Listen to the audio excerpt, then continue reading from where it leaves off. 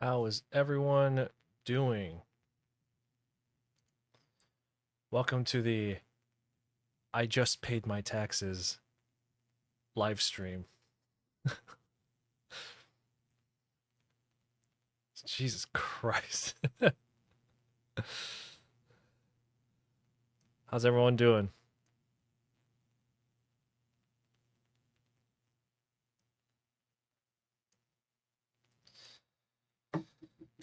I have a lot of work that I should be doing. However, we're not going to do any of that. Whoa, whoa, whoa. Why did my stream elements look like that? Thank you for the dude, thanks for the sub. I appreciate it. I don't know why my stream elements looks like that. I I went through a lot of. I spent like 2 hours yesterday fixing it up and putting my custom things back in. The Saitama images. I don't get why it looks like that. Anyway, I'm not gonna worry about that right now. But how's it going, dude?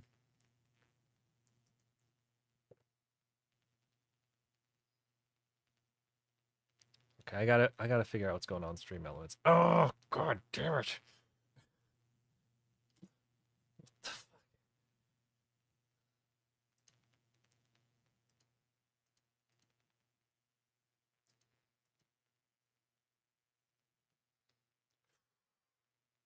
Nothing can go right.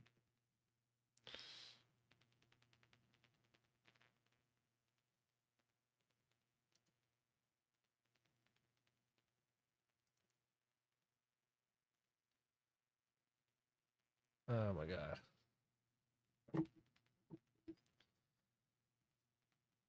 Yeah, it's been a while for sure. It is what it's just been. It has been um it's just been a lot. Let's just say that.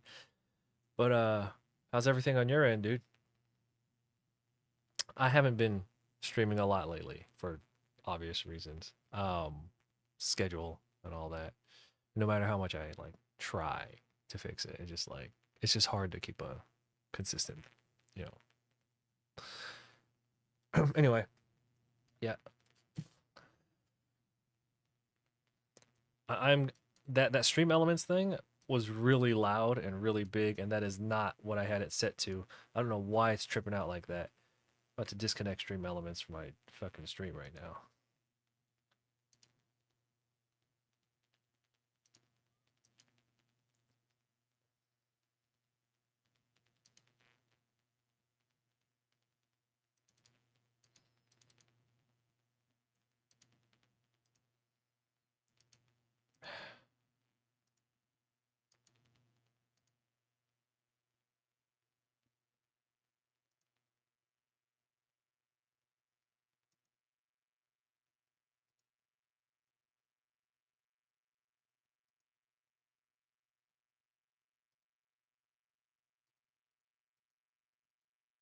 Whatever. I just turned off all the stream element stuff. We'll figure all that out later. My bad.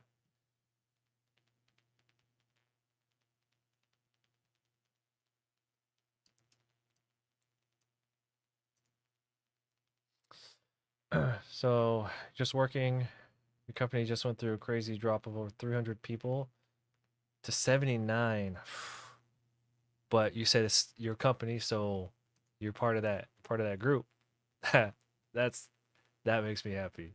That's good, man. I mean, what happened is not good, but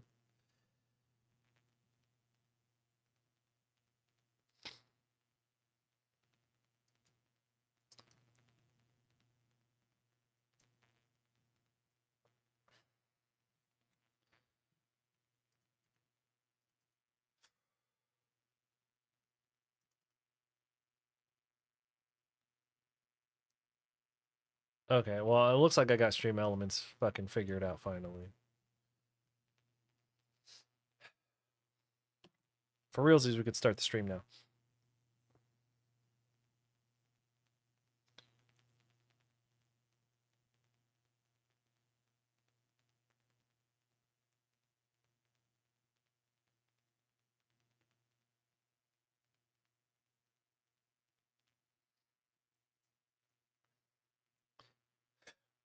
They're just everyone's just looking for a reason, right?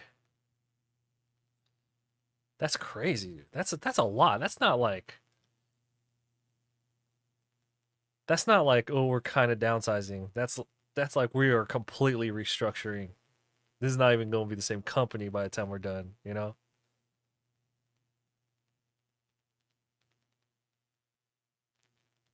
You have to find ways to be your own boss nowadays in order to have some stability with work, which is sad. I mean, it's always been like that. Um, like I remember my dad had worked for a place for 33 years. Not just him, a bunch of other people too. Like his friends. They had all been there for a really long time. Like that's a long fucking time, dude. 3 decades. And just one year they got I think they got bought out or whatever, and they had new people running it, and they just wiped the slate clean of all the old people because it'd be a lot quote cheaper to start with new people, but they didn't know what they were doing. So when they let go of everybody, uh, like I didn't keep track of the timeline, but it wasn't too long later the whole company went under. It's just like, yeah.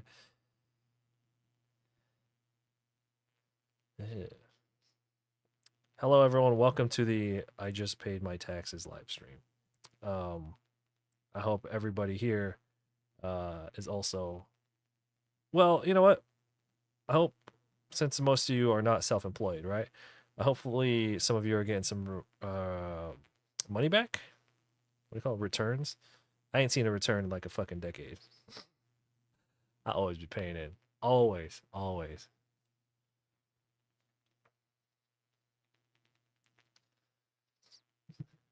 But some fun stuff. Last weekend, for my birthday, like it wasn't literally my birthday last weekend, but my friends took me to a concert um in San Francisco, Dream State. Um oh, Logic in the YouTube chat, what's up? Uh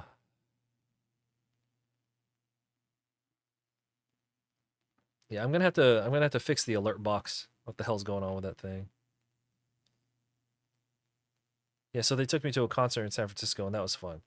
It's my first like it's my first time taking like a full day off, like turning off my phone and getting away from the computer and out of the office in like months.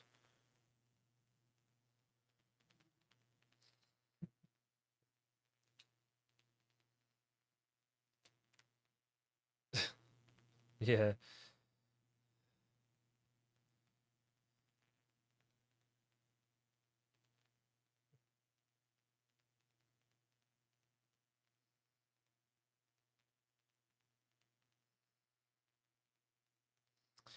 they sure are. So it's just kind of like anyway, I'm get all caught up in that. Uh yeah, I had a good weekend last week. That was really fun. Fucking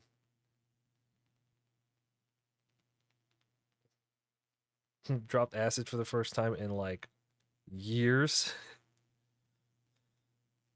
It's crazy. Crowds are definitely different at these events than when I was back in my day. I say back in my day. I was like, no, that was a long time ago. That was like pre-COVID era. So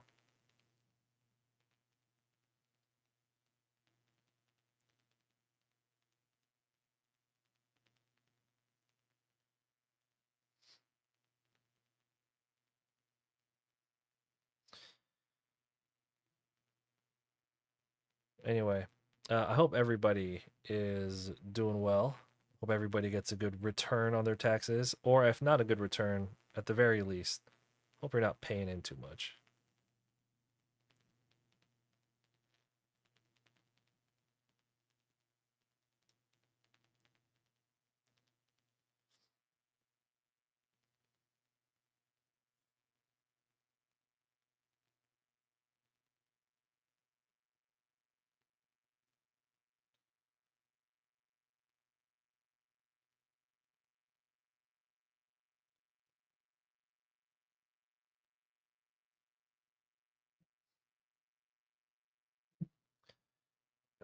Anyway, it's is it Monday?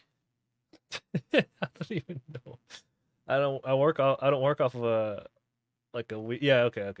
Yeah, I don't work off of like the normal calendar anymore. I'm just like, okay, it's night. Do I go to sleep and then wake up and try again the next day? Oh man, you know how I've been not me. My wife has been really good about making our own food at home now. So granola is one of the things that I've been like really getting into. Especially when I travel for work. It's just been like we could put like seeds and stuff and it's like super nutritious. I'm so stupid. It took me like months to realize I could just put it in milk and it's cereal.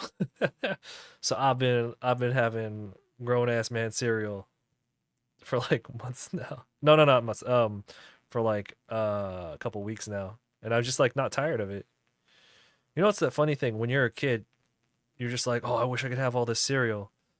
You're like, but when you're an adult, you could like walk down the aisle and you could just buy every cereal that you want if you wanted to. But you're older, so you have like diabetes, so you can't do it.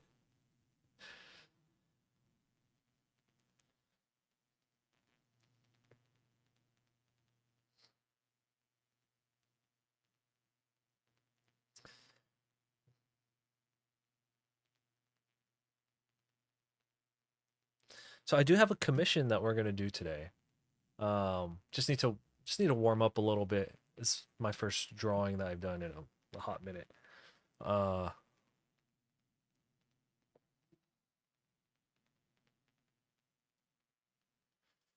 yeah, so it's a League of Legends commission. That's kind of what the main thing we have going on today is.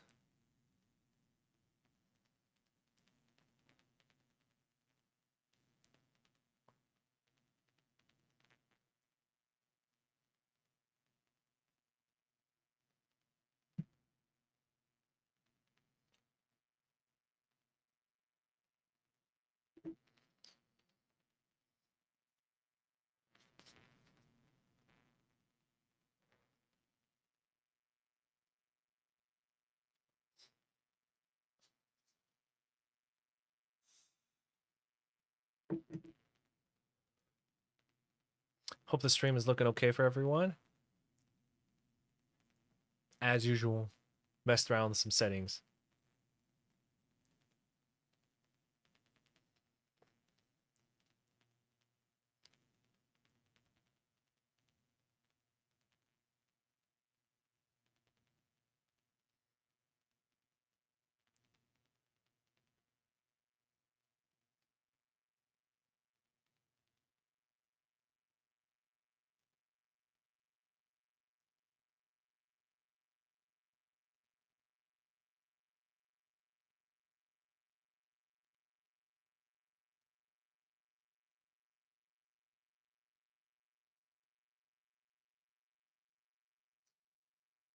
You haven't had cereal in years. Nothing you want more. Frosted Flakes, Cinnamon Toast Crunch. Mix them all, dude. That's what I'm saying, man. Like cereal is like amazing, right? So we make our granola just it's just out of oatmeal. We just it's like you bake oatmeal with a little bit of honey and like olive oil. That's like literally and then there's like salt and shit in there. But like once you bake it all together and it becomes straight up granola like granola bars, like basic ass whatever. It's so good. And then I was bringing it with me to conventions and that's how I would survive out there. Because I was just like, okay, I have to start eating a little cleaner if I'm gonna be on the road if I want to survive past like 40 years old, right? And I just one day was like, whoa, if I crumble this up and mix it with milk, it's oh man. What's everybody's favorite cereal? It could be horribly covered like it could be sugar cereal. I don't care. Like your favorite cereal of all time. I'm not gonna lie, I think this granola that we're making is my favorite one ever because once I realized it could be cereal, I started kind of modifying it to my taste. Like I'm putting less salt in there and then a little bit more honey. That's the thing about cooking, prepping all your own food is you get to tailor it to how you want, which is why like I just can't go out to eat anymore because everything that we make now is like tailor made. Like I've modified everything specifically for my taste buds.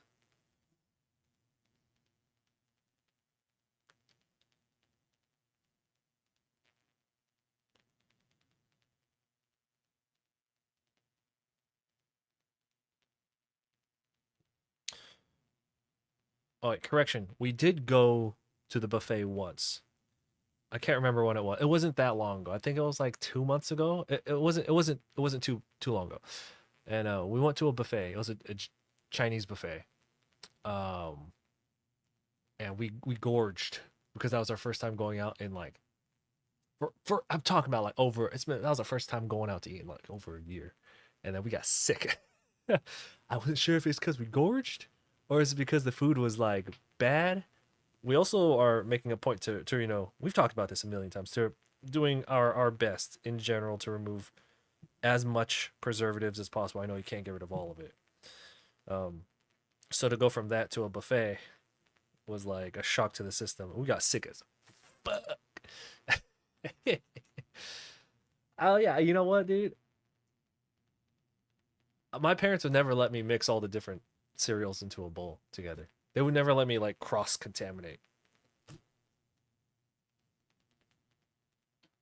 Oopsie.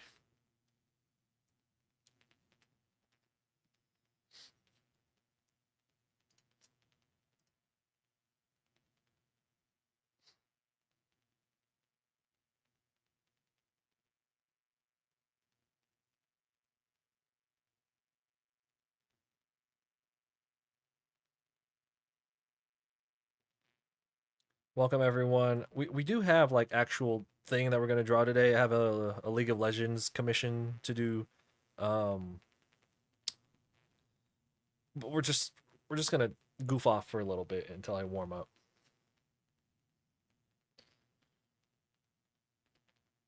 Hey, Chris over in the YouTube chat. Is that a pen or a pencil? No, it's a pen.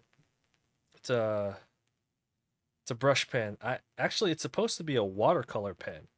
Um, somebody sent me. Wait, no, not somebody. Artesa sent me a pack of watercolor pens to review like 5 years ago, and I never did the review, and I just kept getting stuff. And I have this big old case of them, and they haven't dried out. So I find myself using these pens for sketch purposes. Um, I'm a big brush pen guy. I like the Pentel um, brush pens. Uh, and these are cool too. The ones I'm using now. It's just they're not refillable. You see, you can't pop the end open. And if something's not refillable, then I never recommend it because like I don't know, man. I can never recommend a pen that's not refillable. That's crazy.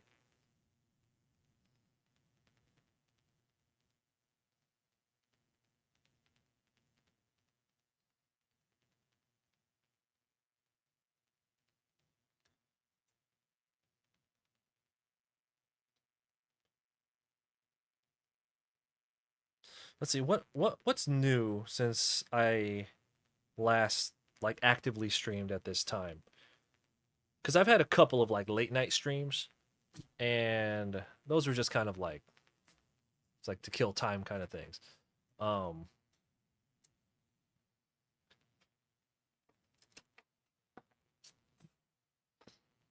let's see,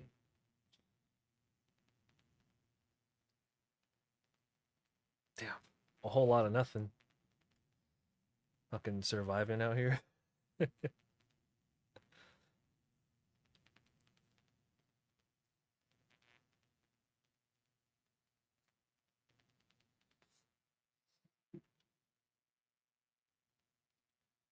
So this weekend, I don't know who's in the San Francisco area, but this weekend I will have an artist table at the Japantown Mall in San Francisco during the Cherry Blossom Festival. I Yeah, I have a buddy who runs an event there called the Mini Art Mart.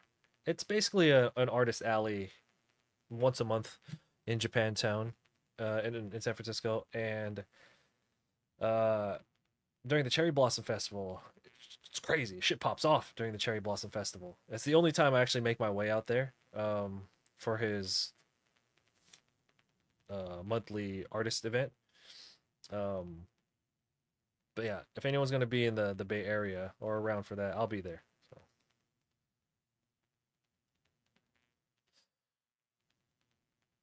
So, you know why you have got sick too? Once you start eating good and clean for long stints of time, everything starts to become poison to you. Yes, yeah, yeah. It was like all of the above because like we knew that it wasn't just like preservatives, but there was like a ton of sugar and just the sugar alone because we're not used to that anymore. Just that alone would be enough to make us sick because we're not used to it. Because most food is built with like fake. Oh god, I'm gonna sound like such a hippie, but I'm not. I love food. Most food is built with like fake stuff because they have to. How are you gonna produce enough food to feed all these people? You know what I mean? You have to use like fake shit. Um, and it like what Malcolm said, it is basically it is a poison. Like your body treats it like a poison. Like you gotta filter it all out and shit. And you just kind of build a tolerance to it. And when you're away from it for a while, you lose your tolerance to it.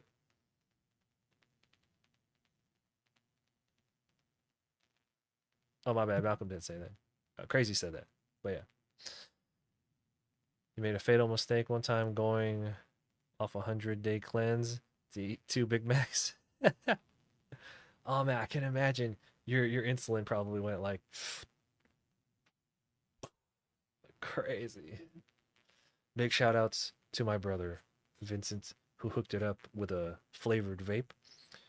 For those who don't know, here in California, you're not able to legally obtain like fruit flavored vape, um, nor are you able to obtain like menthol cigarettes.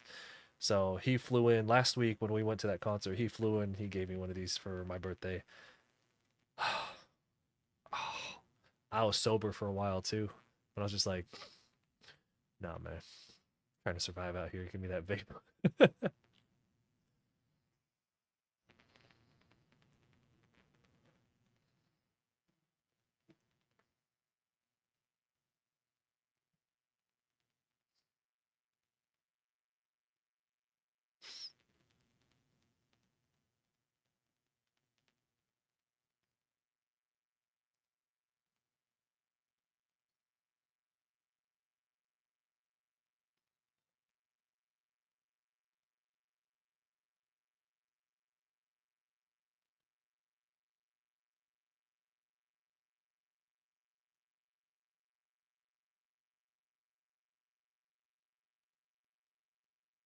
Kids are going cuckoo for Cocoa Puffs.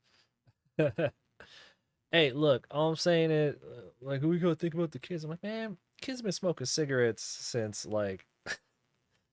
forever. You getting rid of vapes is not gonna stop them. They're just gonna start smoking cigarettes. It's like, what? I don't know. Or you think they're not gonna be able to? It's the internet. You think they're not gonna be able to get some?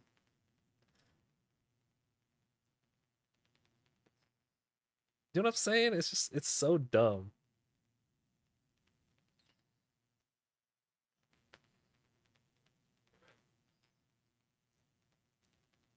I know we have this conversation so many times, right? Where I'm just like, if you really cared about the kids, you would ban fast food. But that's not what it is, though, right? It's the tobacco companies. Anyway, we're not getting into that. My bad. If I keep going, I'm gonna go off on a crazy rant. Oh yeah, Scare. Thank you for the follow on Twitch. That's all I'm saying though. Like kids are gonna like a if a 13-year-old wants to get a cigarette, they're gonna get a cigarette and then they're gonna hide it in their room and just wait for the right time to light it up. Like you're right.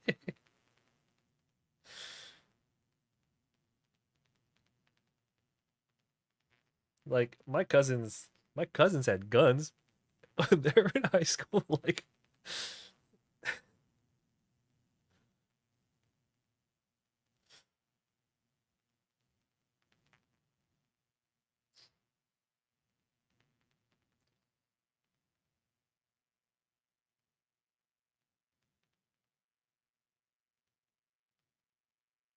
anyway, I'm just saying, this pen sucks. This pen's hella gonna die. I don't know why I'm struggling.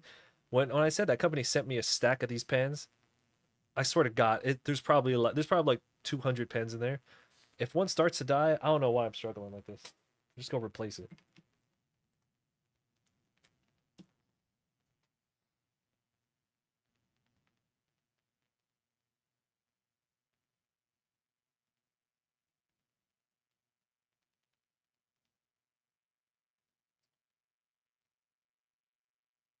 Yeah, I think the first weapon that I ever like held. You know how there's like how guns have like there's nothing else that really feels like a gun, right? I think the first one, I'm not gonna drop his name. This is my cousin. It's a little handgun. I can't remember what it was. For no reason. He's just no reason. Used to make a lot of money in high school doing that.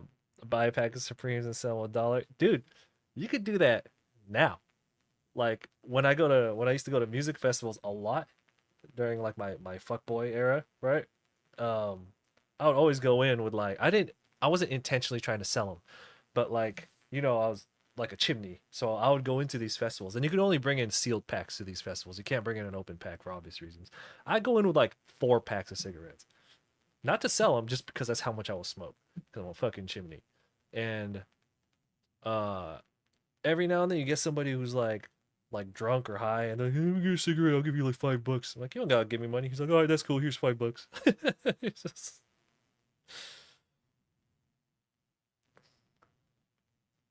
there's this time I was in New York, and you know how I don't know how much cigarettes are in New York now, but this was I think 2018. I want to say 2018, maybe 19, some shit like that.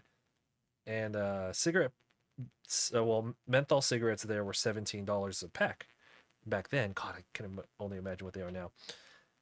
And my buddy and I were smoking outside the hotel that we were staying at, and a dude came up. And it was him and a group of and his buddies. They had like a couple of pies with them, pizzas. They had like 4 or 5 whole pizzas with them, and he was just like, "Can I buy one of those cigarettes off you for $1?" And I was just like, "All right, that's cool." And then my buddy, you've seen him in some of my vlogs. My buddy was just like, "We'll trade you a bunch of these for your whole pizza." So we gave him like not even a lot. It was like 4 or 5 cigarettes, and we got a whole pie out of it. I think value wise, I think he came up on top on that trade. But we brought those from home, so yeah, yeah. The Camel Crush, um, back when we had gone, they were like it was like 16 something, and then it's like after everything, it's like over $17, some shit like that. It was crazy.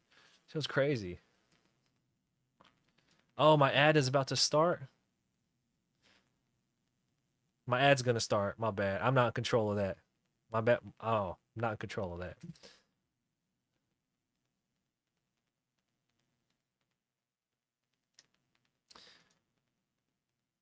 But before the ad starts, just understand I just paid all my taxes. So if you guys feel like spamming some ad clicks, nobody's gonna stop you.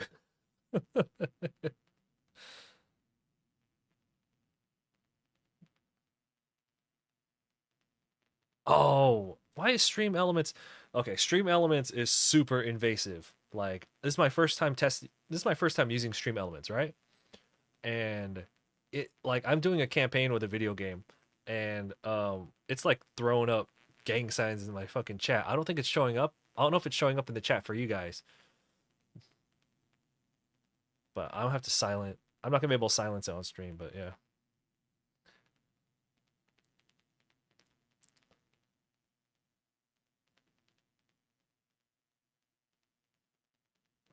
See, I don't. Hold up. Hold up. Let me turn that off.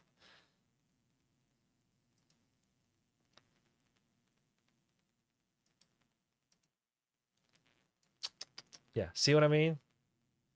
You give stream elements a little bit, and it's gonna take a mile. Hold up. I think it's an overlay. We just gotta turn that off.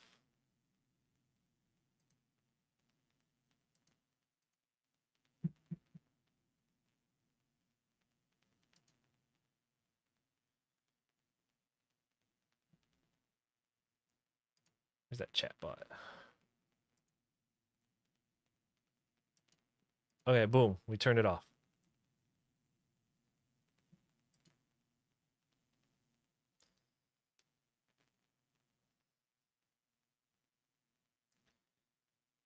People do sling vapes. Um, so like I said, in California, it's illegal to sell like particular flavored vapes. They could sell, I think it's like flavor free, or you could sell tobacco flavored vapes or some like some trash, right? Um, how do I say this? I know I know people who sell other things who have added vapes into their selection of things because it's the profit on that is easier than like the other things. Basically, you got to go to a plug to get a just a normal ass vape. You hit them up, they're like, "You have a vape?" Oh, what do you mean like you need like a weed pen? No, just a just a vape.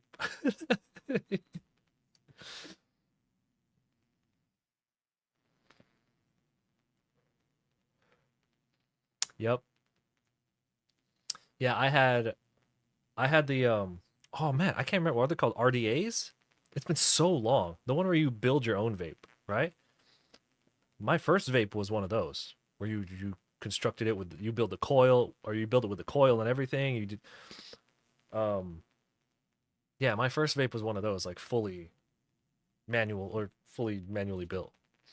And which just flavors fucking out the ass, dude. They were cheap too, if I remember right. Wasn't it like $5 for like a little one? But because you only dripped a little bit into the cotton at a time, like that would go a long way. This thing on the black market's $25. I just why are they trying to take everything from us, man? Why do you got to take everything from us, man? Come on. Like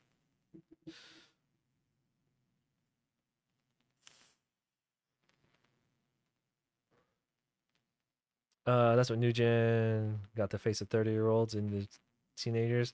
Those vapes have no limits on nicotine and intake. Cigarettes do and also have filters. And you guys remember when I used to smoke a lot? Like remember we used to stream a lot and I'd be like, "Oh, guys, gonna be right back." And I would take like so many smoke breaks. I actually you can get these little plastic,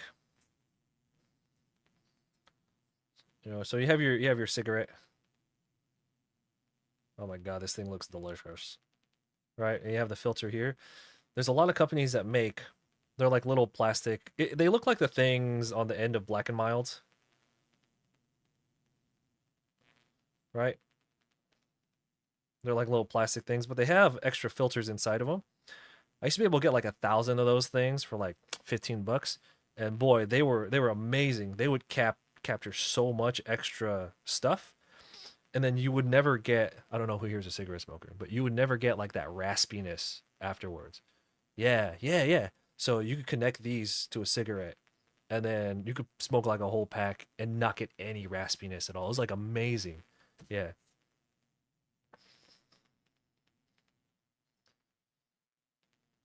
Your friend was vaping cinnamon toast crunch.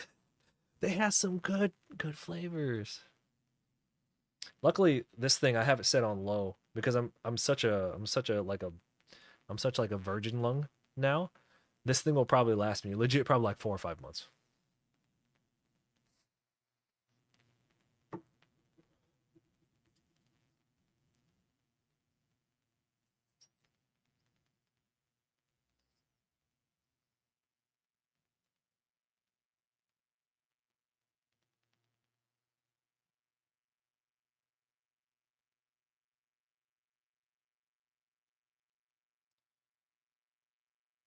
I have a like an oral fixation where like I like to when I especially when I'm drawing, one of the things I like to chew on food.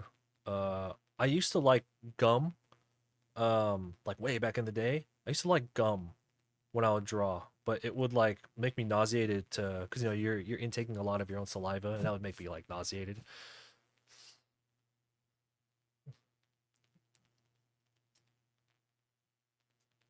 Hey, yeah, yeah. Thanks for coming through on your break. I appreciate it. Always good to see you.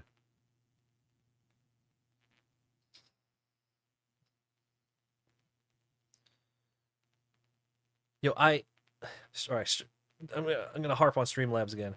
So it made me upset because I went through all the trouble of finding all my old Saitama notifications with the Mega Man sound effects.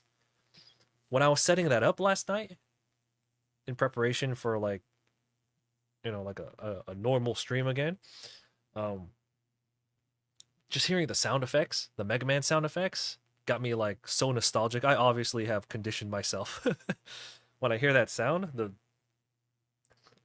when I hear those sounds, those that I attach to notifications, it's like when you do the little clicker for a dog. That's me. Oh, oh, we got a subscriber.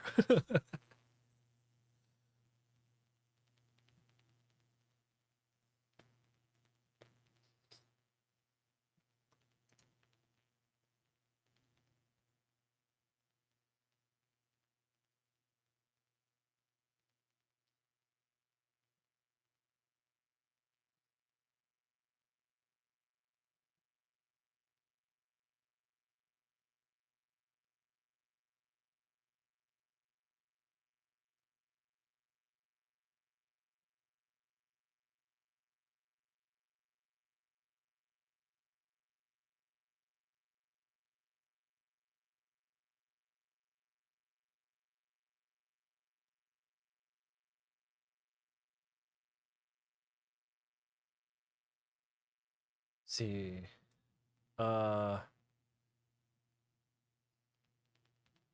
what have I been keeping busy with the past few months? Fucking graphics card flipping. There's all of that. We talked about that on the last stream. Um, that's been fun.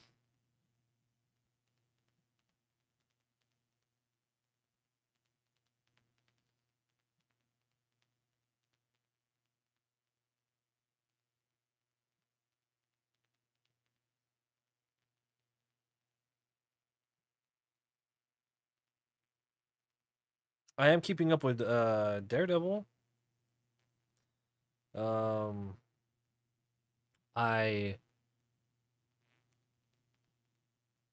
I had Black Mirror playing in the background of working one day. I watched like I thoroughly watched a couple of the episodes. Some of the ones I kind of played in the background. The one that really got me, who here's watching Black Mirror season 7? I don't want to spoil it if you haven't seen it yet. But all I have to say is it is proper Black Mirror. It's like it's back. It's back, baby.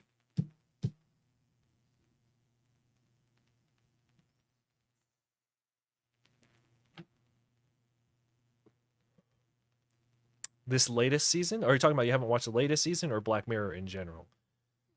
Black Mirror in general, the highs are really good, but the lows are like so boring. So it's but I guess every show's like that. But this latest season, dude, this latest season is like it's like amazing. It's like season 1, which obviously they took a long break. They took years between seasons this time, right? Which is good. I think they should do a season of Black Mirror, then take like 3 or 4 years off, and then come back in another 4 or whatever years, and then bring out some bangers, and then take another 4 years off.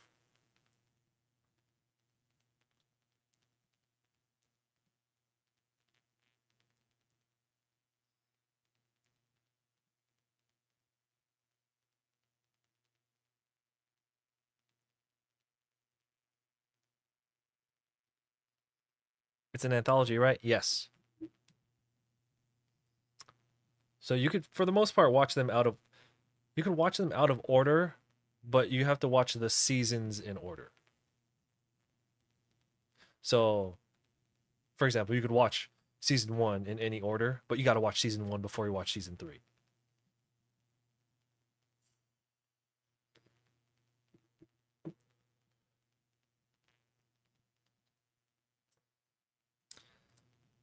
Um. Oh, another life update. My brother recently won his fourth national powerlifting competition. Of course, he's gonna win. He's always just gonna win. He's gonna win until he chooses not to.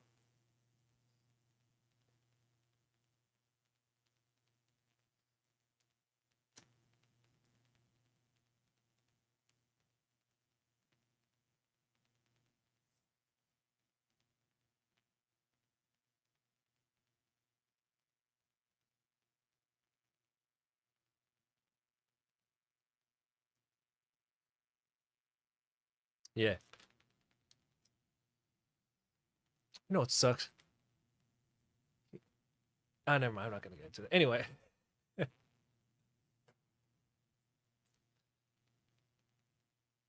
so for maybe about another 15 minutes, we'll keep just kind of hanging out in the sketchbook, and then we'll go ahead and start the commission. All right. Speaking of depression, Malcolm says, I watched the first episode of Last of Us 2. They're really going to go along with the story of. I mean, you don't know that. It can get to, again, let's not spoil it, even though I think everybody here knows what's up.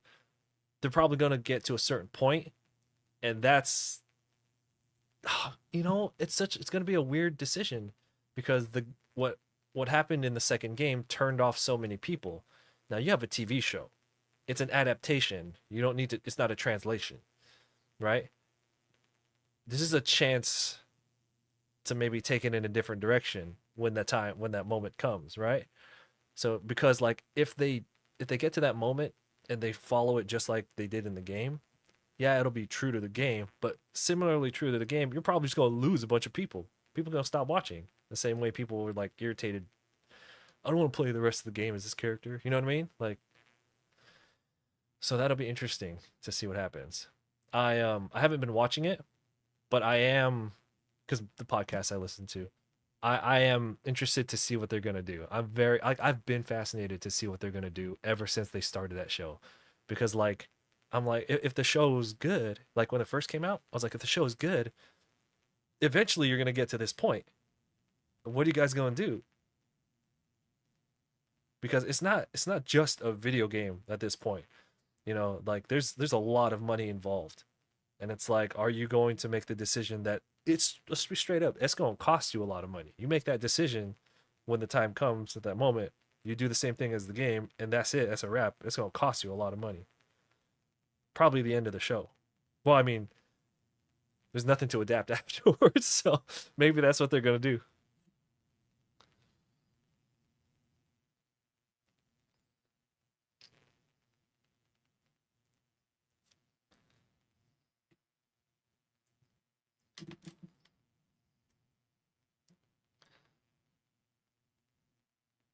I haven't watched it. No. Okay, so anyone who's wondering, um, my buddy has got me into Magic the Gathering, right? And now like they're sending me all these magic memes and I like understand them kind of now, and it's like it's opened up this gateway drug. And last stream we were talking about different like different magic things to watch like on YouTube, and I'm like I can't, because if I do then that's all I'm going to do all fucking day. So I'm like still avoiding stuff.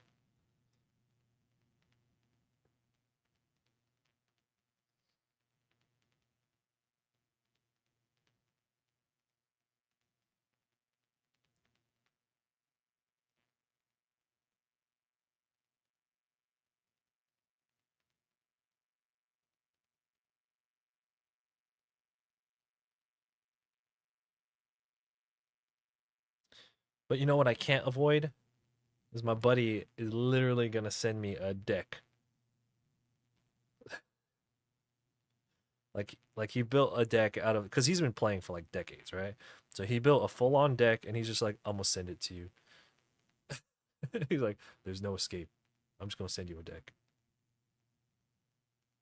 I am going to Magic Con. I think that's what it's called in June in Vegas. I think it's called Magic Con. It's the really big Magic event convention in Las Vegas. I'm going to be going not as an artist. I'm going to be going to uh kind of like enjoy it, right? But I am also there because all the artists, all the Magic artists are going to be there. I am also going to go pick some brains, maybe bring a portfolio and just talk to some people.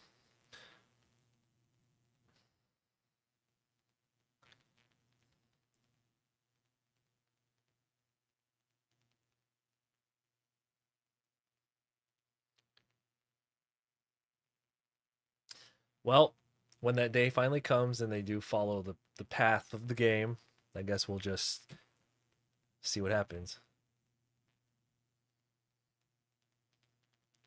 We'll see how the general audience, the general public takes to that. All I got to say is remember what happened with Glenn on The Walking Dead? It also depends on how they do it. Like how brutal is it going to be, right?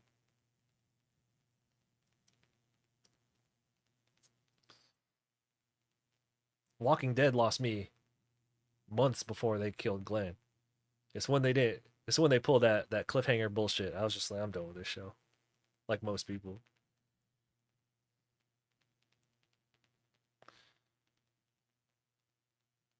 Right, I'm gonna go ahead and pull up my reference pictures for the commission that we're gonna be working on. This is a 11 by 17 commission as well, so it's a beefy one. It's like a full commission. I can't remember the last time I got one of these.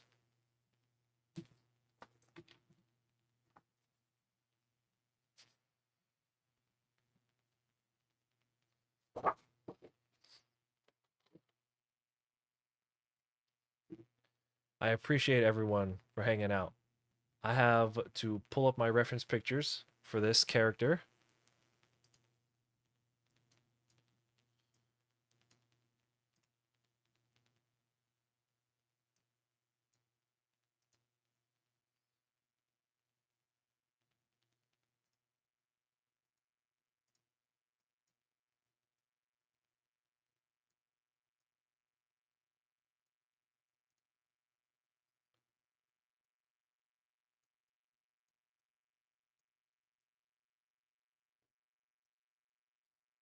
But anyway, yeah, like we were talking about Black Mirror season 7. Tell you something.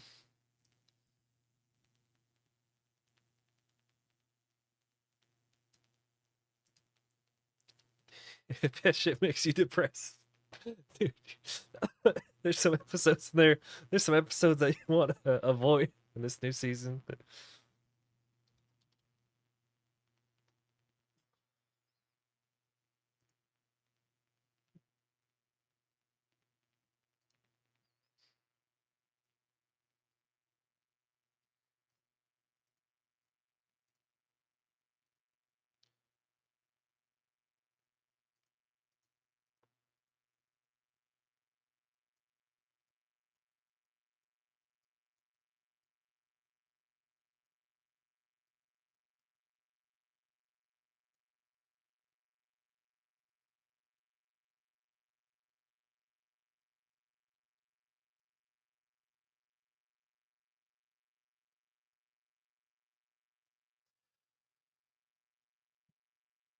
Okay.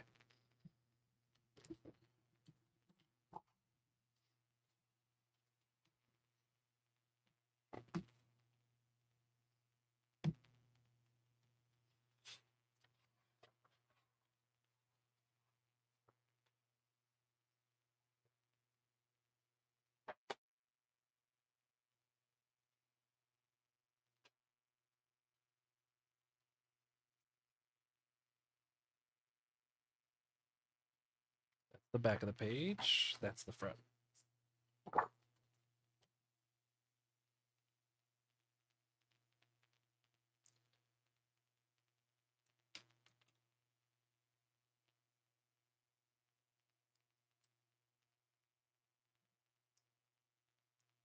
I have an earpiece in, by the way. I'm listening to music that you guys can't hear because I'm gonna get the channel, plural channels, endangered if we do that.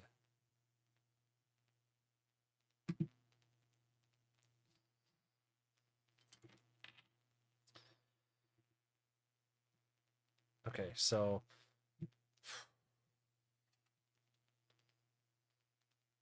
I was thinking about doing it landscape. We do an actual drawing because this is we're doing pool party Renekton from League of Legends. Okay, so I was thinking instead of just drawing like an alligator, or is he a crocodile? It's racist. Uh, I'd have him on like a beach, like an actual full drawing.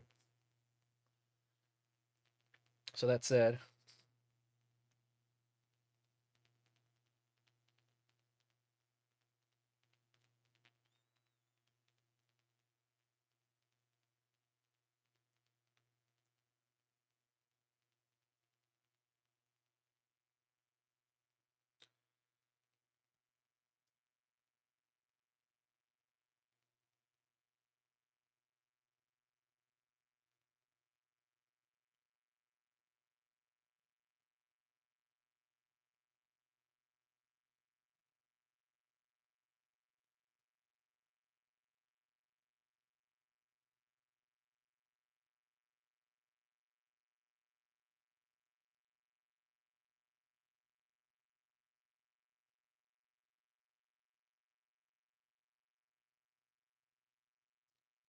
big shout out to all my buddies who took me to Dream State last week and got me this vape and are sending me that Magic the Gathering deck.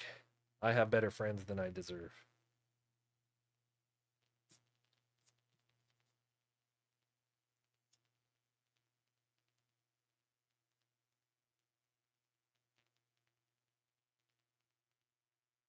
Shout out to all the patrons too. Shout out to all the patrons who have shown incredible patience. Malcolm has, I don't know if you're still here, um, has your um, sketch card pack with 3 arrived yet? There should be 3 in there. And then um, next week you should be getting a single pack that has that has 2, which will have a Guyver and a birthday sketch in it.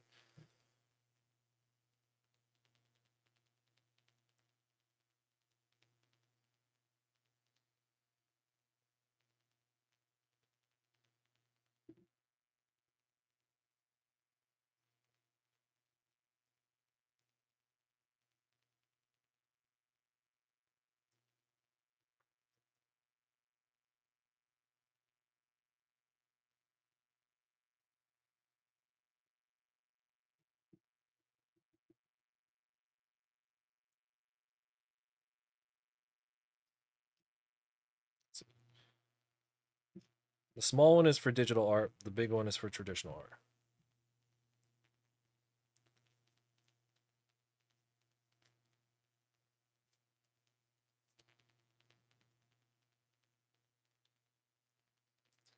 No, what do you all know about these kinds of pencils?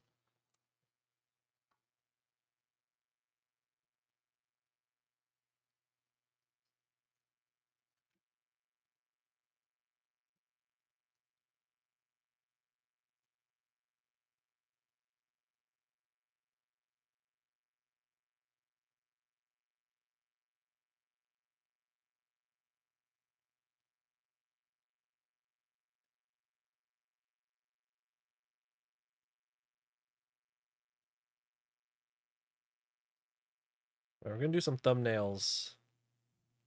I told myself that I was gonna do the thumbnails off stream, but I'm like, fuck it. I need more stream time so that I could apply for TwitchCon.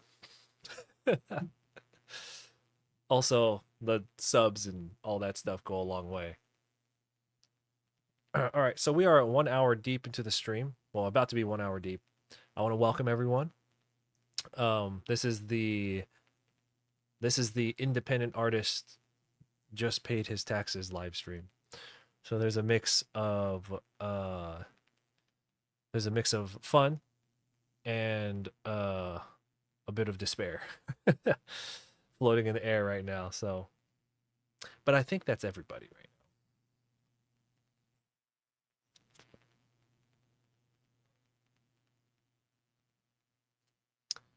But yeah, no crazy. I have not watched any Magic the Gathering stuff. When the deck comes in, I probably will.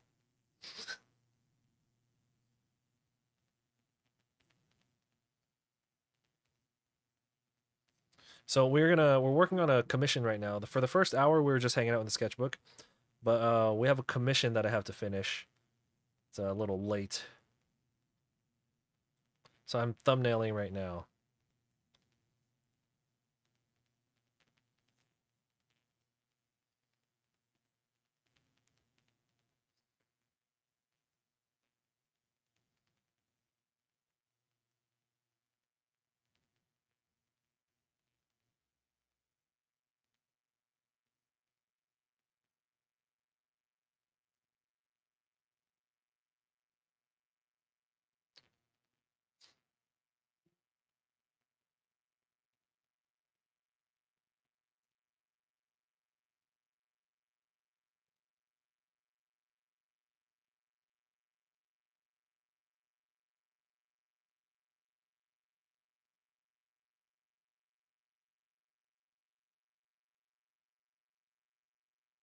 So you have him because he has two items that you can have him interact with. He has the flotation device, and then he has a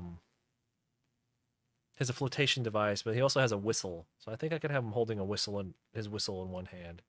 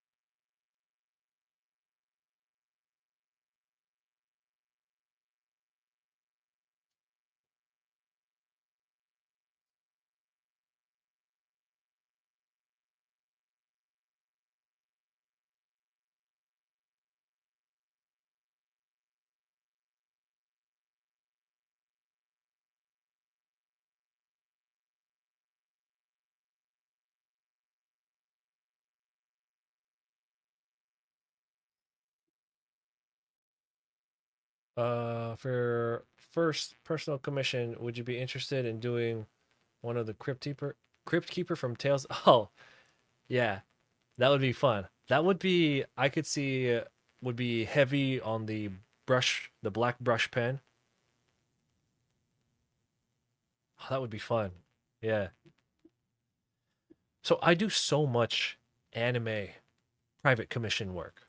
Even this League of Legends one that we're working on, even this is like it's like anime, right?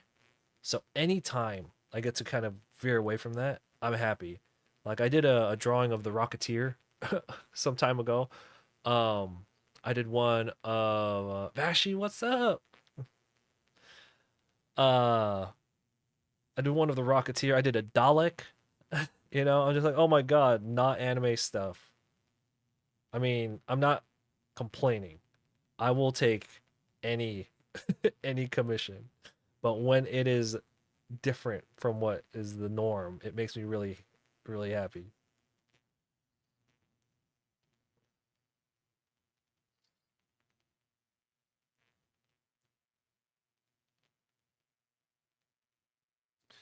So we are thumbnailing this commission, or we're thumbnailing this commission right now because I want to do it landscape. I'm tired of doing portrait.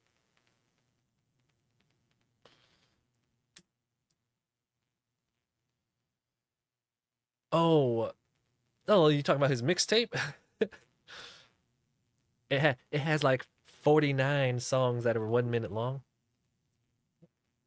I loved it. I wasn't aware that a lot of that was just like old IDs, like just old things that he had slipped into other sets and performances.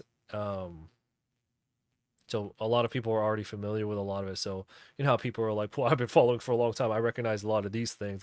This ain't a real album. This is just like, dude, can we just like let people enjoy shit?" Anyway, I loved it. Don't ask me which specific tracks I enjoyed because um they blend together so seamlessly. It's like listening to a live set, right? So I can't remember which ones are which. But yeah, I've had it playing a couple of times while I work. Secondly, how you been? I've been good. Like the title of the stream says, I just paid my taxes, so I'm doing a little less good now than I was about like 12 hours ago. But that's all of us. That's all of us independents right now. Every independent artist is just like you sound like a sick. Oh yeah, yeah, it was like a big live set, right?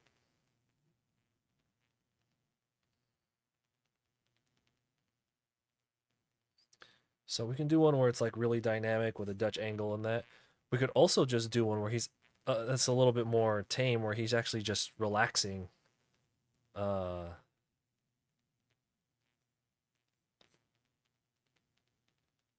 on because he's a lifeguard.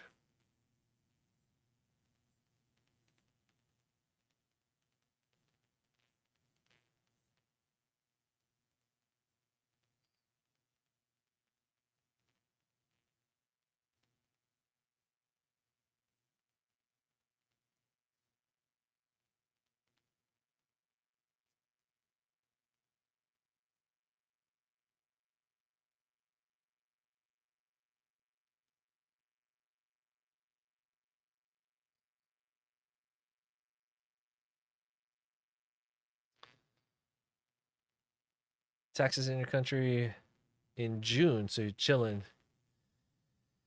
Yep, yep, all the above, all that stuff you just mentioned. Yep.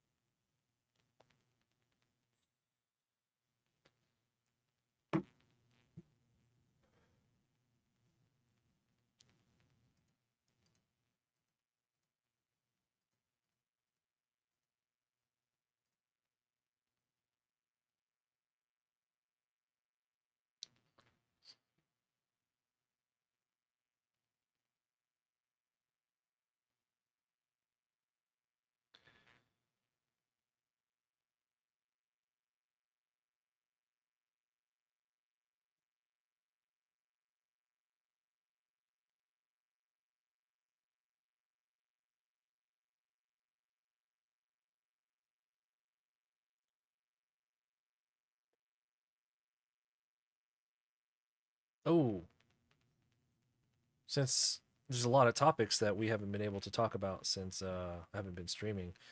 That Switch 2, I really liked their presentation. I could say that. Interesting thing about the Switch 2, right? So it's like, uh, hey, creative, you love that talk about healthy food and stuff. The stream chilled you out. Oh, I see. Yeah, yeah, yeah. Once you eat, once you eat clean, it's almost like you can't really go back because then you'll just get sick. Has nothing to do with being like you're like, oh yeah, I eat clean, I eat clean. It's more like, nah, no. If I go back outside, I'm gonna die. Like, it's what it is. Uh, Good to have you in the ear, man. Catching up on work backlog. Have not been on Twitch or anything. Saw you streaming. Had to prep lunch for the family. Yo, yeah. Thanks for coming through. I appreciate. Yeah, I miss streaming a lot. Like I really do.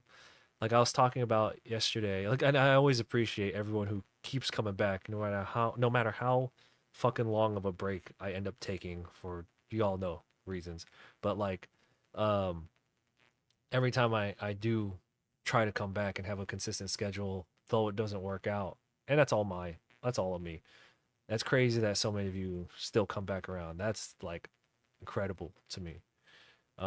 But yeah, I hope your family is doing well. I hope you hope you get that food prepped. I have hella food here. I'm like salivating because I'm just like, man, I can just go and make a bowl of cereal right now. Tell the stream to hold up while I have this cereal.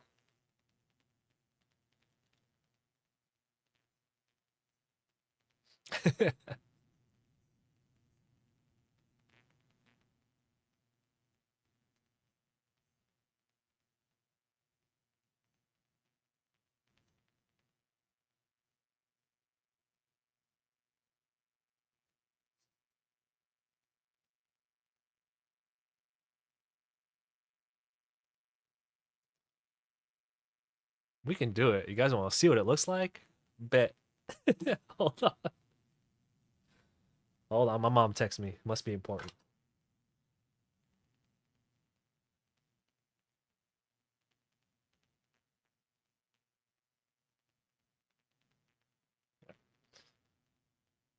All right. I'm going to come back with some cereal.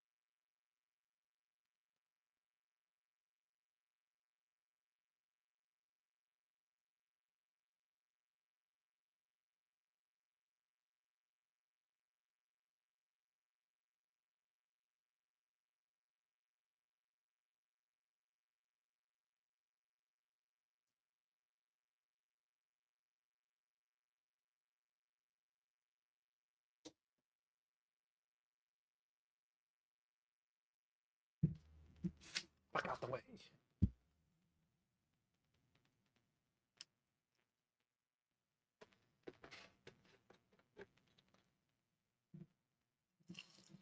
Welcome, everyone. Welcome to the cereal stream.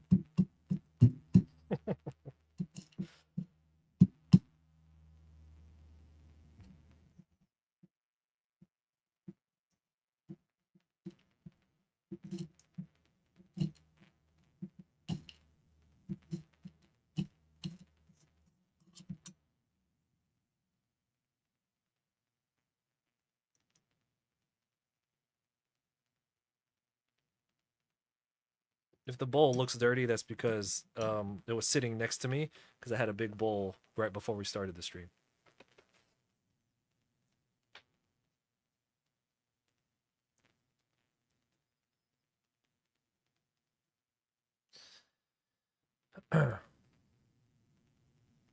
The deck. Oh my god, Vince. So, we were just talking about magic earlier.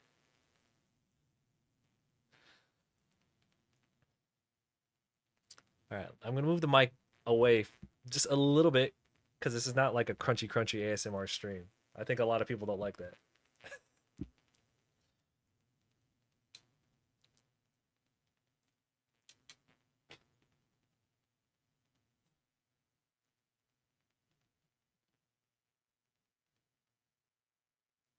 My, oh my gosh, so bad.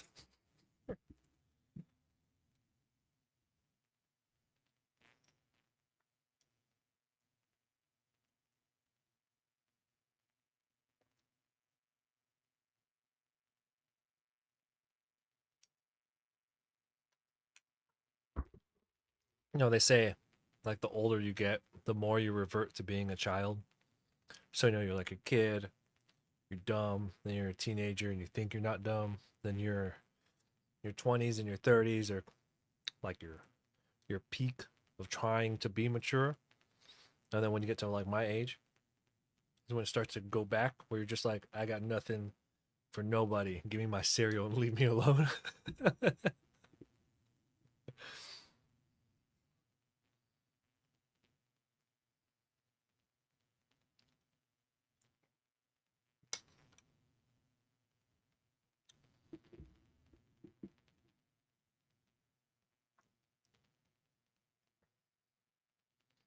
Everyone's different.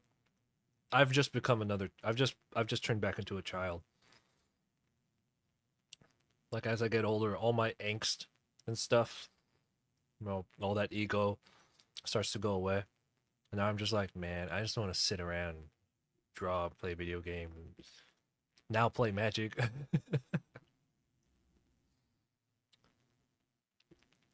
Well, I'm not quite young at heart because I've smoked so many cigarettes. So my heart's like the opposite of young, but in my soul.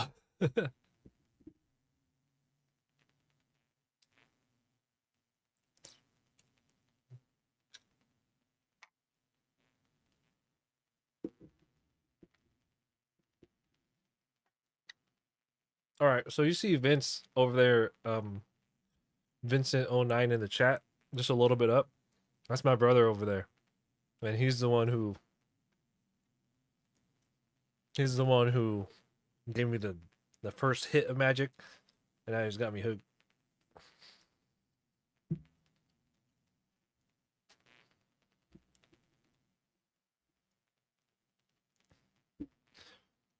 And we're going to that Magic convention in June in Las Vegas.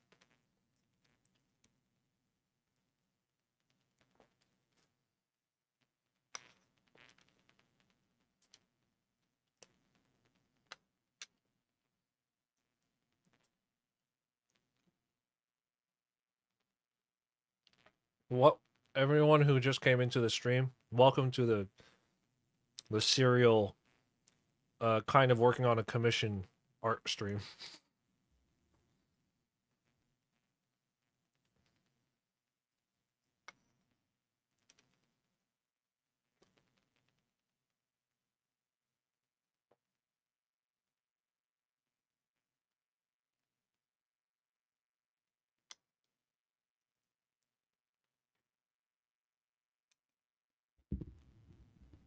I'm trying not to slurp into the mic.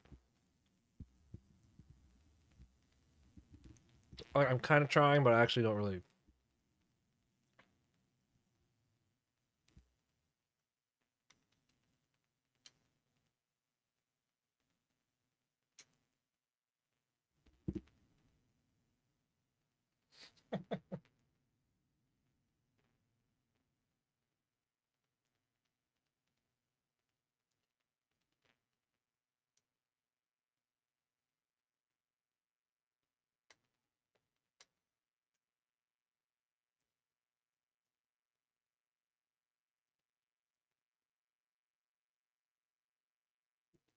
Oh, we have a lot of new faces in the Patreon.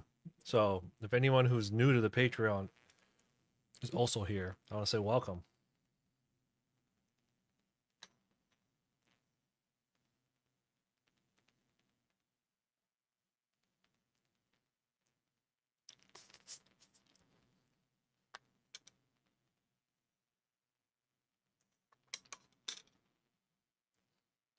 Yeah, if anybody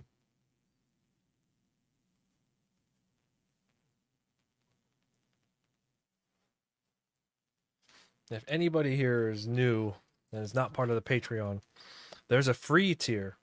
It's free, and then there's the sketch card tier where you so $10. That's like the cheapest artwork you'll get anywhere on the planet. You know, the Patreon started off as a social experiment, but I'm just happy with what it turned into.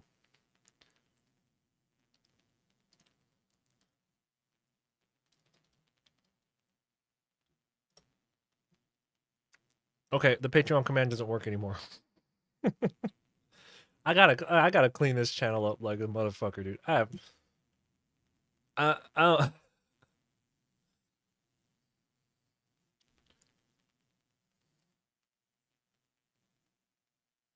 okay, let me go. I gotta go put the milk back in the fridge, but then we'll get back to like drawing. Okay, no more goofing off.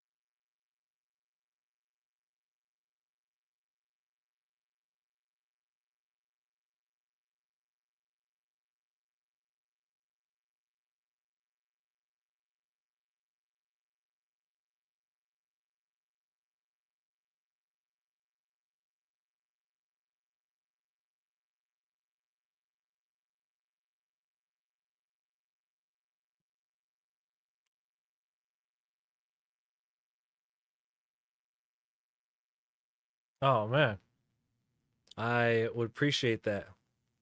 But also, there's the free tier. I just like to see my Patreon numbers go up. Even when we gain free members, that still makes me happy. I'm like, all right, that's sick. There's only which things are super nostalgic to you now that you're an adult. Oh, what's nostalgic to me? Do you know I'm gonna have to lower down my music because we're about to get real right now. I actually don't have nostalgia for things from my childhood. I have nostalgia for things um within the last like say 10 or 15 years.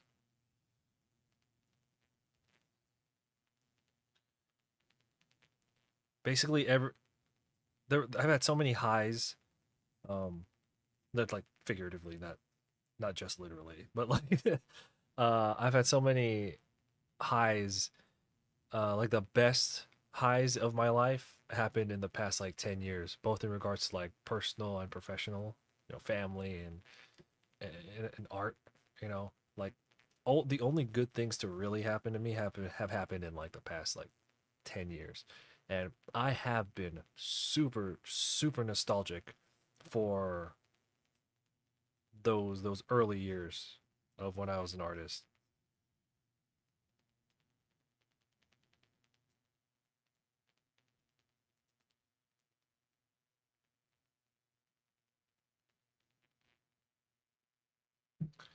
Because real talk, things aren't going as smooth as they used to. Like my skill level is going up, but it's just like way of the world. Things just not as smooth as good as they used to be, and it sucks. So I do have a lot of nostalgia for that early part. But if you're talking about childhood stuff, like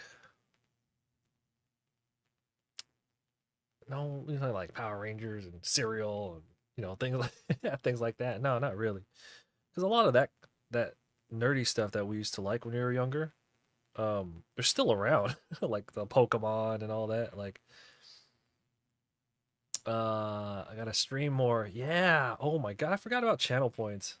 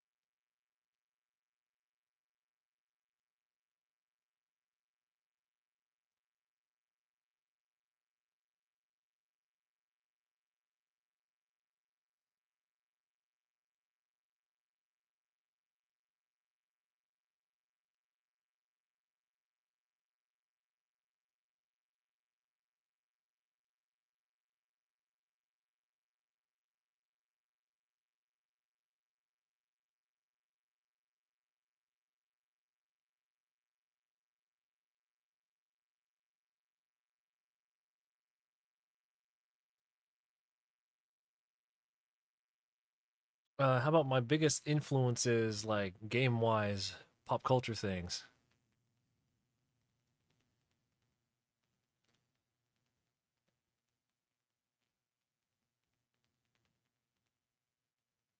Nah, nah. I'm not gonna lie. Yeah, I just like a lot of the things again that influence me that I enjoy. They're still around. Um,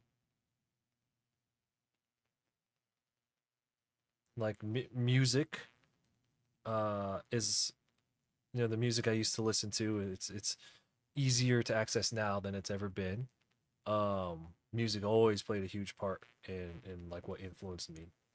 Always, always.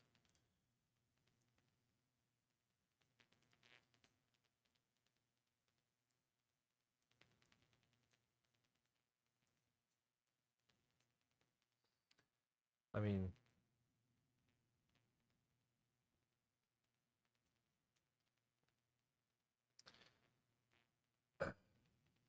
they're milking that nostalgia. You honestly played better games when you were a kid. Feel like gaming has gotten stale. Oh, you're talking about.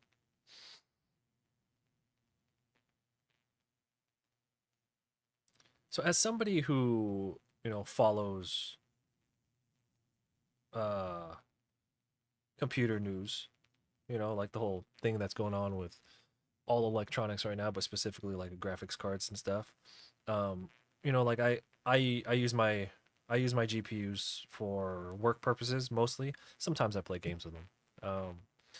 But when I read a lot of these comments where people are just like all they care about is like frames. They're like, "This is my FPS." Like, yeah, but that game sucks. So you're gonna get a lot of frames of a game that sucks. Like, who cares, right? Um, and there's a level of staleness in games these days that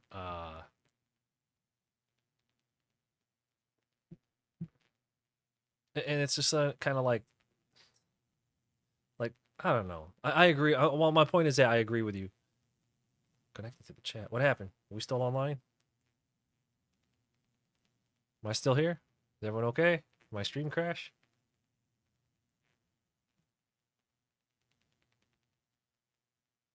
Okay.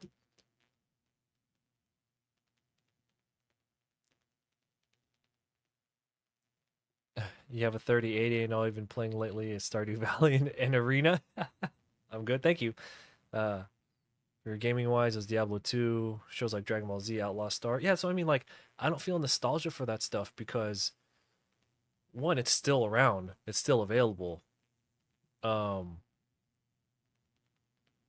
and when I do artwork, I like, I've done a big Yu-Gi-Oh piece. I've gone back and rewatched Yu-Gi-Oh for that purpose. So it's just like I don't ever get a chance to develop a nostalgia for anything because all that shit is still around.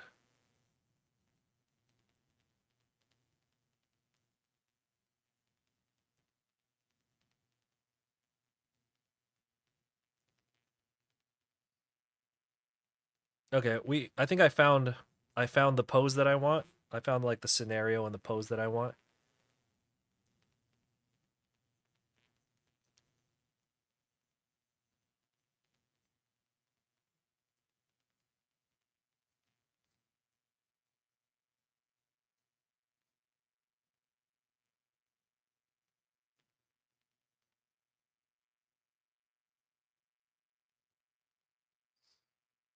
Oh, the stream is still good. Yeah, I figured that's what you meant. That's why I said thank you. I appreciate it.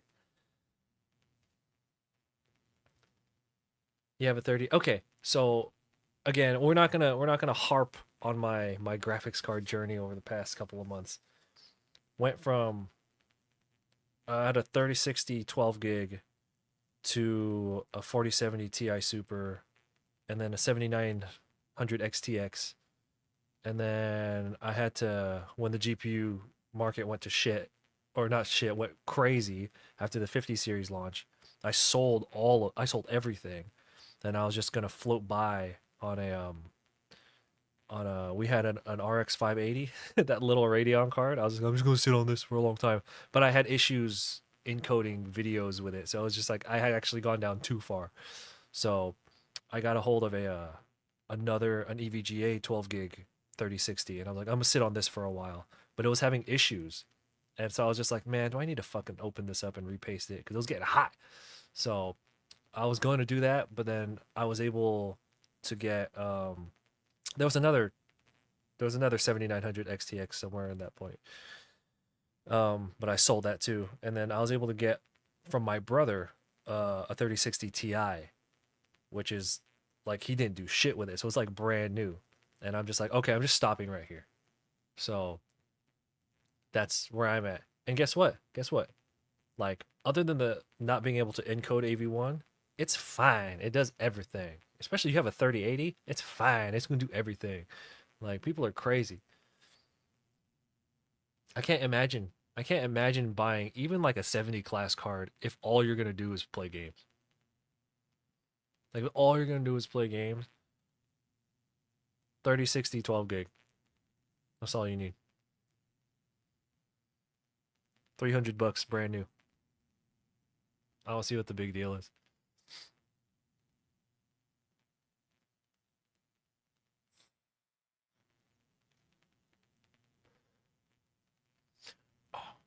But I can't run the Reaper Tune. I can't take a screenshot of my 300 FPS and post it onto Reddit.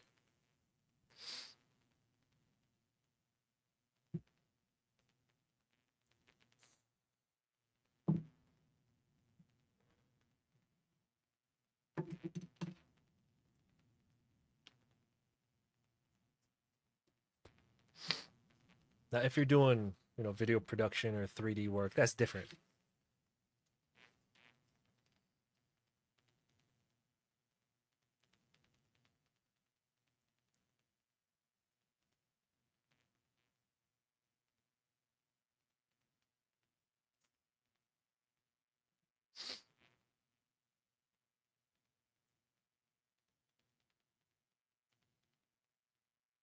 No, no lie.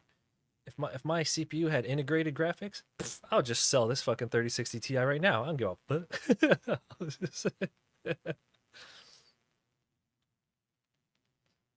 Yeah, that I showed you earlier. It's that kind where you could pull the ammo out the top and then you push it back down to the bottom.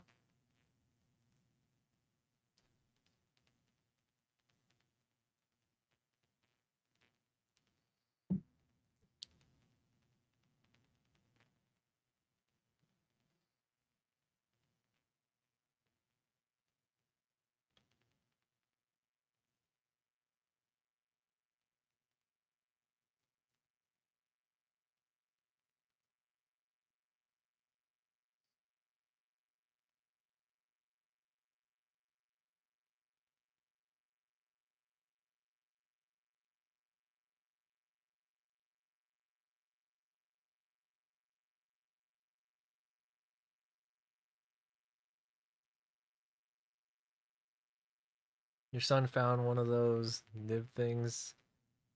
The other wife. One of those what?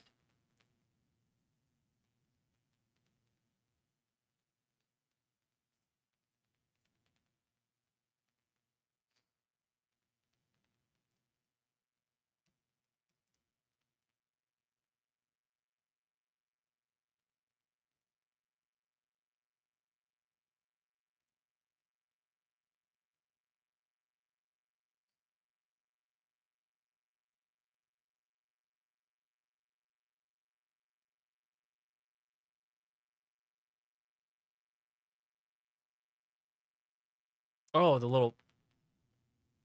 Oh, okay.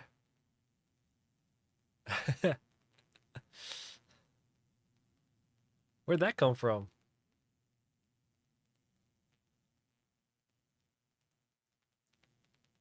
Is that what you're talking about? Nostalgia. You know what's cool? You know what's cool that I saw at a convention? I think it was at the same convention because I got this as part of like a goodie bag at a convention that I went to. I think it was last October.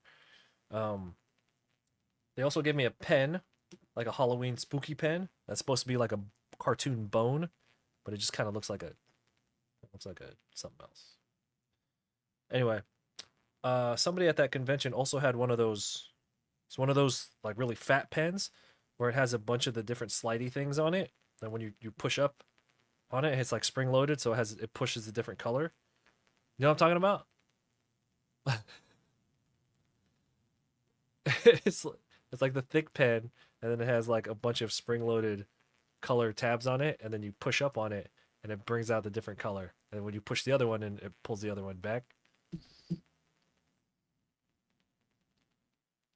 Oh, really? See, because they know what's up.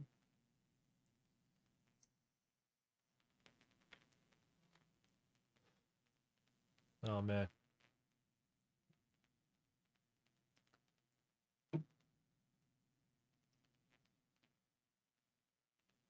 some of them had hella colors, right?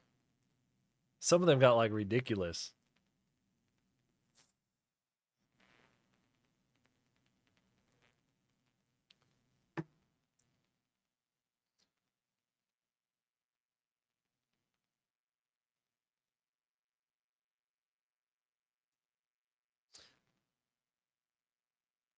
I miss being able to share my music on here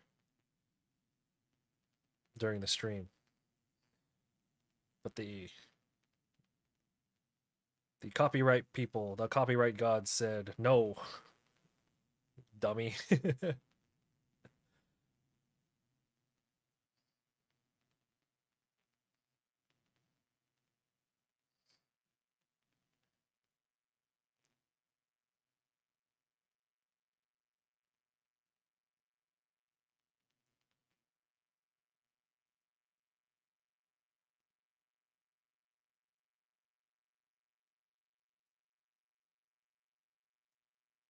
So I'm going with this thumbnail right here. That's why it's darker. There was a couple of ideas I went over, but I like this one right here. So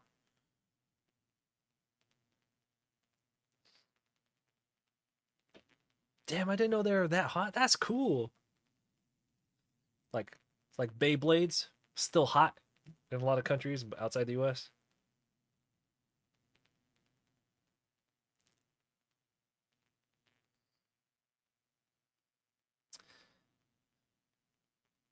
Yeah, boy's trying to be able to monetize his streams.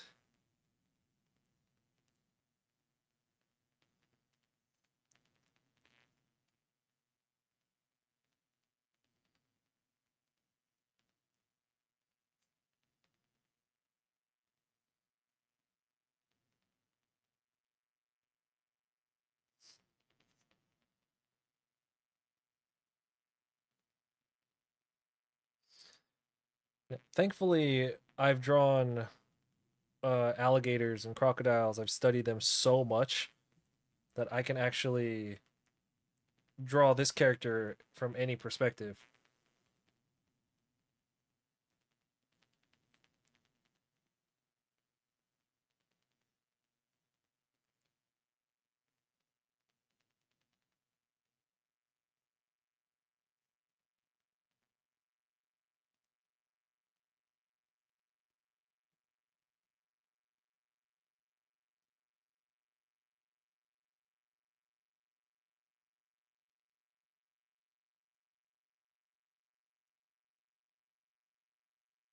So it should be like this. Hand hand is bent just we go like that. You're like trying to see. You don't have a like a salute. Your hand is like bent a little bit. Like if you're trying to see past the sun, you tend to bend your hand a little bit. It's not like a so it's a palm wrist and palm straight. Okay.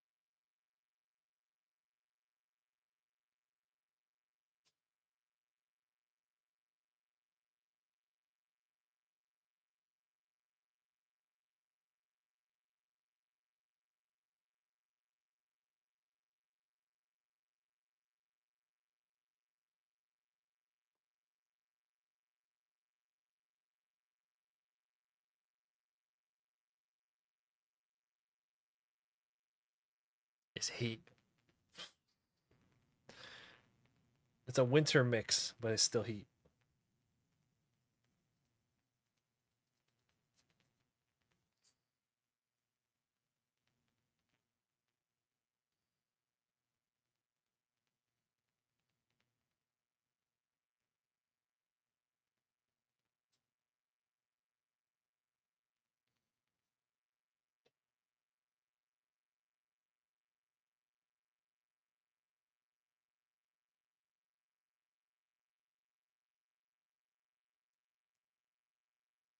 This needs to go a little higher.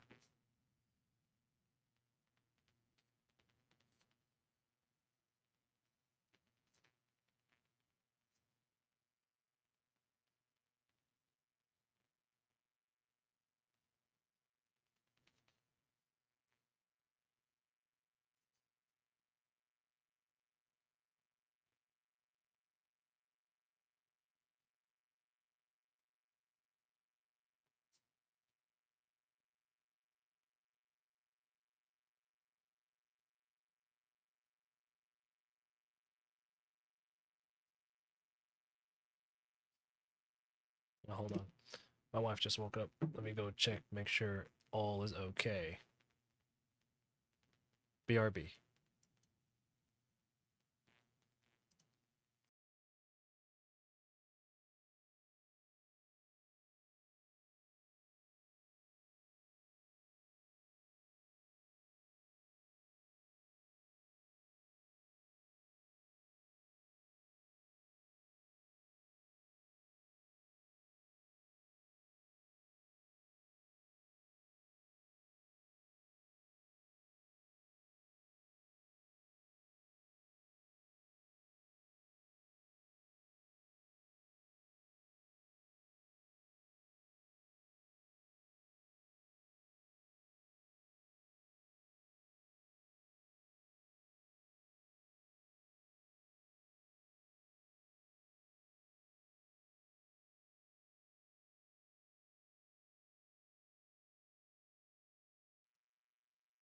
Okay, we're back.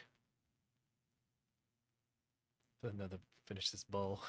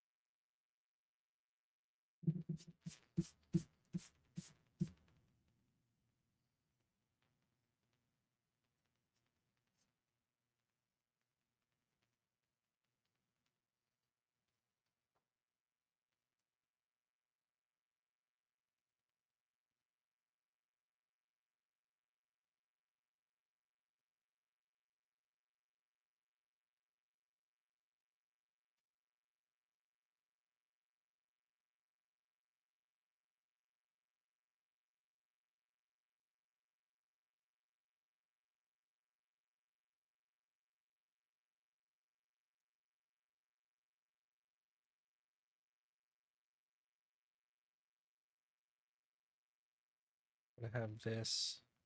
Really want to have this angle on the elbows from here to up here. It's because we already have the hips moving like this. You get that movement right there.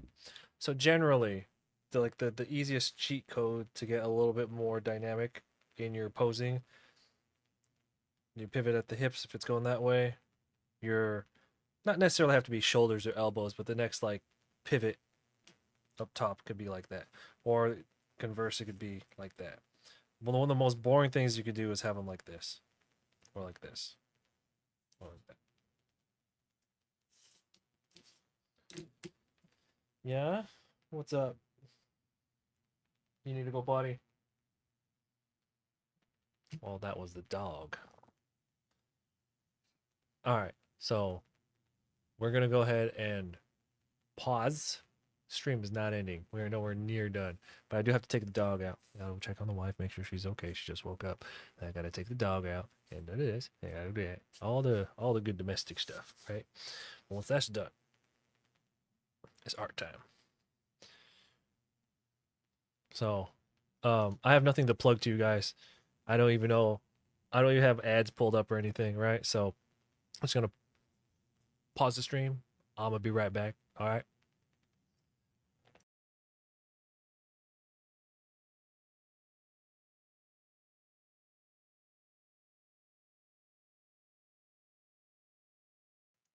I lied. I know how to control the ads from here. Nah.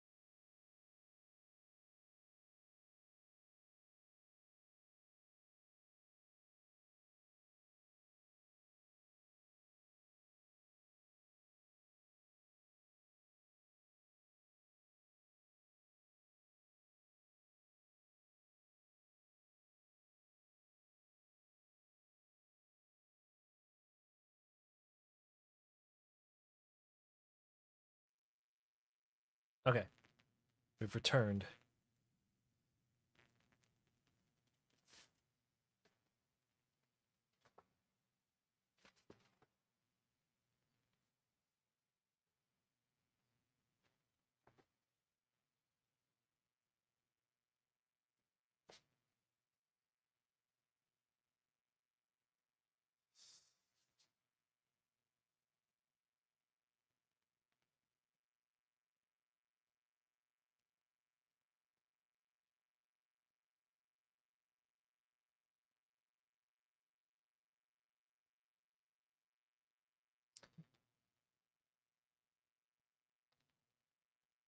All right, so we have entered what, hour two of the, almost to hour two of the stream. So okay, I think everyone's all warmed up now.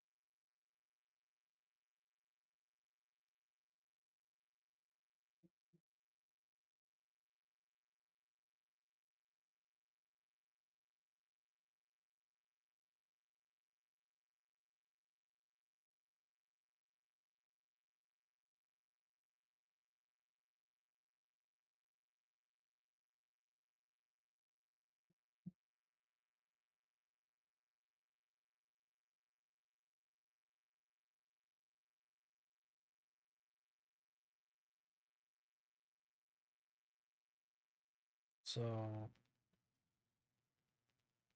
first joint, second joint goes over.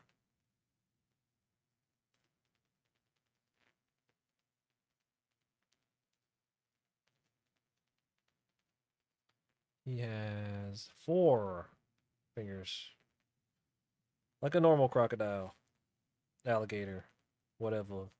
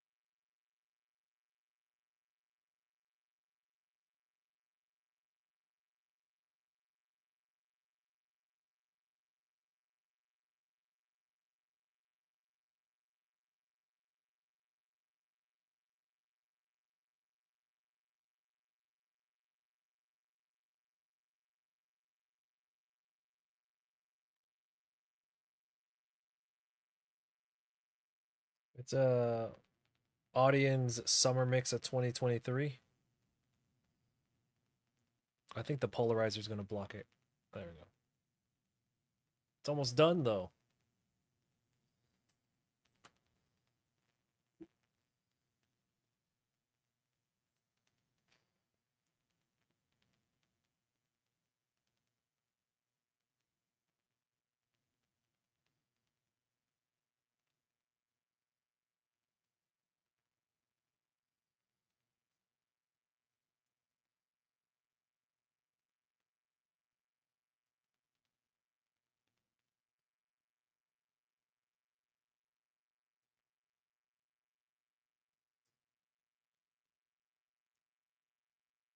Actually, if his arm is up, I'll actually pitch the shoulder up, so it should go about that high.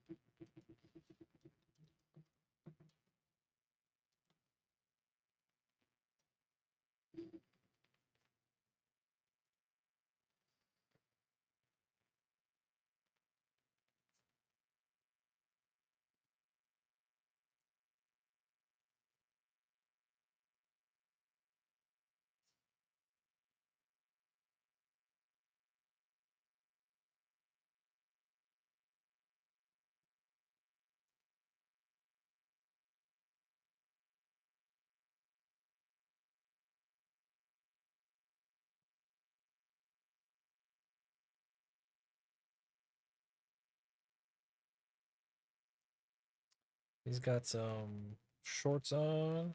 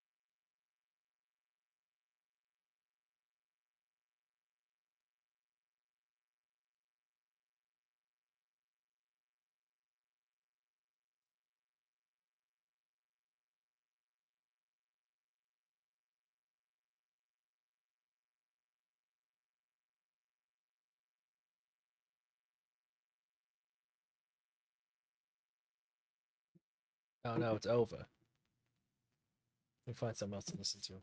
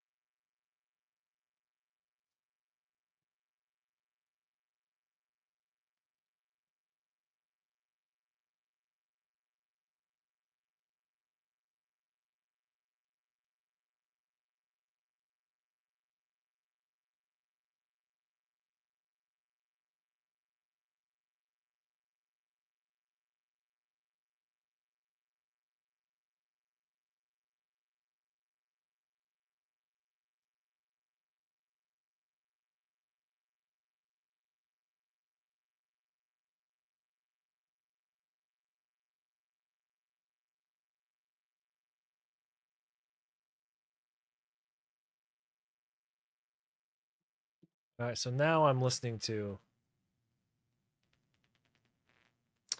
the ISOXO's Kids Gone Mad set.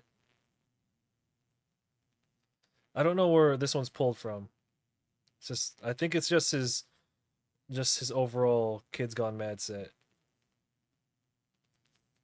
There's so many sets I can't keep track of them.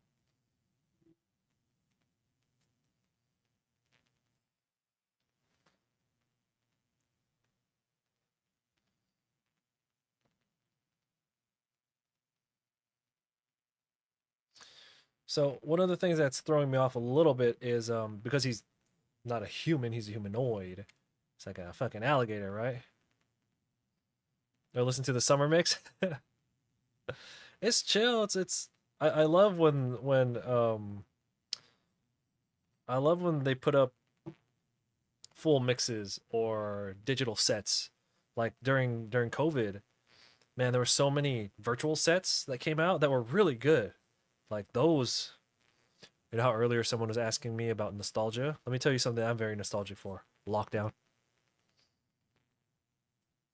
Lockdown was amazing. All I did, all I did was live stream, hang out with my wife, do a bunch of drugs. That's all we fucking did. All just drawing nonstop, nothing but drawing. And whenever my hands gave out, or like we used up all our internet or whatever, there were these virtual sets. There were like digital raves going on every weekend. Just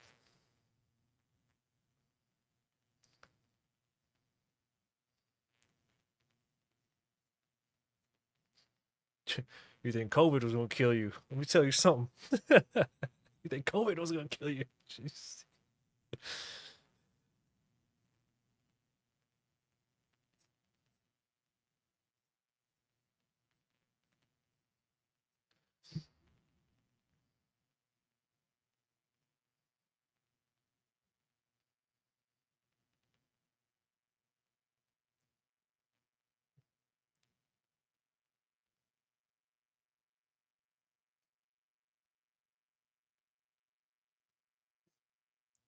In theory, I should be able to. In theory, I should be able to continue living like that. I mean, minus the you know, oh, trying to kill ourselves part, break our necks. But like, uh, because I work from home for the most part, other than conventions, and then my wife, uh, she's at home all the full time now. So in theory, we could live like that again. But that would just require everybody else acting like acting like I'm carrying a deadly virus and just leaving me alone all the time. Right, so like I was mentioning, the thing that's throwing me off is he's a humanoid character, but he still has the characteristics of like an alligator, where the goozle part that comes from it protrudes a little further down past his clavicle area, right? Big neck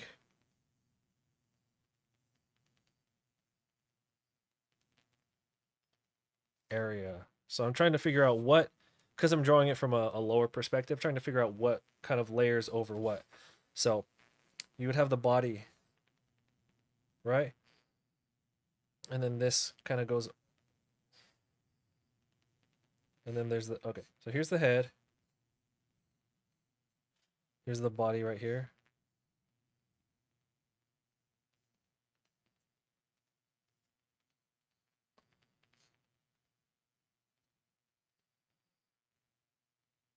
So then you have this part right here that connects to like the lower, that humans don't have, but he's like an alligator, right?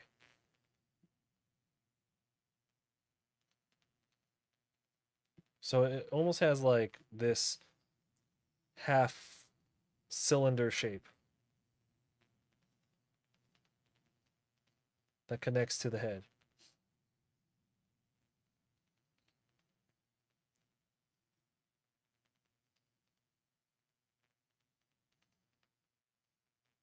So I think this part will go over where the clavicle would normally be on a human.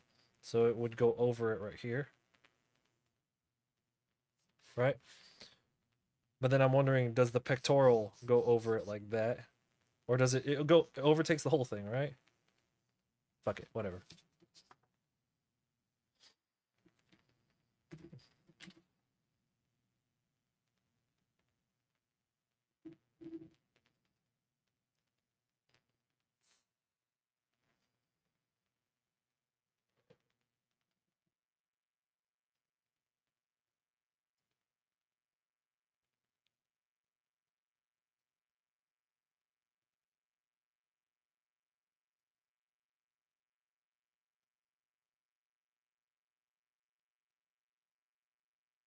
Mm, lift the head up just a little bit. See, I don't want to push it too far up on the page for composition's sake, so I think we can bring it to about right here.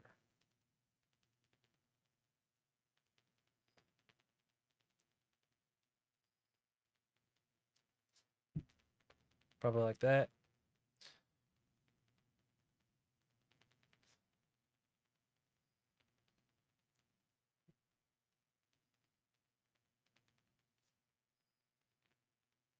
Yeah. So, okay, so yeah, to answer the question about the nostalgia thing earlier, that's one thing I'm very nostalgic for.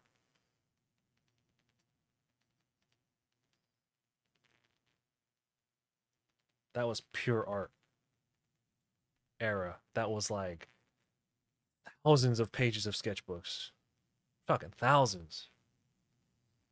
Which are now available in high resolution for your enjoyment on my Gumroad. That's a my both my Patreon and my Gumroad are both social experiments.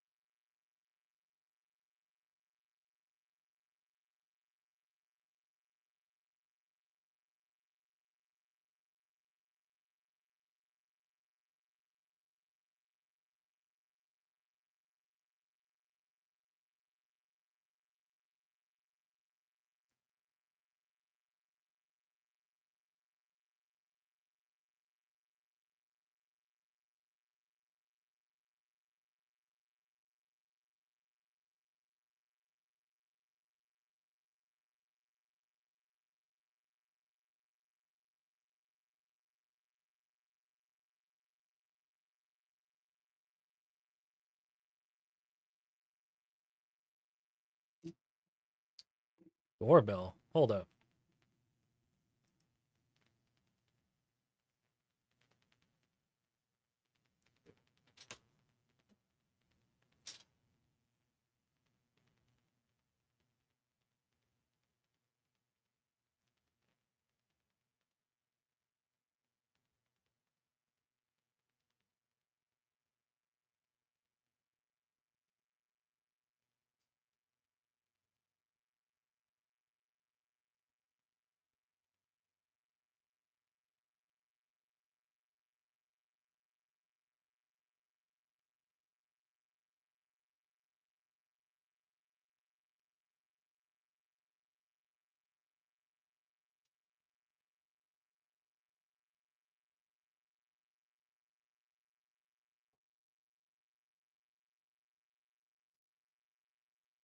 It was the Amazon man. I'm just like, man, when was the last time I ordered something from Amazon? Weeks ago, and it's late.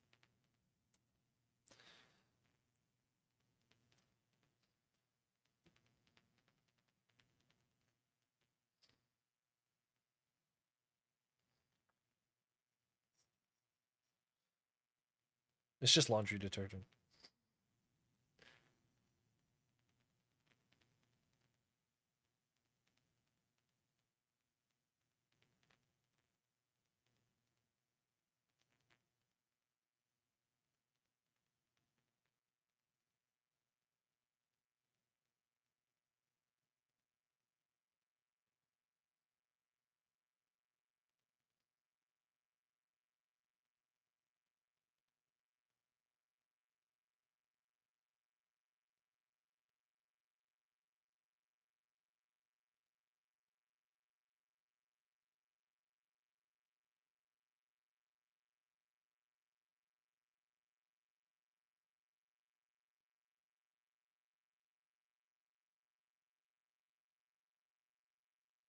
I think the snout is too long. That's why it's not looking quite right. So, well, I guess it depends. So some of the splash are he's obviously an alligator because he has a much narrower face than a crocodile.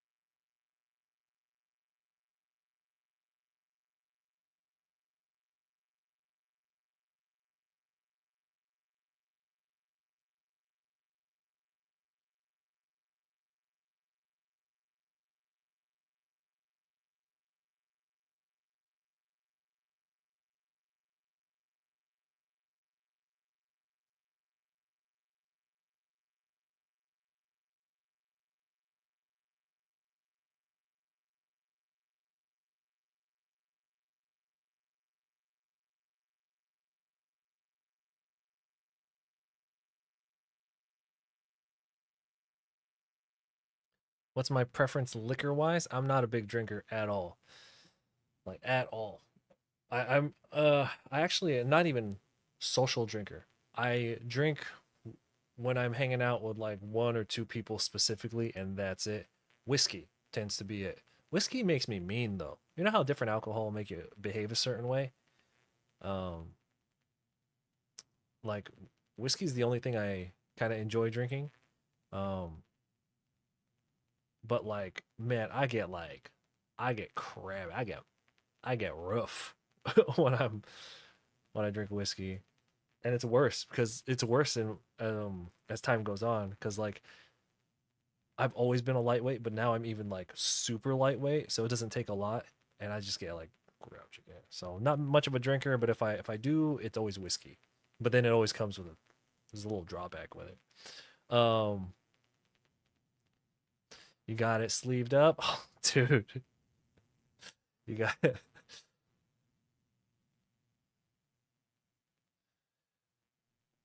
I think the other day we were talking about like the potential of um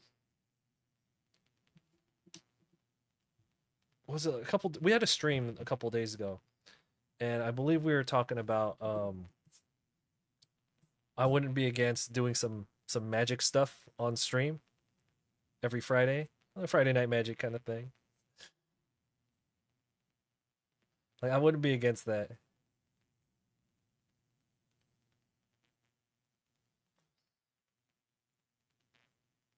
Do I have a favorite bottle? It's not for the taste. It's because of I like makers. Not for the taste so much. It's just kind of like when my buddies and I get together. Um, that's just kind of always what we get. We don't really think about it. We're just like, yeah, that's what we get. You know how that goes, right? Like I used to have a drink. It's called an Adios. Are you familiar with the Adios? Um, it's a blue drink. Yeah, I used to get that every every time I traveled to a city, and I used to travel a lot for work. Not anymore, thank God. But yeah, I used to make a. There was always a thing where I would, my friends and I, first tried Adios at Anime Expo, like years ago, even before I was an artist. We went to Anime Expo, and they had it there at the 21 Nova Lounge, and we were just like, oh, that's good. That's our first time trying it. And from then on, it's just kind of like that was the drink I would get everywhere. Um, I've just kind of forgotten about it up until now. I just kind of left my mind. Um, oh my god, dude! Endless. There was that. No, remember there was the bottomless mimosas they had at was it called Tom's? Is that what it was called? They had the bottomless mimosas. So two of my buddies and we got to LA a day early. We got to Los Angeles a day early because I was setting up for Anime Expo, and we had bottomless mimosas at this restaurant across the street from the convention, and we were going super hard, and I was just like, that was when I had that edible. You remember I had that edible, um, and then like something about the way they crossed over just didn't work right. Like my brain was not functioning right. So we were also staying at the hotel across the street from that location too. So I was just like, I gotta go, I gotta go. So I went to the hotel, and then the guys couldn't find me, and then so they couldn't find me because they thought I was freaking out. So they walk into the hotel gym. I'm over there fucking on the treadmill. It's like, I sweat it out. I sweat it out.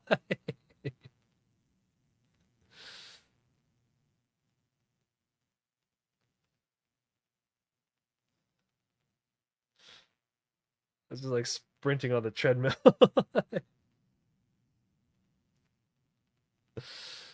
Dude, that was the con hadn't even started yet. Like that was like a day before the show even started.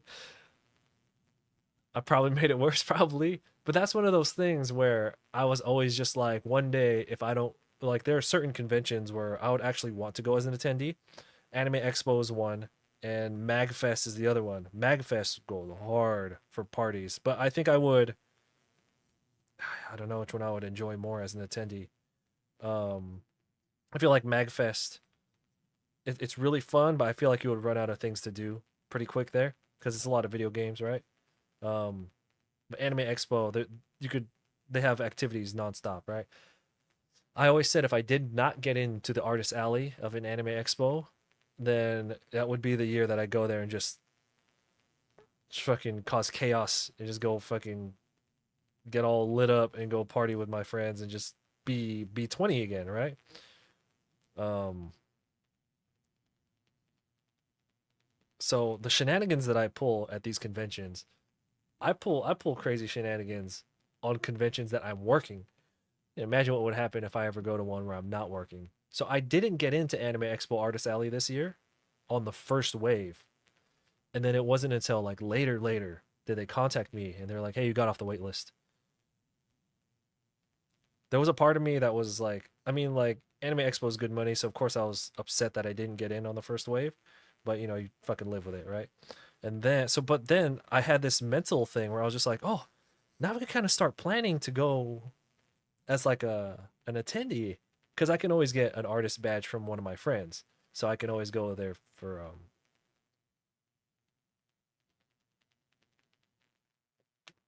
yeah, yeah. So for the convention, you apply, and then you get whatever screening process they claim they have. Once you get through that, then you have the opportunity to pay for your table.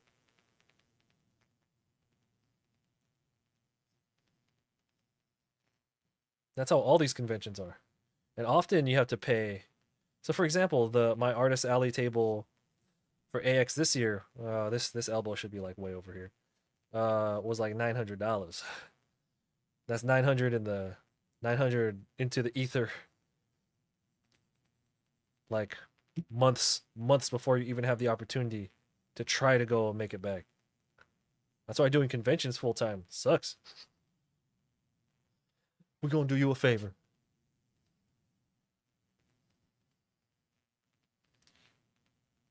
You know, Vince, I'm listening to Kids Gone Mad right now. The live set. Fucking ISO. Uh what other cons am I going to this year? That's actually a good question. So I know that this weekend I'll have an artist table in Japantown Mall in San Francisco for the Cherry Blossom Festival. So I'll be in San Francisco this upcoming weekend. Um, and then I was supposed to go to Level Up Expo the week after that in Las Vegas, but their tables were really expensive, and I'm not gonna lie, I just was like, there's this part of me that just like didn't want to swing that amount at the show. Um, so I actually got accepted to that, but I turned it down. Hindsight, I wish I did it, but I mean at the time I knew why. But let's see, in May I have Lodi Comic Con, which is again it's a California based show. I have a lot of California shows this year. It's a 1 day California thing in Lodi. It's a small event, but I like it. A lot of locals in those smaller towns, they don't go to the bigger conventions because they have to drive out and leave the area, and a lot of them don't make a lot of money or can get days off for shit like that. So I mean, like, California is huge, so you have a bunch of little towns, right? So one of the hidden gem, one of the like the small things. Let me rephrase that. California is a really big state, and there's a lot of small towns. So yeah, we do have like huge anime expo in LA. Yeah, we have the Fanime in like San Jose, but there's a lot of little towns in between there, and they're not gonna drive fucking 3 hours to go to an anime show, right? That's just not how they do it.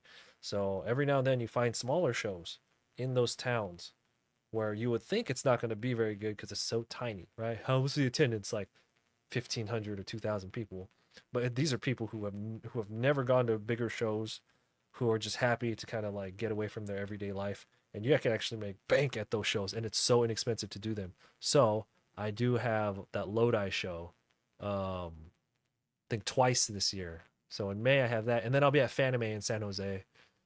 I have Anime El Paso a couple weeks after that. It's in Texas.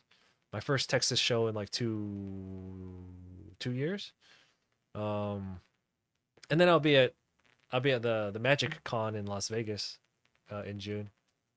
Then Anime Expo, and then in July has Anime Expo and Anime Matsuri, which I got into that show, the Matsuri show. Like I'm not supposed to be in that show, but I got a link for a reapplication that my friend gave me that I'm not supposed to have. I was able to get in. Um, and then I have Evo. I got into Evo Las Vegas. That's my favorite. That's like one of my favorite shows. Like not this time, not last time, but of all time. Evo's like, oh, man, I cannot wait for Evo Las Vegas. And then later on in the year, waiting to hear back from Anime NYC, SAC Anime, Rose City Comic Con. There's a lot of shows I'm still waiting to hear back from. TwitchCon later on in the year in October. I really hope to get. One of the reasons we're trying to stream again. I need to build up the stream hours.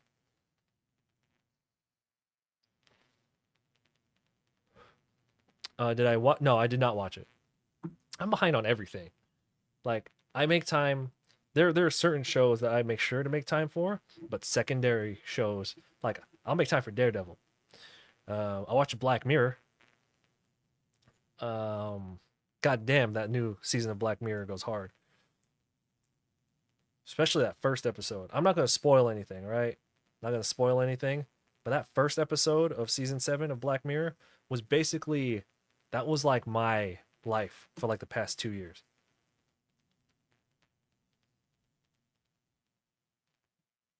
I was just like, man, this is proper Black Mirror. Fuck this show.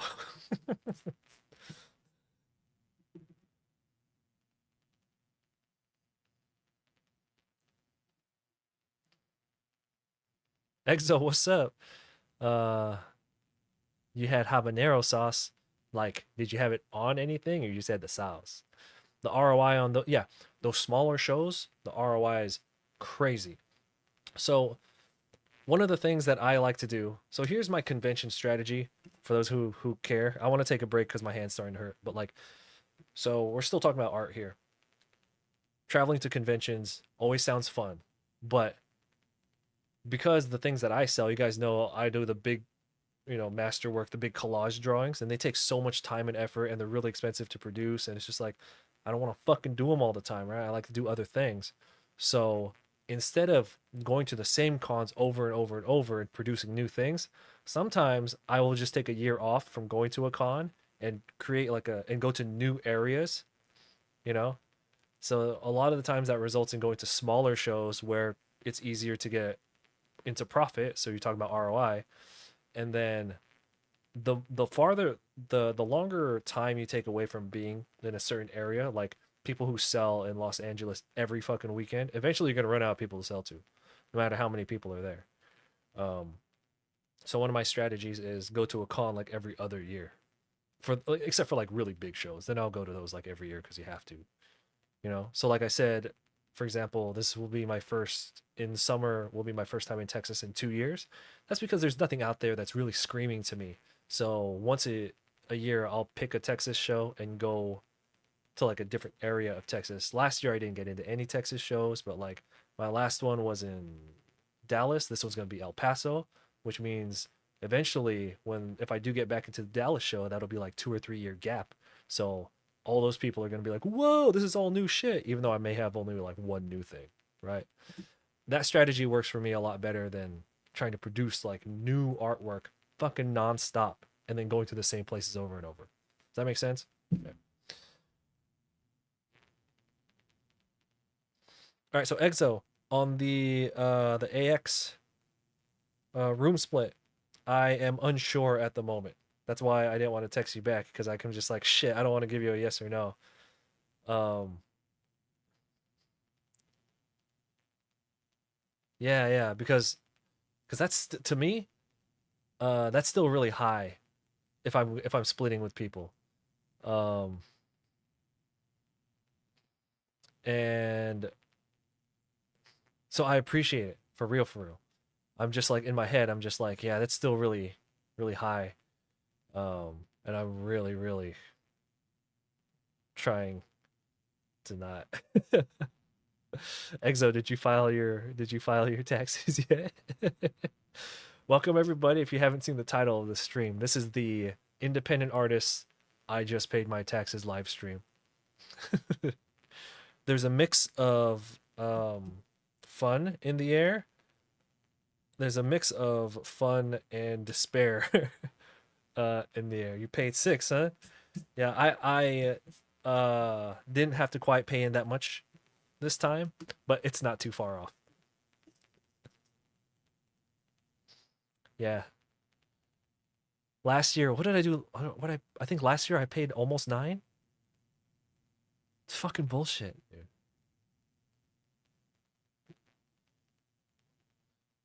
And I itemize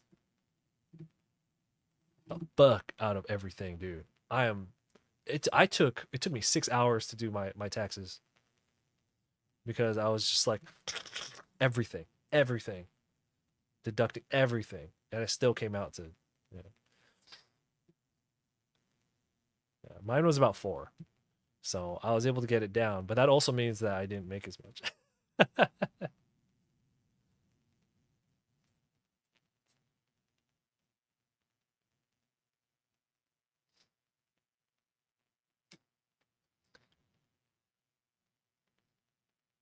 Yeah, but Exo, is that the most you've paid in ever?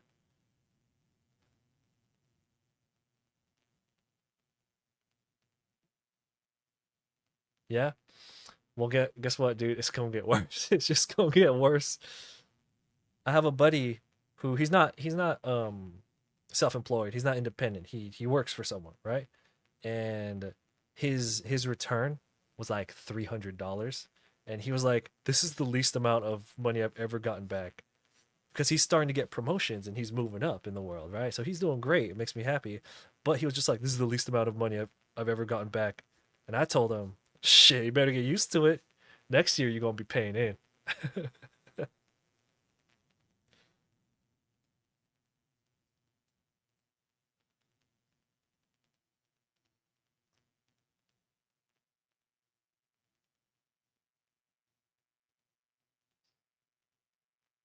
But congrats, man. That just means that, look, it sucks, but that just means that your business is doing well. It means that your business is doing well enough that the IRS said, we can't let this, we got to put this person back in their place.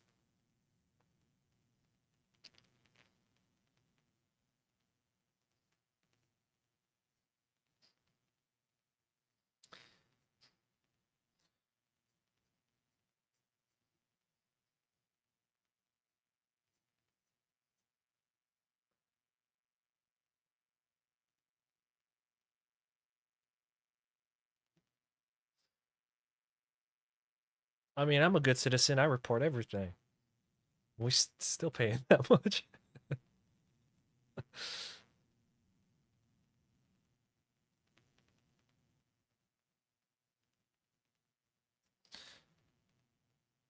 Yeah, I think pretty much all independents right now, independent artists, independent creators in general, are just going through it right now.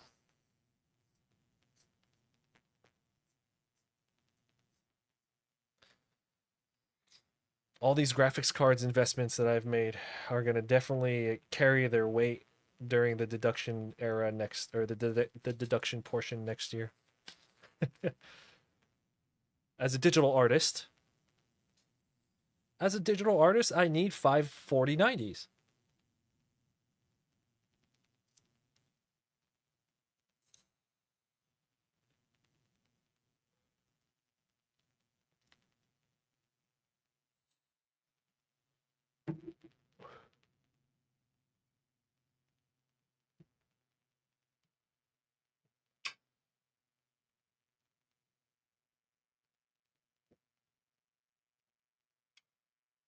Oh man, I forgot I put crystal light in my water. That shit slaps so hard. It's just so good. This is how you know.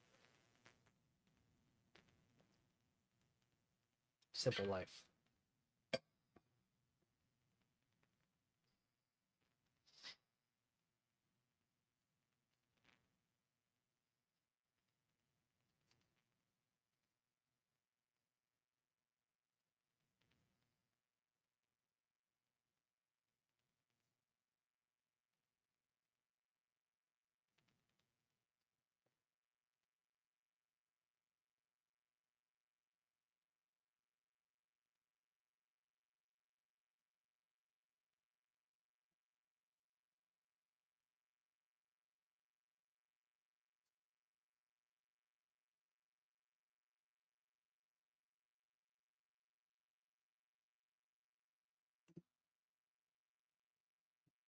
I guess we'll focus on the drawing for a few minutes.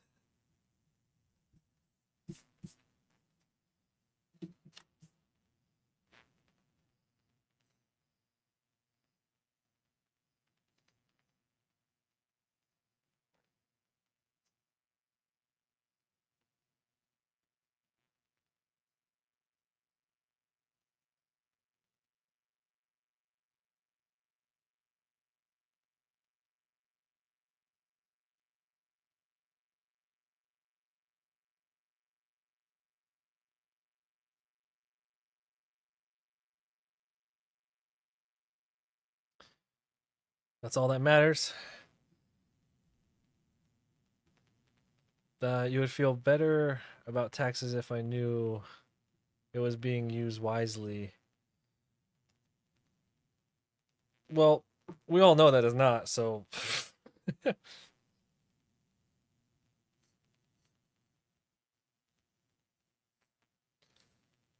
it's more of a game of like how much can you stop them from fucking you? Is basically what that's basically what that whole thing is. Dude,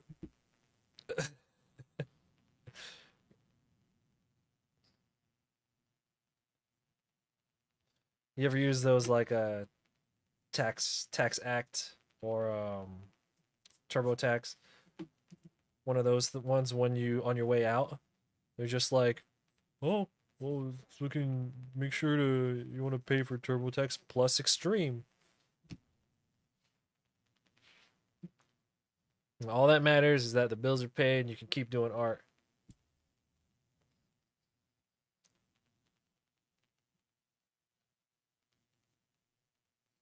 Yeah, I'm not satisfied with that anymore. Exo, you of all people should be able to pick up on how over all of this I. Ooh, Exo, I did the bad thing. I did the bad thing last night after I finished my taxes. I did the bad thing where I was in a bad mental space, and then I went into social media and started doing the grass is greener thing. And I was just like, stupid bitch. She can't even draw. Wow, I'm working so hard. Like right here, how I'm trying to make sure I have a lot of little.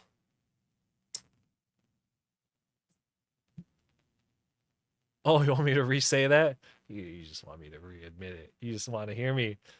Yeah. So after I did my taxes, I was like in a bad mental spot, right? As most people would probably be. So I did the bad thing where I hopped on the socials and I did the whole grass is greener thing, and I let it get to me for like a couple minutes. So then I was like, oh, I did it. I did the bad thing. So I had to put my phone away. But yeah, man.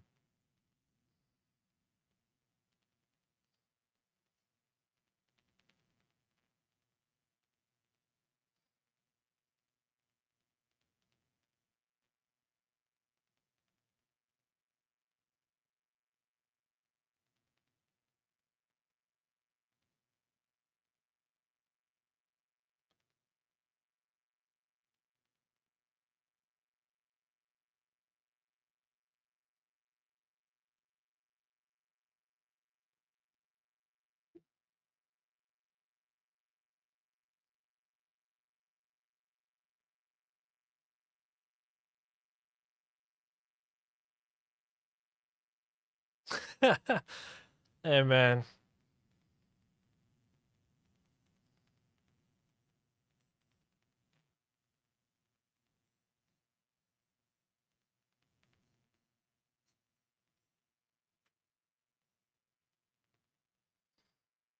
Yeah, man, that was bad. I just got really ticked off. You know what it is? It's I ain't had a cigarette in a minute. That's what it is. My brother Vincent in the chat gave me this vape. I'm gonna rip the shit out of it, but I'm gonna tell you something. When you're frustrated, nothing hits like a cigarette. Marlboro or Camel, you need to. I swear to God, they should sponsor this stream. I would smoke nonstop right here on stream. Some Miyazaki shit.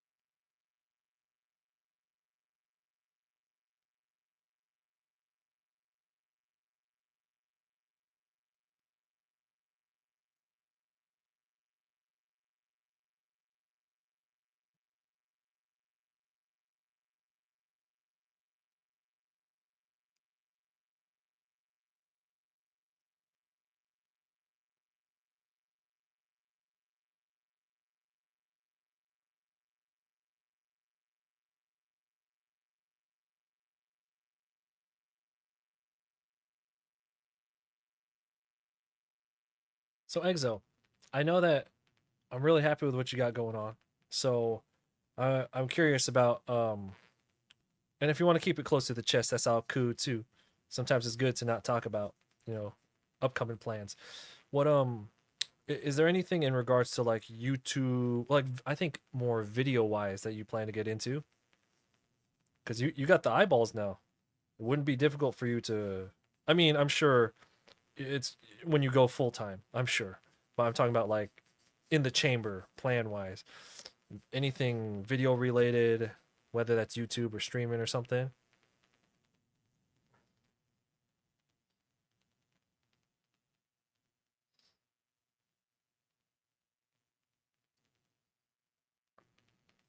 Because one of the hardest things about create doing creative work on a visual on the current visual mediums is mainly just to get the eyeballs to that you know whatever visuals you're making. But you got the audience now. You got the people. So I wonder how you're gonna leverage, how you're gonna utilize that in the future. Because man, it looks like you got a lot of options.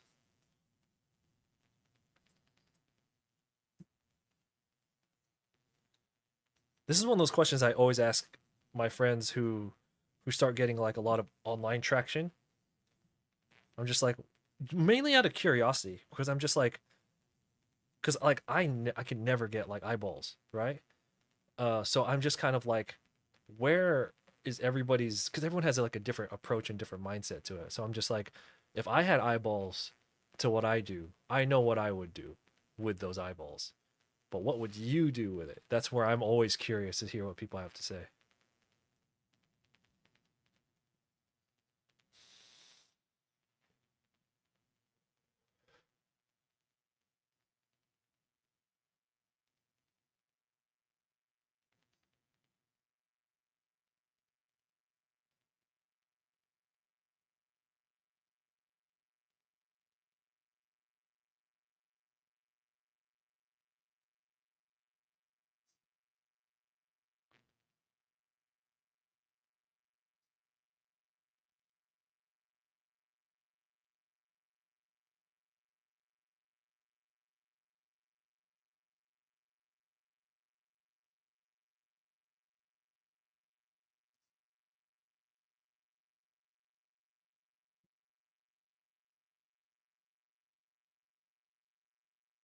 Which would be the go-to multi-stream on Twitch and YouTube and Kick and whatever, all the above.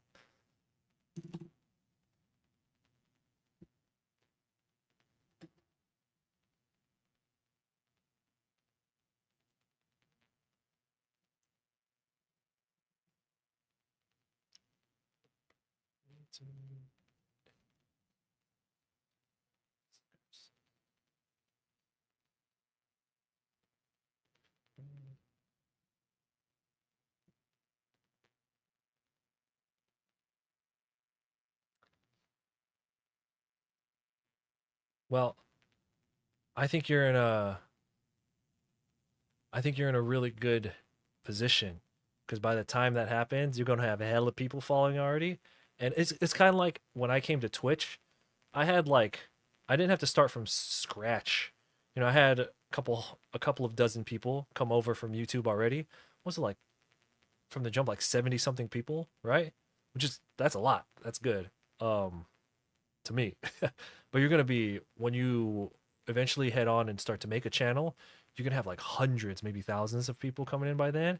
That's gonna be crazy, dude. Uh, you just set the deck list on mess. Oh fuck, hold on.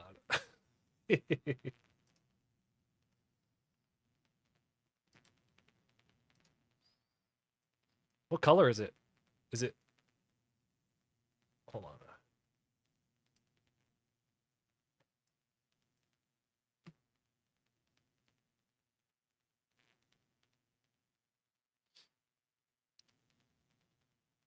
All right. I will sift through this deck list when we're done here. I have it open in a window right now.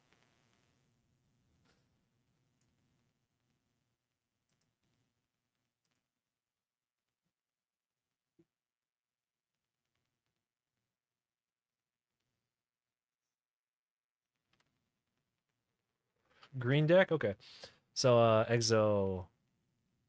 So then now it's not just Exo who draws.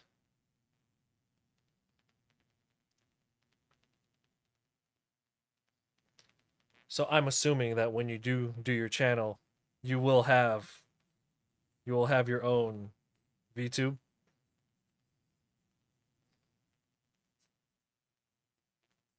I was gonna say your own creature, your own model.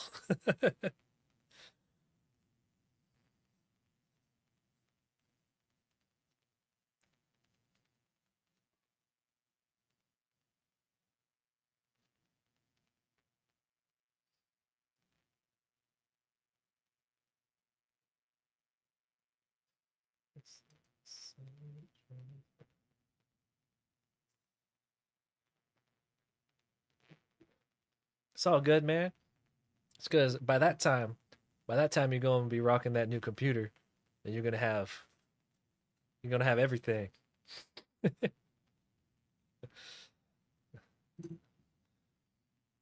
When you head into LA for Anime Expo, you should go stop by Micro Center and see their pre-builts in there.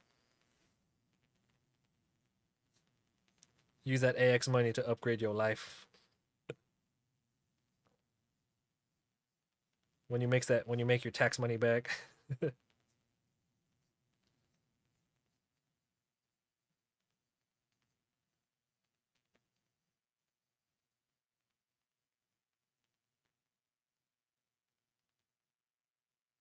Dude, 3K 3K builds a monster, dude. 3K will build a monster. Well, actually, I don't know what prices are going to be at that time with everything that's going on. But in this current moment in time, as of us speaking right now, 3K builds a monster. Yeah. God knows what the fuck it's going to be by then.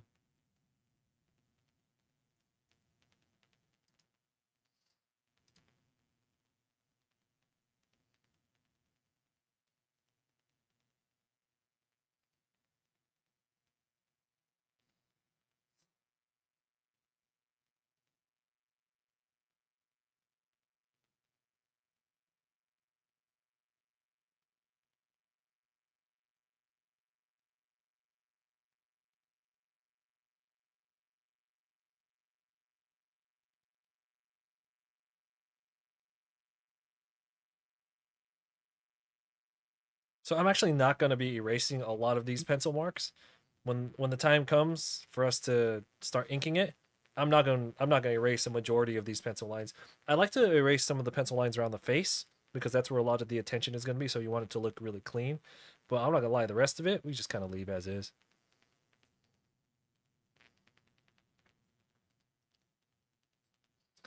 There's something about that scribbly look.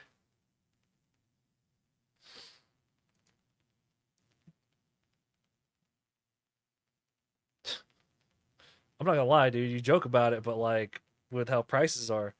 But then there's the thing where as prices for a lot of the high demand parts like graphics cards goes up, um, there's a good chance that people will just stop building, right? Because it gets too expensive.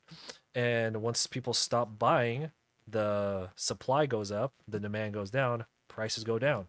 So it's just that thing where it's just like, well, where you just have to, is it like, where's it gonna be at that time when you head in to do your shopping? When you finally do later this year, when you finally do your shopping, are you gonna land at a good time or not?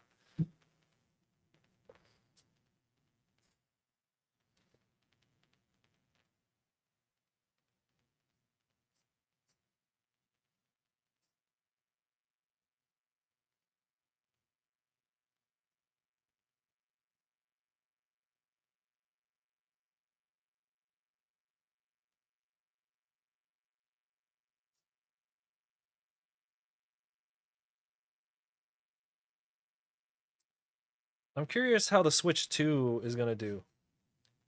I'm not gonna lie, honestly, I think the prices for Switch games is ridiculous. I think the price for the Switch itself is fine. I actually think it's fine because you went through two generations of Xbox and PlayStations in the amount of time it took to get through one generation of Switch One, right? So if you bought the Switch, let's I can't remember what the Switch was. Let's say hypothetically the Switch was $400. You got two PlayStation, two Xbox generations worth of time, almost a decade out of that $400. I think that's pretty good. If the Switch 2 is going to hang out for another 8 to 10 years, the same way that Switch 1 is, $500, I don't think that's that bad. Um the games though, that's some bullshit. That price is crazy. But I think for the system itself, the console, I think that's a pretty fair price.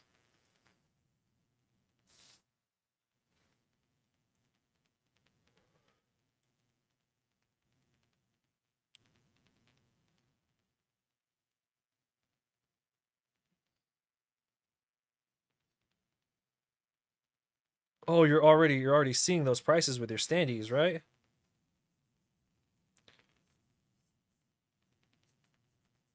I'm gonna be talking so much shit at conventions this year. I swear to God, because the reign of print artists has to come back once production costs, overseas production costs go up, and a lot of non-print artists are not going to be able to afford it. Nothing against them. It's just the situation has just fucked everybody. It's just fucked them. That sucks for them. But anyway, for me, I'm gonna be like, yeah, yeah, I drew all this. A lot of these people here, they ain't draw their shit. Ask them, ask him to show you some traditional artwork. I'm gonna talk all this shit. Yeah, yeah.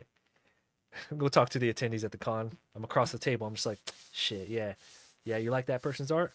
Bet they didn't do it. Go ask them to sketch you something. If they can't, then they fake.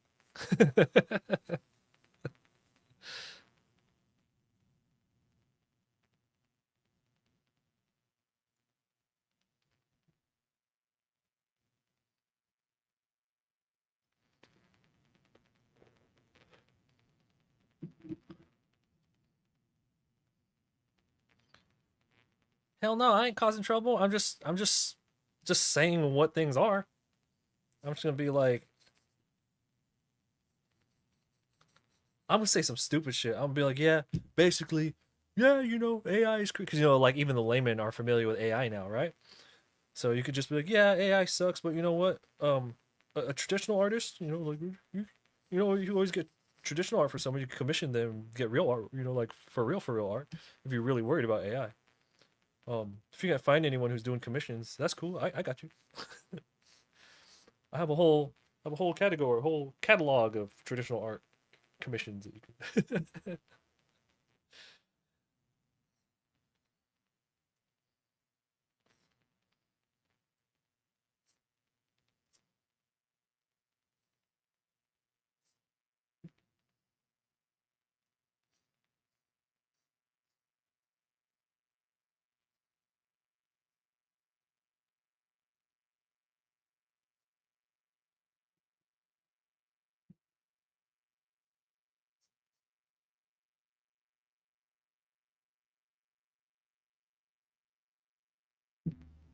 I'm just gonna do what I have to do to survive. That's all I'm gonna say. I'll suck your dick. Huh? I sent a message on Patreon about the PC one commissioned earlier, so we can get the ball rolling. Oh,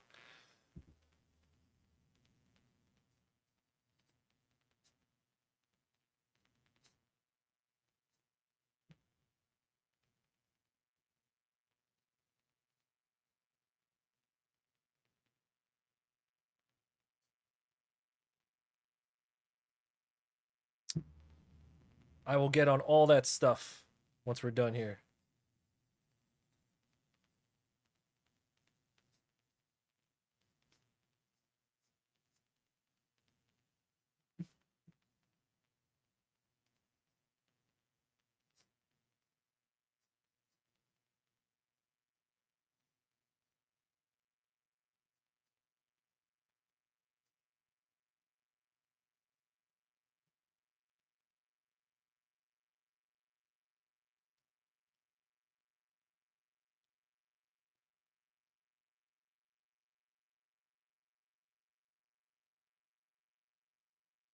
I really appreciate that. I'm just gonna say this right now. No matter what it is, whether or not you decide to go through with it, it's gotta let you know I appreciate it because, as the title says, we just paid our taxes. So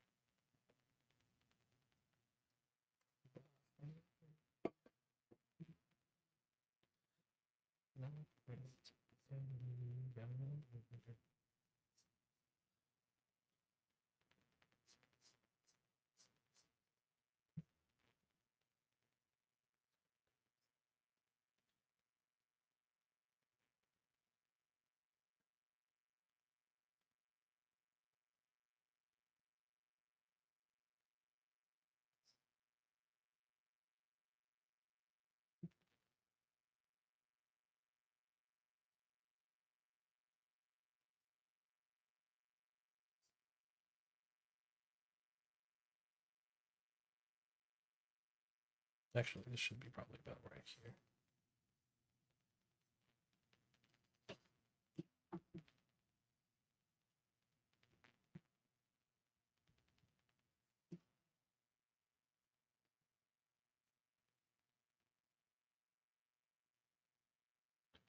Planes, what's up?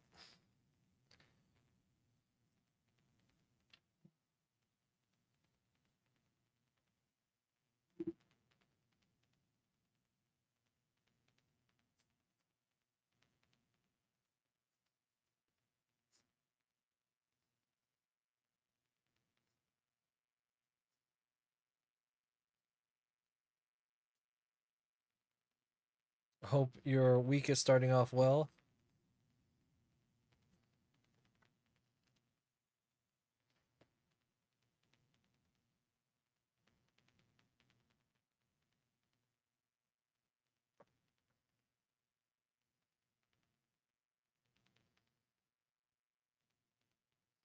Do lifeguards have like big parasols on top of their chairs?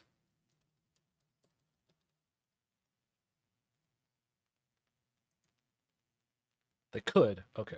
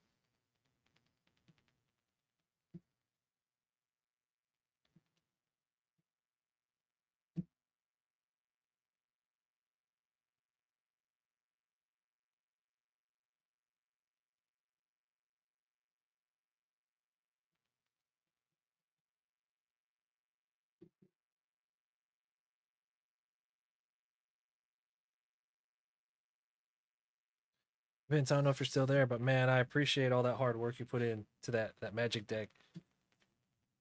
I mean, I'm sure it was a lot of fun for you, but still, like, that's crazy. I will come Magic Con time. Uh, I will be prepared.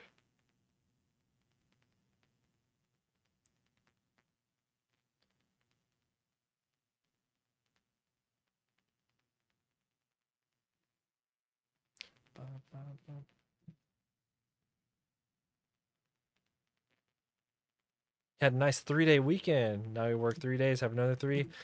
That's hella good.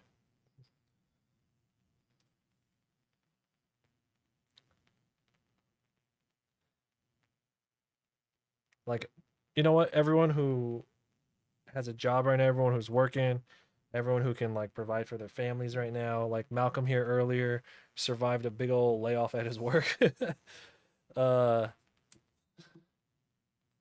they saw his value, so they kept him, but they kept like 30% of their total. Anyway, just I'm glad those who are doing well. I'm happy for y'all. Shit is shit right now.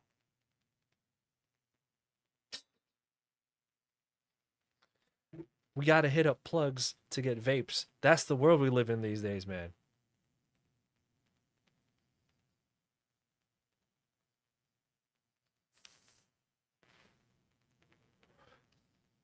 All work and no play, make Jack a dull boy.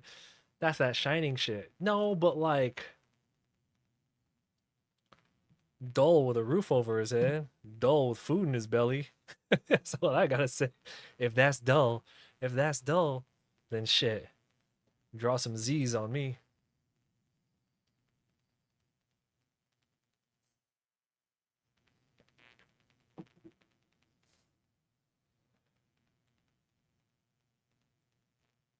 Okay, so let's have a little bit of wind. So how can we portray a little bit of some beach wind? You know those little parts of the parasol that kind of hang down, the little,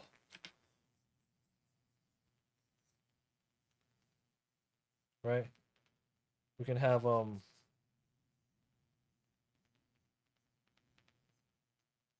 push a little bit.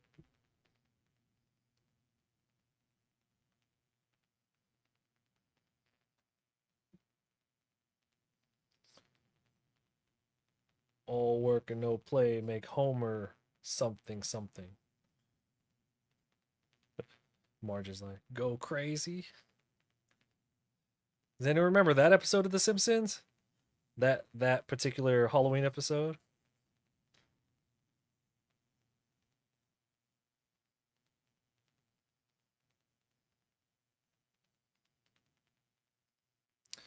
Okay, so light source. We're talking about light source, okay?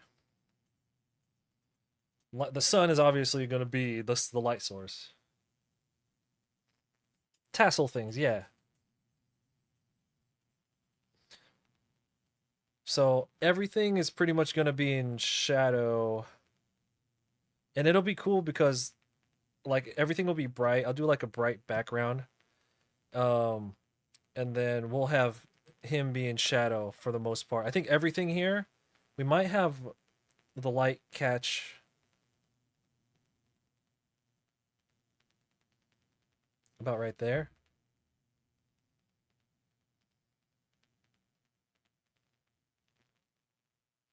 Yeah, we'll have light catch about right here. Then the rest of this will be a single, like a solid color. There won't be a lot of shading involved, just a solid color. But then we have to take into consideration there's a lot of bounce light from the sand. So um Renekton's primary color, well, so we're gonna have like there's gonna be like tan. I guess I could draw the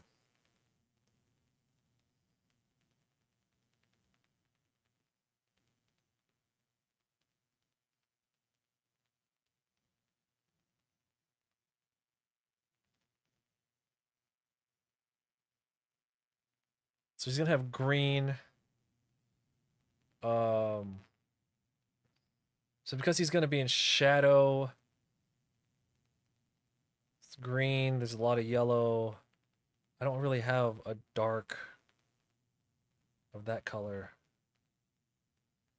I'll probably use it like a teal, a dark teal on his normal green areas.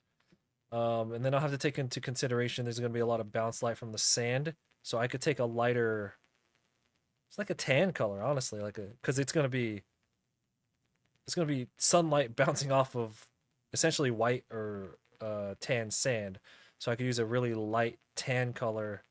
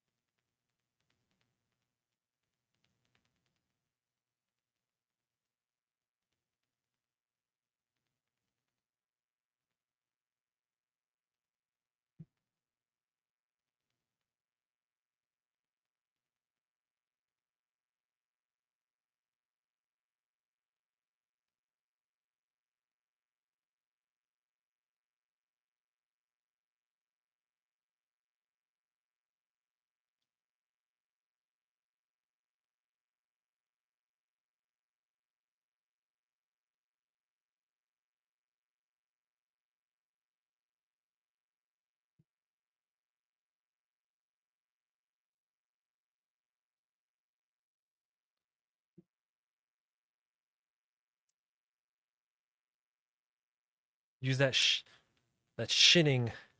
Oh, you mean shining. You want to get sued? A towel like a turd in the wind.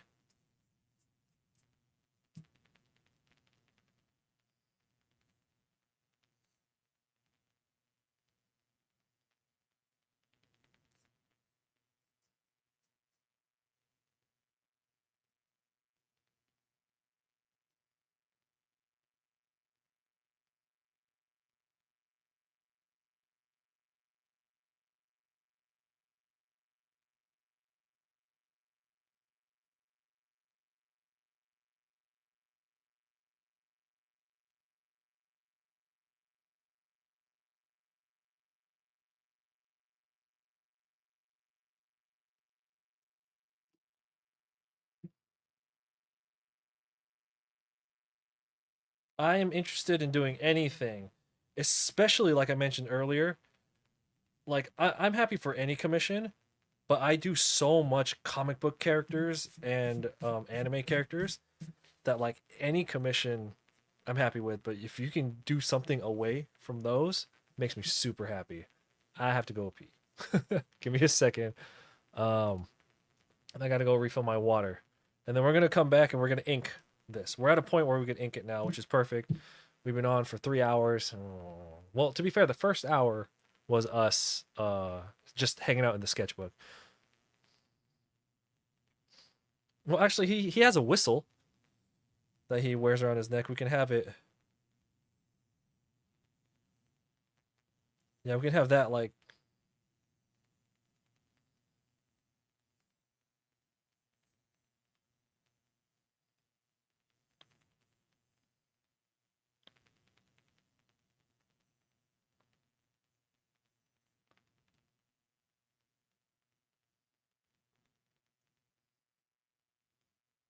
Okay, so I'm gonna come back and ink this. Okay, while I'm away, I'm gonna run a 1 minute ad for the Twitch people, and then I shall return.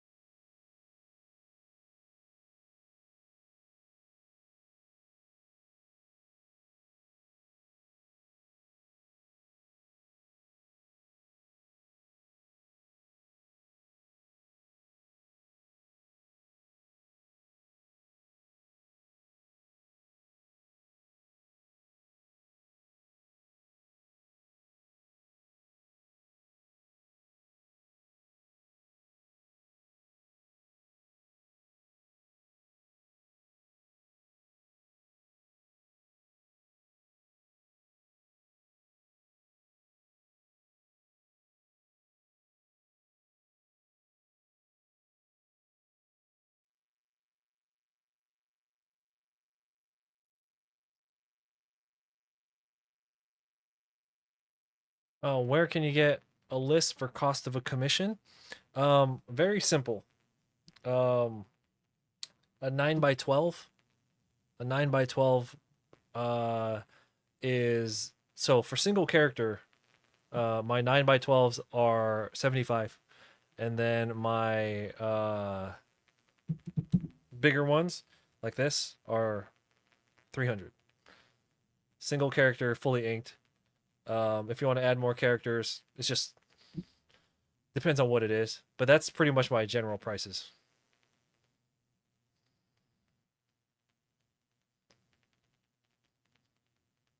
Free shipping in the US. If it's international shipping, there's a little charge on top.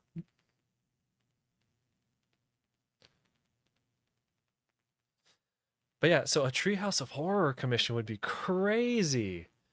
You're talking about classic one though, right?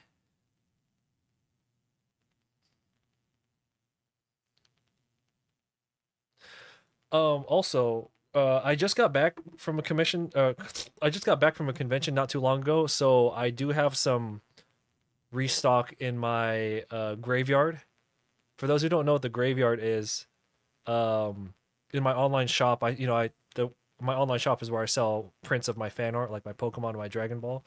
So what happens is that when I travel for cons,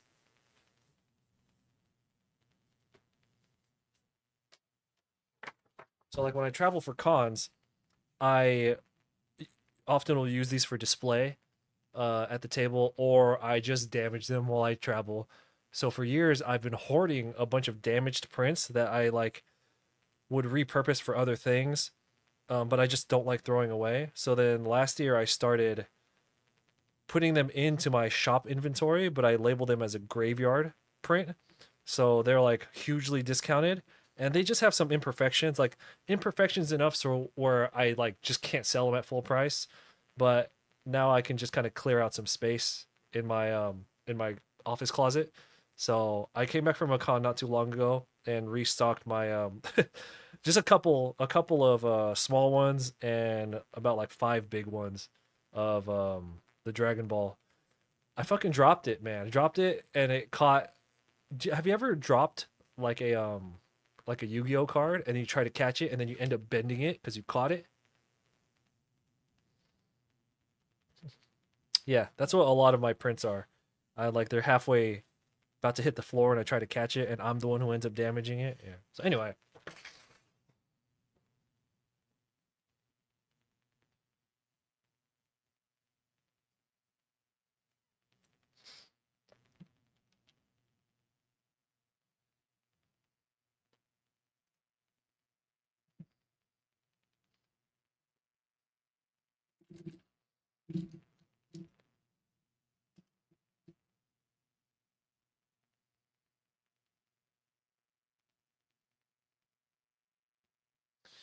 possibly one with Homer with a shotgun.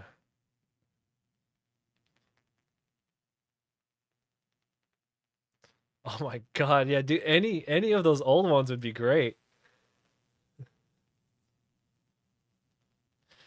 Oh, you make me wanna rewatch them now. I was always a fan of the I was always a fan of I know it's the one where Bart I forgot which Twilight Zone episode is based on. That really popular one, the one where Bart basically has like god powers. I like that one. Um we know everyone's scared of him. The one with Lisa's tooth is really good.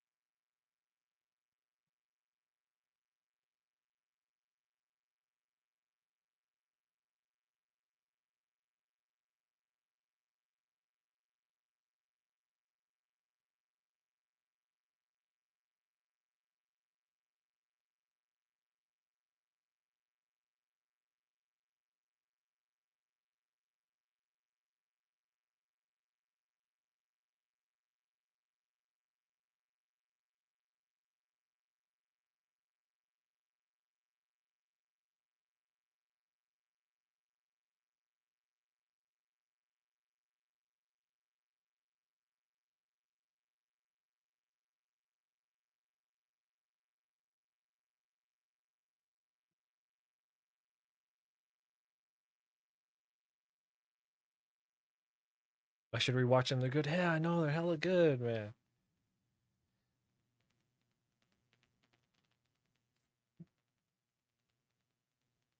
Yeah, the one where he turns Homer into a Jack in the Box. Yeah.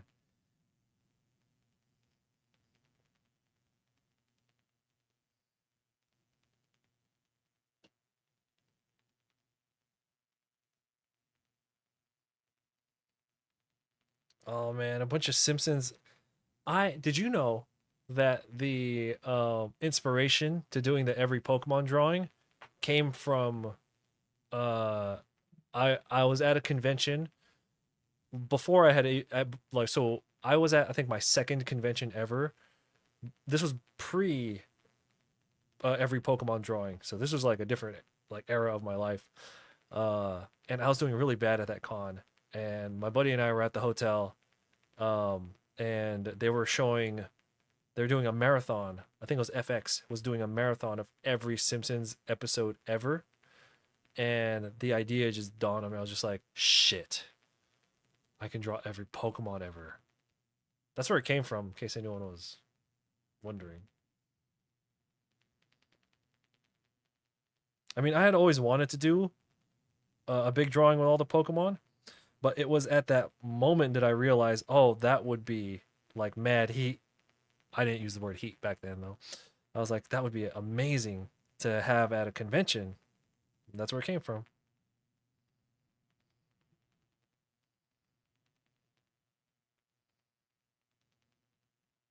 Well, I think the initial thought was that'd be nice to do and sick to have in general. Remember the Halloween episode where Homer was fighting off zombies? They look at his head. Oh yeah, yeah, where he's just like, they're like mumbling brains, brains, and he's just like, leave my family alone, take me. And then they start knocking on his head like a coconut, and they push him aside. And they're like, brains.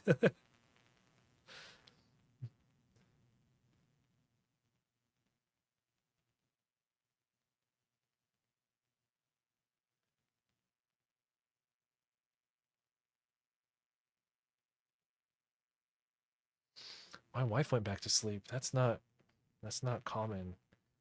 I need to go check on her real quick. I'm sure she's fine, but I just need to go check on her real quick. OBS adding a pause option to the recording is one of the best things ever. Streamlabs, which is what I used to use before I switched back to normal OBS, Streamlabs had the record button but did not have the pause button on there for the longest time. So for anyone who's this is just like a random thing. I'm gonna go ahead and pause this non AV1 encoded stream. I'll be right back. I gotta check on her. Oh, make sure to unpause. I'm hella paranoid about that. I've fucked that up so many times. All right, BRB. Hold on. This will only take like 10 seconds.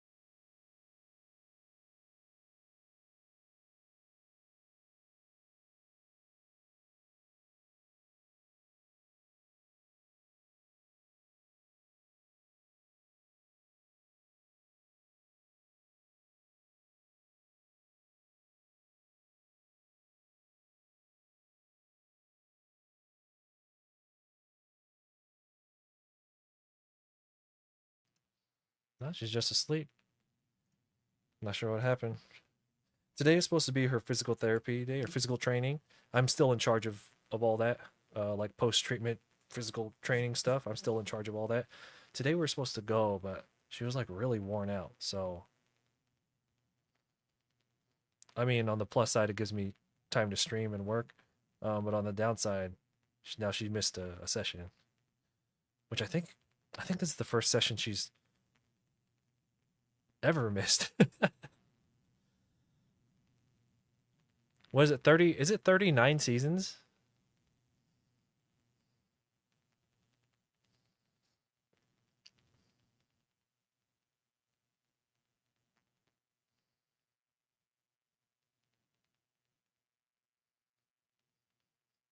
So I inherited a really, really awesome, really big PC case. Well, it was an entire PC, but mainly it's just the case that I was interested in from my brother. And I was really excited because I'm just like, dude, the the motherboard that was in there can support like 10 drives, 8 SATA drives and 2 M.2 drives, and I was just like, dude, this thing's gonna be a beast. But it's like old, so it has like white panels on it that are like stained because he's just like he's a messy guy. And I was just like, I cannot wait to disassemble this thing, sand down the white, and I'll paint it gray and make it all pretty. I double checked it recently, and they're riveted together, so I can't just like unscrew it and separate the white panels for painting. And I was just like, fuck, man. I was really looking forward to. Then it'd be like a fully black interior with like metal exposed metal frame with currently white panels, but it would be gray panels. And I'm like, that would be, and then it would have like 10 drives in it. Like it's gonna be fucking sick. Not happening now.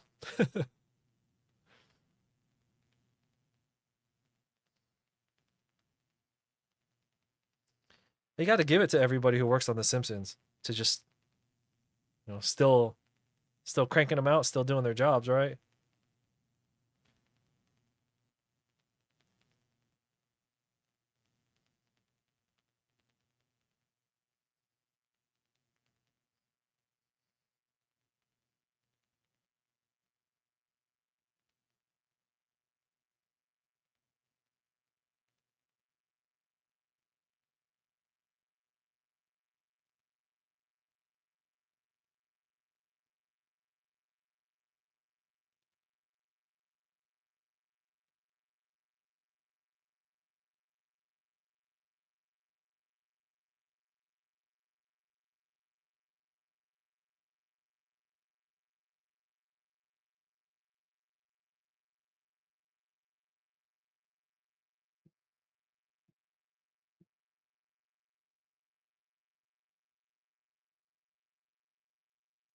But yeah, any commissions that you're just curious in, even if you end up not doing them, just curious in, just throw them my way, and then we'll see which ones pick among them.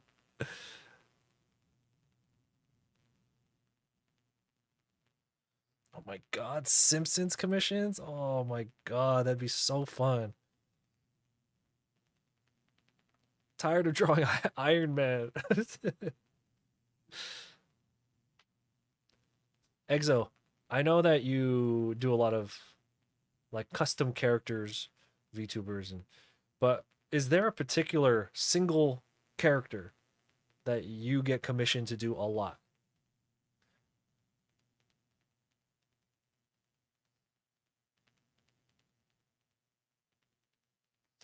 I think for me, I think the one that I have done the most commission wise,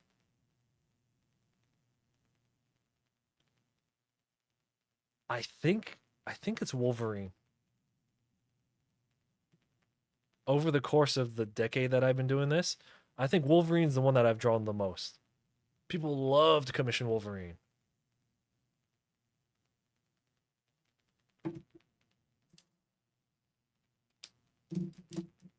I'll switch over to the one pen, 1.0.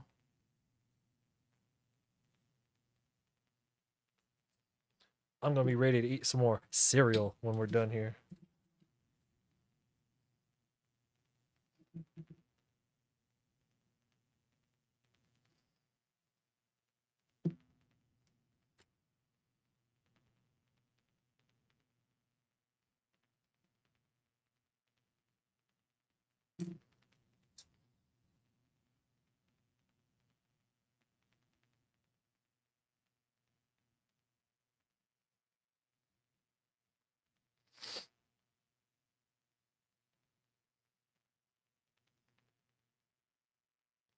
Longest running anime, 2,771. Jesus Christ.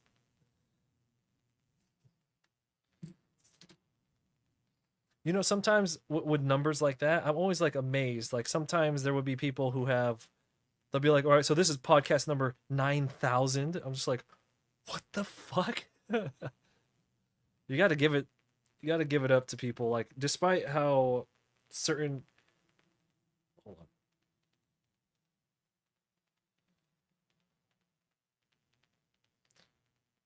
despite what you may feel about like quality of certain things that have been going on for a really, really long time or too long for some things, whenever it hits like a crazy number, like I see somebody who's like, for realsies, this is podcast number like 950. I'm like, wow, that's a lot, dude. I haven't even got 100 episodes of my vlog series yet, and I've been doing it for hella long.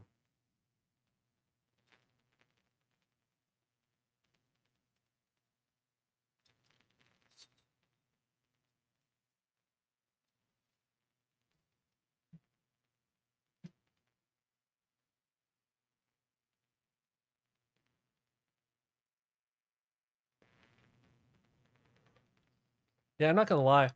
So earlier, someone asked me about commission prices. My base prices were those numbers that I gave, but if it's something simple, it's lower. So, like for example, at conventions, I only do pencil sketches at conventions now for commissions because it's faster, and I think people like the pencil more. But so my base price at a convention is like $40 or $50. These days it's 40. It used to be 50. But like somebody who wants an Iron Man, which would be 40 or $50, and then somebody who wants just a Jigglypuff, I'll straight up just be like, they're like just a Jigglypuff.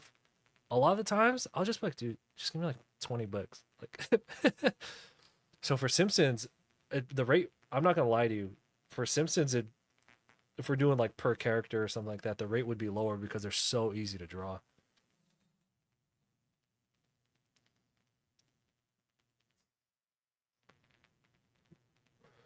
I don't like to do the thing. This is probably why I'm broke. I don't like to do the thing where here's my base price for like a single character humanoid, but you want me to draw Optimus Prime, but because he's a robot, I'm going to charge like double. I don't like to do that. For me, the base price is maximum effort, and then anything that's less detail, the price comes down. That's how I operate with my commission prices anyway. I always feel like the base price should be your full effort level. Does that make sense? I've never been a fan. I don't know if we've ever talked about this, Exo. I'm not a fan of like when someone's like, "How much for a commission?" Like $100, right? For like a Magneto, and then they're like, "Okay, well, what about Onslaught? It's kind of Magneto." Well, yeah, but it's less Magneto, but like plus things, so it's gonna cost more. I'm just like, your base price should be peak effort. And then if something is like you deem lighter work, then your price should come down or stay the same. Stay the same or come down. You know, preferably stay the same. But like, you know what I mean? You know what I'm saying? I don't think it should go up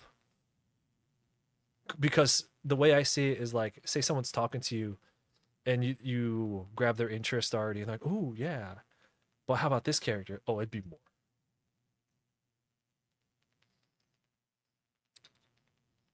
It's like a microtransaction to me.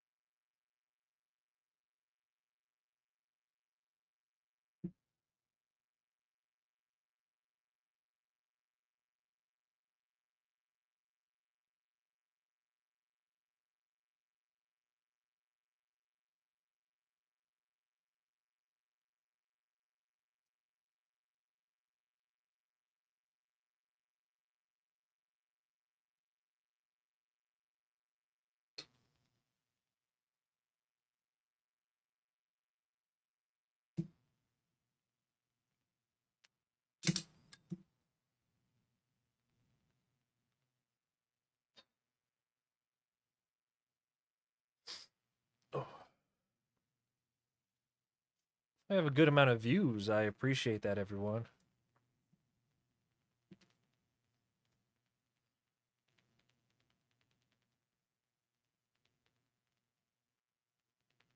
We'll talk price through the message on Patreon. How do I go about paying you once? Oh, after we agree on everything, I create an invoice. I use PayPal to create invoices for like individual projects. Um, and then I put all the details in the invoice. Uh, which you should always get if you're going to commission from an artist. If you're going to commission an artist, that way there's a contract. Um, yeah, and then I'll email you the invoice, and then you could look it over, and there will be a link where you can finish off the thing, the payment to it, and all that. Yeah, I like to use PayPal. Well, I've used everything through PayPal since like even before I was an artist, and I find it's the easiest way. So I'm speaking from the artist side here. I find that's the easiest way to kind of manage everything because in those invoices you get to put everything that was talked about and agreed on, and then you'll have like a if you ever come across an artist who tries to like, you know how a lot of artists take forever to do commissions sometimes. If you ever come across an artist who just like will not get your work done, if you had the contract with them through like a proper invoice, and it could be through Square, it could be through anyone, as long as you have that, um, you can at least get your money back. You know what I mean? So like if you're shopping around, like the worst thing you can do as a buyer is commission an artist and then not have some kind of invoice slash contract, because the invoice is a contract and it'll have all the details and it'll give you a chance to look over it as the commissioner, the buyer, before you commit. You know what I mean? So anyway,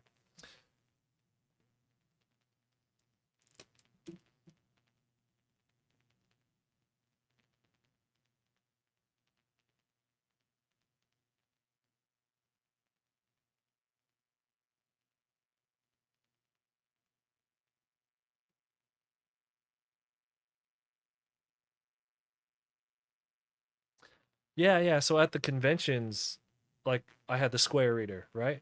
That's different. That'll keep track of everything on its own. Um, but like in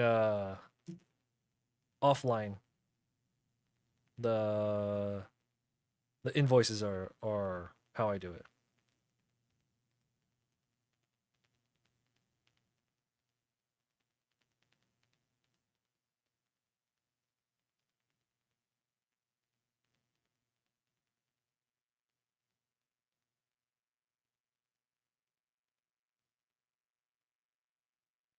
My throat is super dry from talking so much. I have like my talk show host abilities of streaming for like 14 hours and talking the whole time is definitely rusty.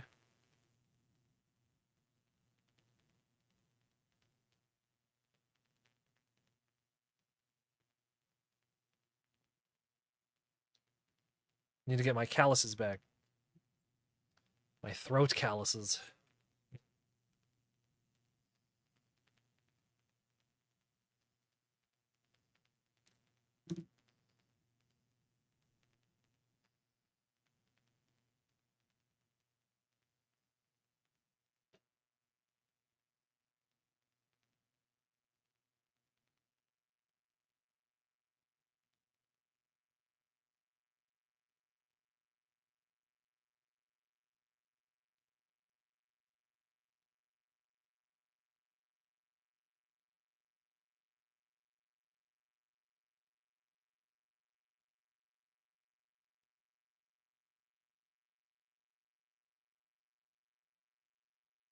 Maybe drink green tea with honey.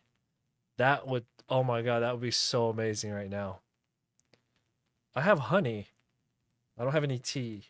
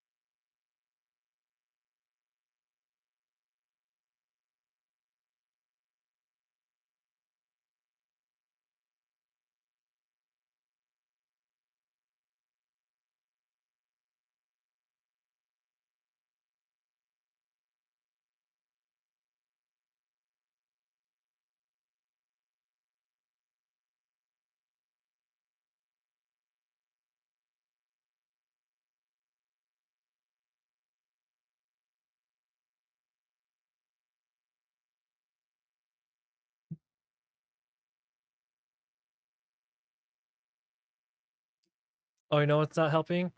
I've been vaping like every fourth breath. I'm sure that's, you know what? Maybe it's not the talking. Maybe it's all the vaping.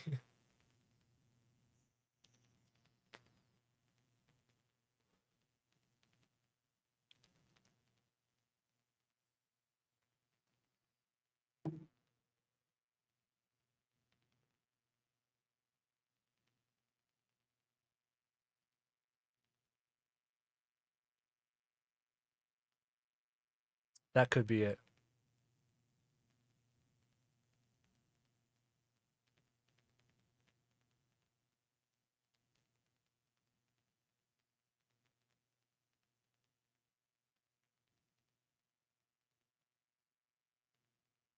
I miss streaming. Miss drawing in front of people, man. For those who are kind of new, I used to do live art at like food festivals, night markets. Sometimes I'll do it at anime conventions, but I would often choose not to do it there at anime cons because I could make more money selling prints.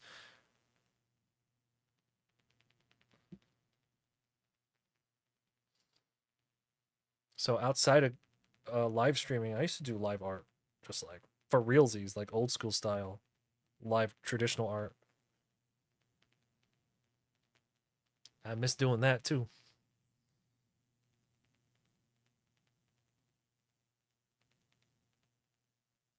Going back to the conversation we had about nostalgia, I've been um I've been thinking about like a lot of the old stuff. I know that's bad, but it's my birthday. I could fucking do whatever I want.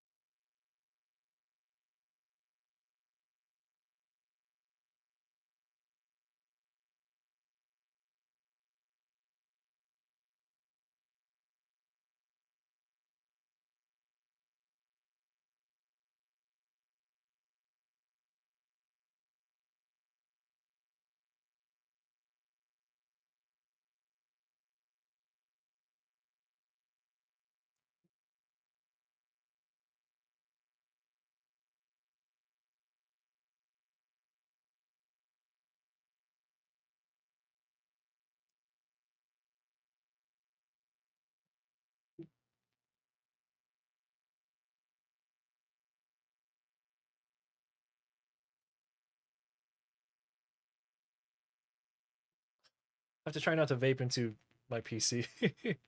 I swapped cases about like a month and a half or 2 months ago or whatever. And when I was taking stuff out of my old case, the fans on there had they were like kind of sticky because I had that one for a while and I was vaping a lot around it, right? So luckily my components inside weren't bad, but the intake fans were fucking horrible. So I had to make sure not to try and vape this direction, vape that direction.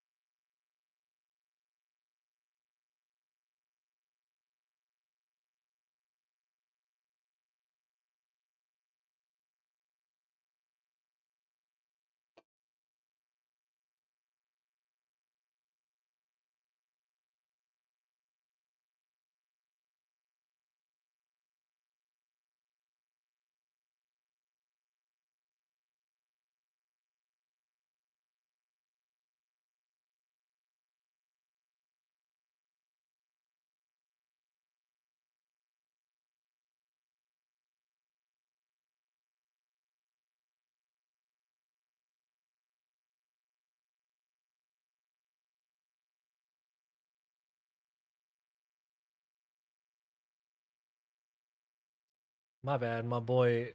Uh, One of my arch colleagues hit me up. Very important email. Give me a second. I'm still right here, but I can't have this on screen. So let me deal with this. It's actually a text message, not an email.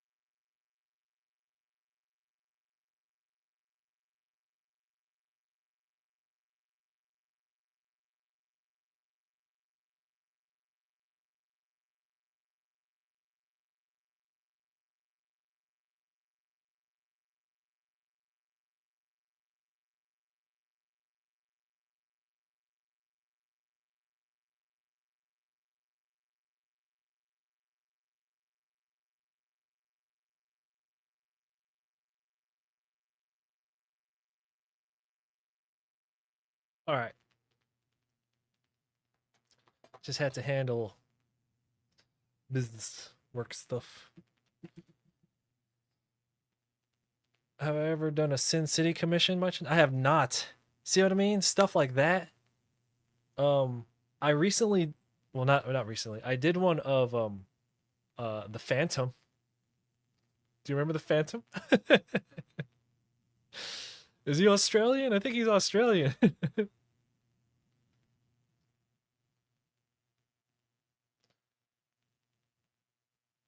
Oh, I have him here.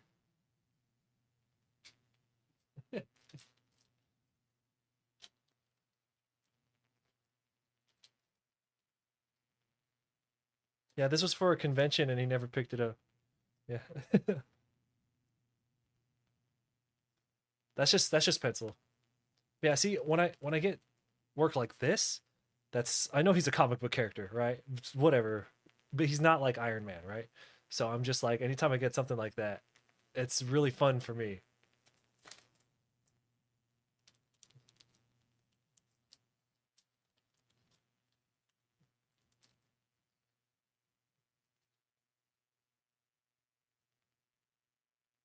Is he Australian? I think so.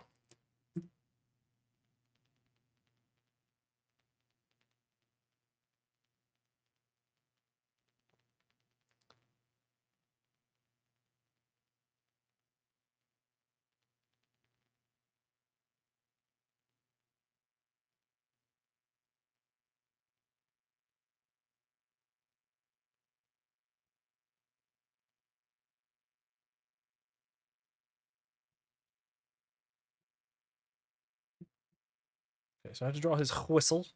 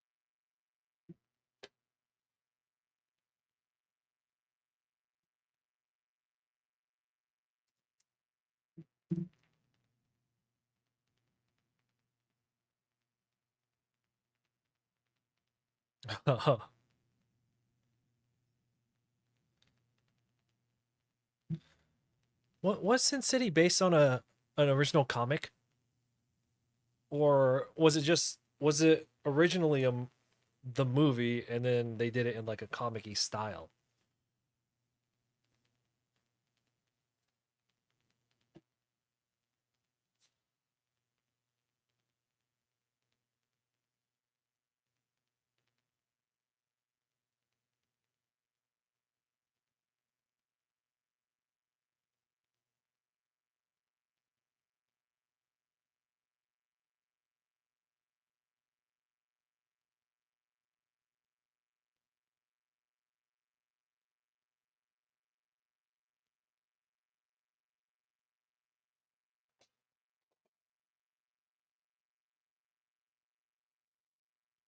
Comic first, then movie? Okay.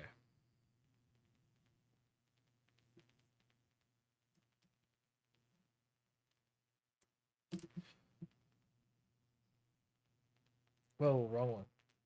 So I'm actually gonna do the chair in a thinner line than the rest of them. So the chair is gonna be done in a 0.1. He's done in a 0.3, and then the outside frame is done in a 1.0. The reason you use thicker lines and particular things is it'll draw more attention. So this chair, we want it to exist there, but we don't want too much attention drawn to it. So I'm not going to put a lot of details in it, and I'm going to use a thinner line on it.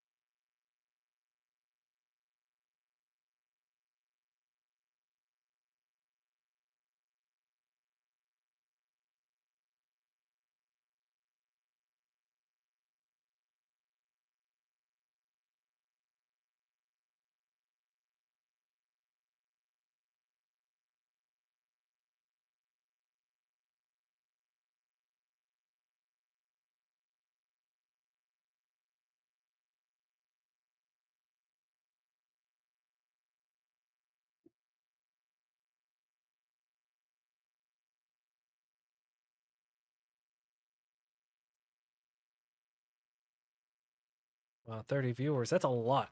I appreciate all the viewers that we have. I know I'm not the most consistent streamer. Uh, so I do have to extend my gratitude again for everybody who continues to support the channel. Um, all the follows and especially those who sub and who join the Patreon and all that stuff. I know the last, Jesus, it's been what, 2 years now since all that stuff all that stuff started happening around here. That kept me away from like live streaming. Um, and y'all are still around. That's like amazing to me. That's fucking crazy. I'm gonna get all this shit around here sorted eventually. And when that does, it's gonna fucking be a wrap. I can't wait, man.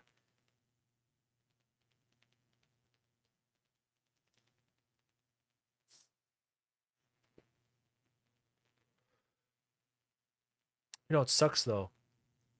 My wife is very aware of how much, the condition is pulled away from the gig, the work, the art, right? And it's weird because like if it were literally anything else, I would have a level of like uh what would be the word, animosity, right?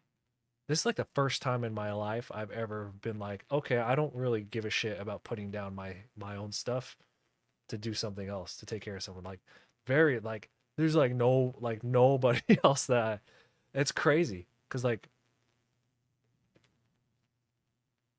there was a time where I'm just like where I would like I'm not even gonna go to a dinner with other artists because they gonna interfere with the shit that I got going on. You know what I'm saying?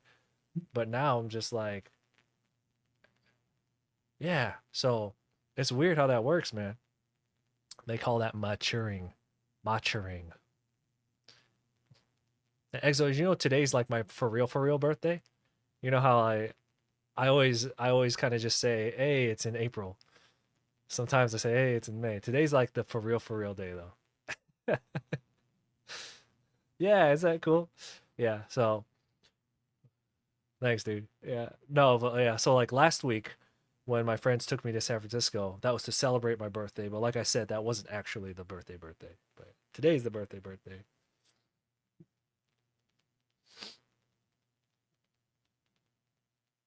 So I went to the gym earlier today, and I go to Planet Fitness because I'm like across the street from a Planet Fitness, right? And it's like $10 a month, and you can fucking do anything. You can get fit at Planet Fitness if you know what you're doing. So anyway, I went in there and I scanned my little card, and the girl at the front was like, "Oh, happy birthday!" She's like, "Oh, why are you working out on your birthday?" And I'm just like, "What the? I'm getting older. I everyone who's getting older should be working out on their birthday."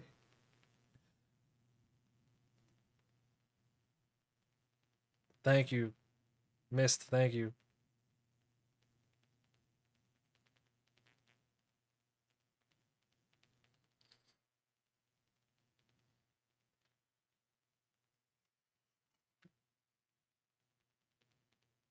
Yeah, my mom texted me earlier. I have to text her back.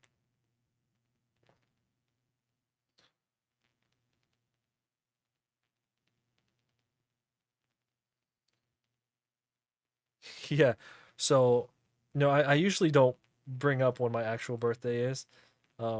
But for those now that you guys know, one fascinating thing you should know is that it's always hard for me to celebrate my birthday because it's always right after I lose a bunch of money to taxes. I don't give a fuck, like, because like I don't file early, right? 'Cause come on, who the fuck, right? So it's like, crazy. Thank you. So every year for the past like 10 years, I've always whatever it is that my I do on my birthday, whether I'm at a con or these most recent years, I've been able to be home. I think last year I was at the Cherry Blossom Festival working. No matter when it is, it always goes, it always goes birthday month, taxes, birthday, I guess. That's the sequence forever. It's just gonna be like that forever. It's a day before taxes are due in the U.S. For those who are the U.S. people, it's a day before taxes are due every single year.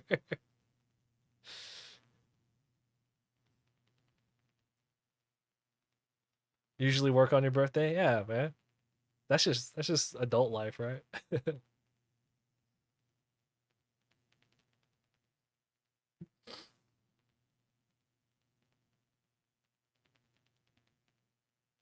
Yeah, so I appreciate you guys keeping me. My point is, I appreciate y'all keeping me company.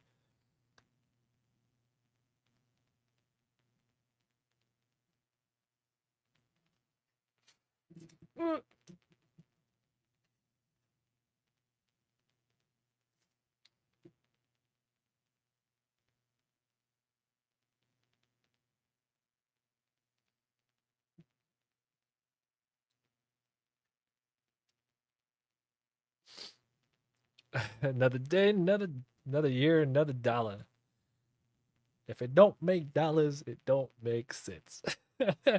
uh, what that birthday money would be good for? Yeah, right. I'm not gonna lie, dude. Sometimes it's just like after I chuck a big, cause that's a lot of money. Like what you paid in, that's come on, dude. That's a lot of money. I know some artists I know some artists who pay like 20. I mean, based on what you make and like based on what I make and how much we're paying in, you could imagine kind of the range they have to be in order to report like the 2025 or to have to pay in 20K, 25K. I know some people who do that. And I'm just like, dude, I would just fucking For 20K to vanish out of your account is fucking crazy, right?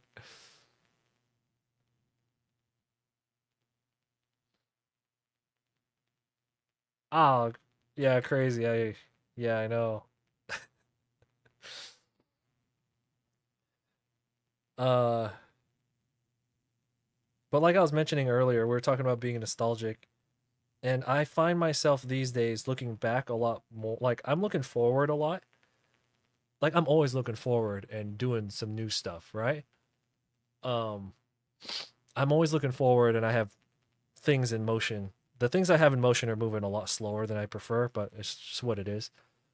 But on top of looking forward, this is the most I've ever been looking back at like how things were.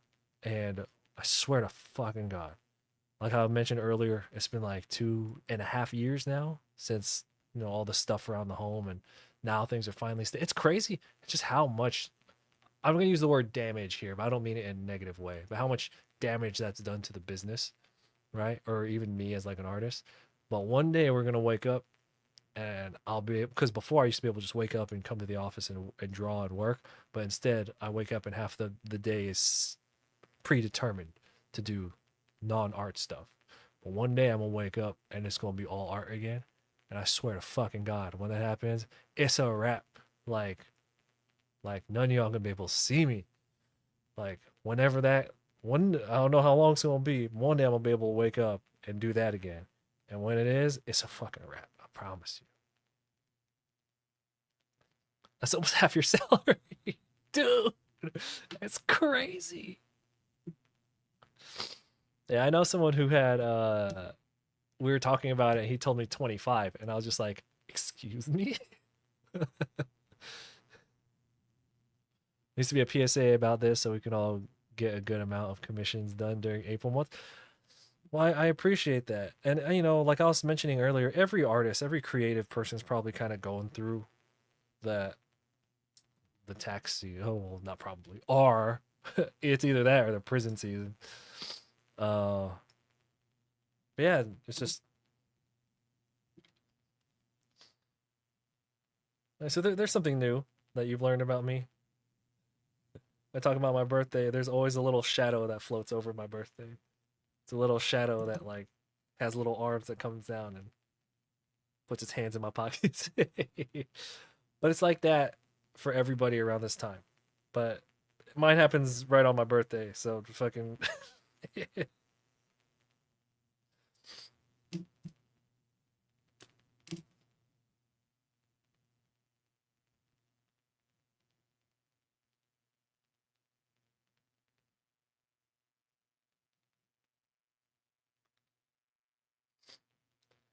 yeah. Just one day, man. One day I'm gonna wake up and be like, oh my God, I go straight into the office in the morning. Like what's today? Monday? In 2 days we have two doctors. We have a doctor appointment on Wednesday and then one on Thursday. So the yeah. So that's what I mean. As she gets better, that is gonna go that like whole thing where it's just like, okay, well, half this day is dedicated to driving to this hospital, and then the next day, half the day is dedicated. You know what I mean? But it's not just half the day; it's that, and then what comes after. And anyway, like I said, this is my wife. It's my life. I'm happy to do it. But there's that other part, the artist part, and I've kept most of this to myself. But hey, I'm getting old. I can say what I want now, right?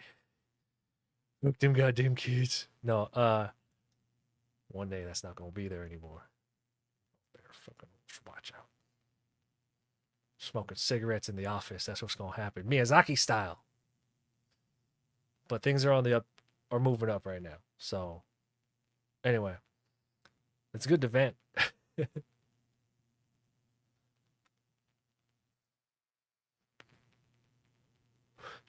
Oh, was that last year or the year before for your surgery?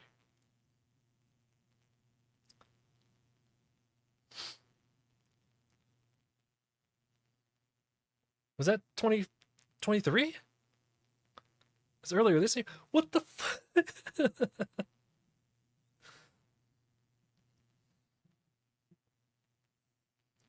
it happened after AX Chibi then, right? Is that when you first noticed it? Was it after AX Chibi?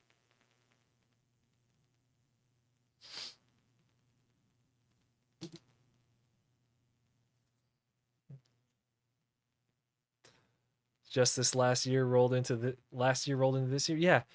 This year, the first quarter's done already.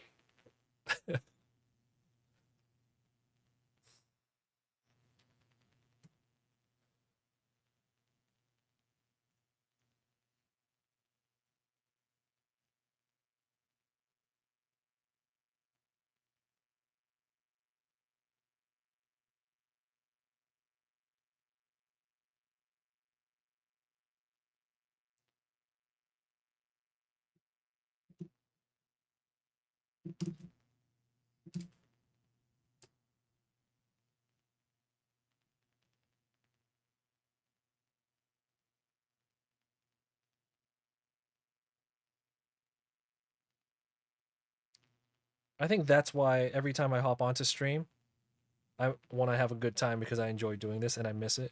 But I always show my appreciation for people who hang out here, especially Exo. You got shit going on too, and you still come in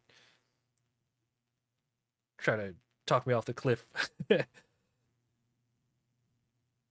Don't do it, bro. Don't do it.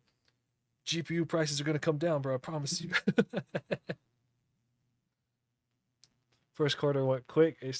Dude, when you okay, okay. So you when you're filing, you're self-employed and you're filing, and then you see all your gross income, right? And you're just like, that's bullshit. Where the fuck did all that money go, right? Don't you do don't you do that? You're like, nah, that can't be right, because where did all that go? Like, this was an error on my part, because that can't be a right number right there. There's no fucking way.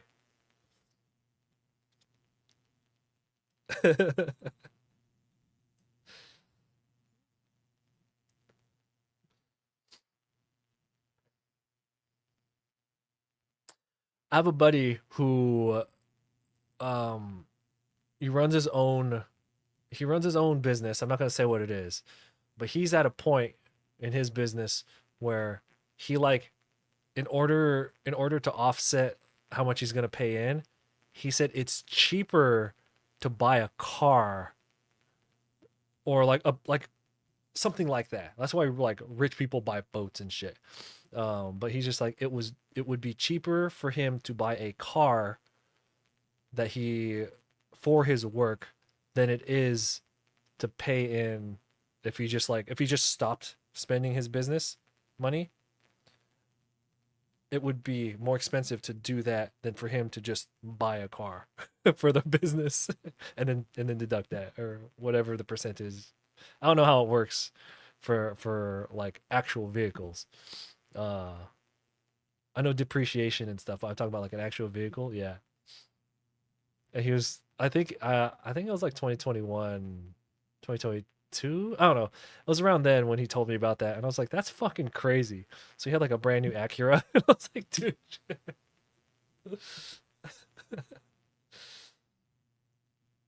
I have to go ask him what he did now, because you can't buy a car every year. You know what I'm saying? Like, that's not how.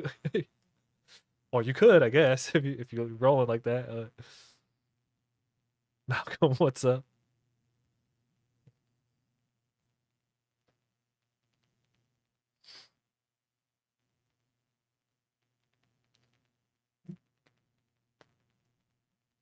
Okay, so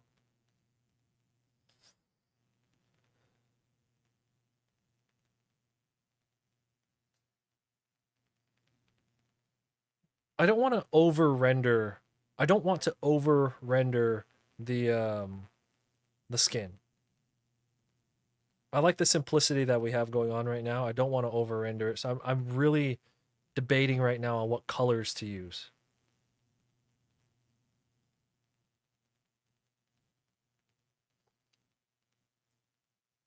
First question is, what color is the parasol going to be? Because if the parasol is going to be red, if light is going to come through it, then we should use an orange on it. Something like this. Because, you know, so the parasol, the umbrella, it's red. And when light comes through it, what you're actually seeing is a very high saturated orange when the light comes through it. So we can do that. Orange here, and then red on the little flappy doodles. Because those aren't going to be catching as much light.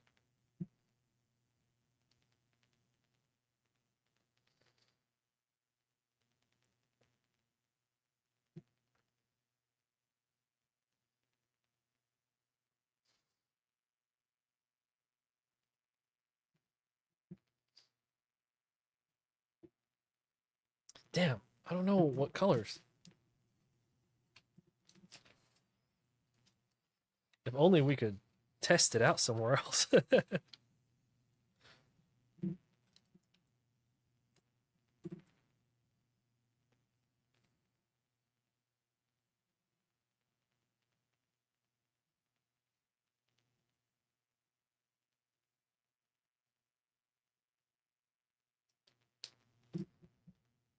Might be oversaturated. Yeah.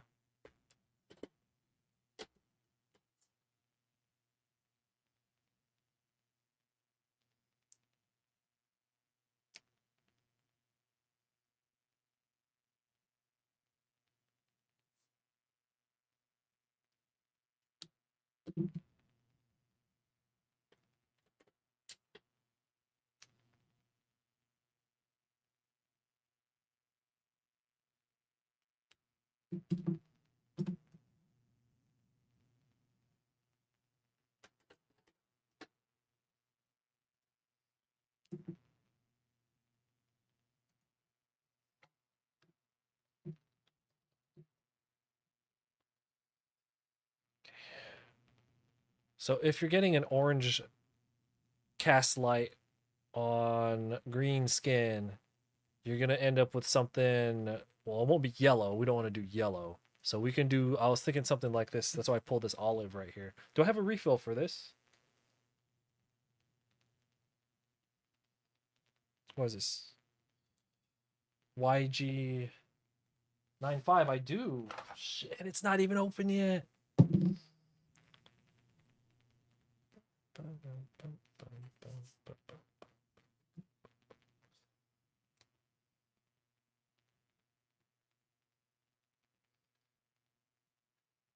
You see, we'll have that.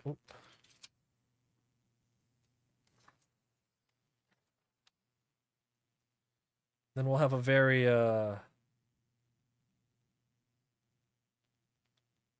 what is it, like a very warm, like an all-around warm color palette.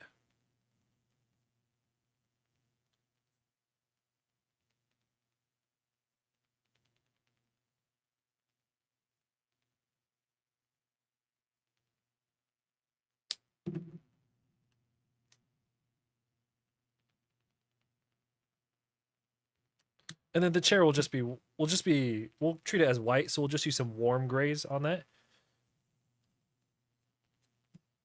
And then for the I'm trying to keep a hold of the colors that we use so I can.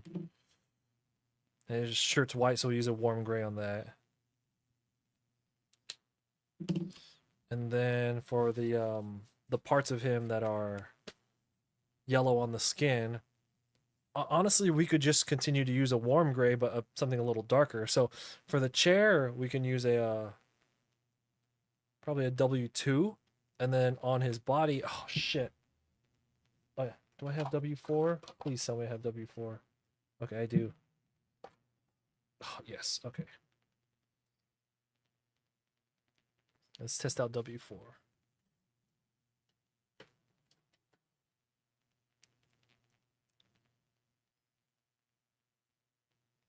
Dude, some of my Copics are dead as fuck. Like this one's dead. This one's super dead. I don't even know why I have that one still. Like it's dead to the point where even if you put ink in it, it won't absorb by the thing. It'll just drip out. So I need to buy new nibs. I mean, who's going to do that? Damn it. Oh, I don't have any more W. Oh, okay. I have a chisel on this W4 here. My dog ate No joke. My dog, when it was puppy, chewed up the other one. But does this nib work? Nope.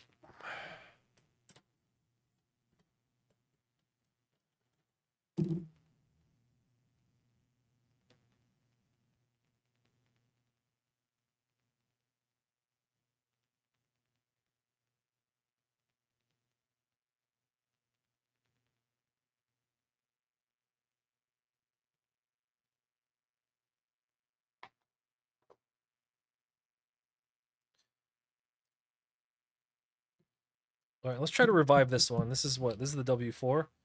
This one's been dead for a while, but what would happen before was I would reload it with ink, and instead of being absorbed by the brushes or the center sponge, it would just fucking pour out the other side. So let's see if we can fix that.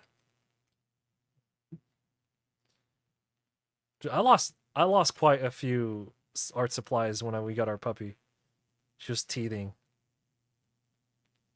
And that was during the time when I was just like so zoned out, like I wasn't sleeping. It was hard for me to pay attention to stuff. Sometimes I'll just, and we were still trying to live stream, right? So then I would like look over and she's just over here like zombie eye, just like chewing on shit.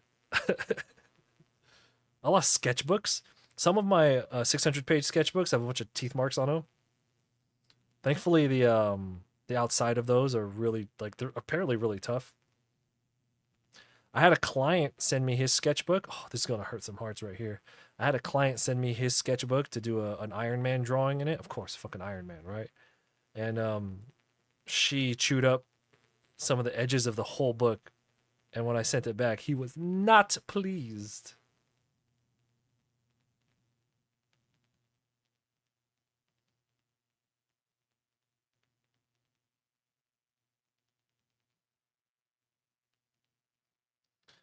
Okay, the chisel tip should work.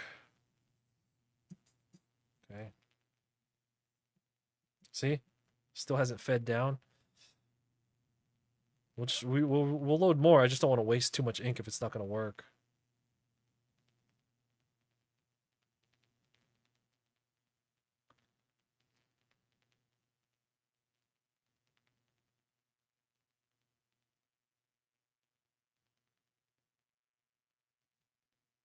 We'll just let that sit and fester.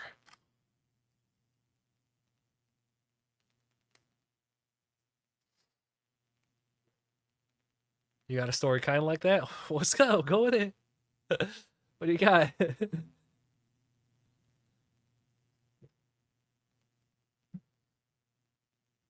So W4 is what we'll use. It's a little dark though. Oh man, we got to get this like layer of gunk off of it, and I think it'll come back to life. See, you can't.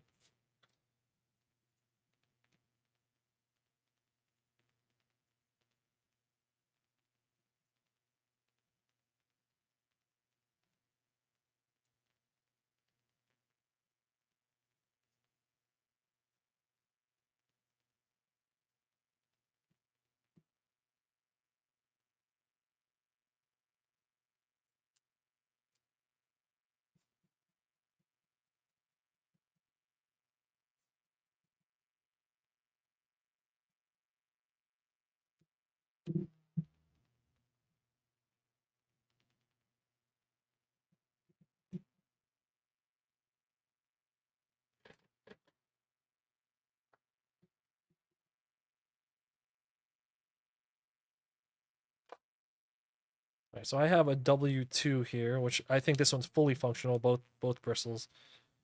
Yeah, it's this one. It's W2.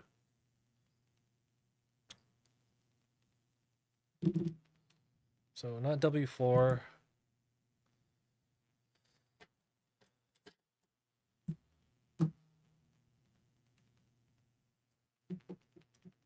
Your dog is like 12 and will chew random on random.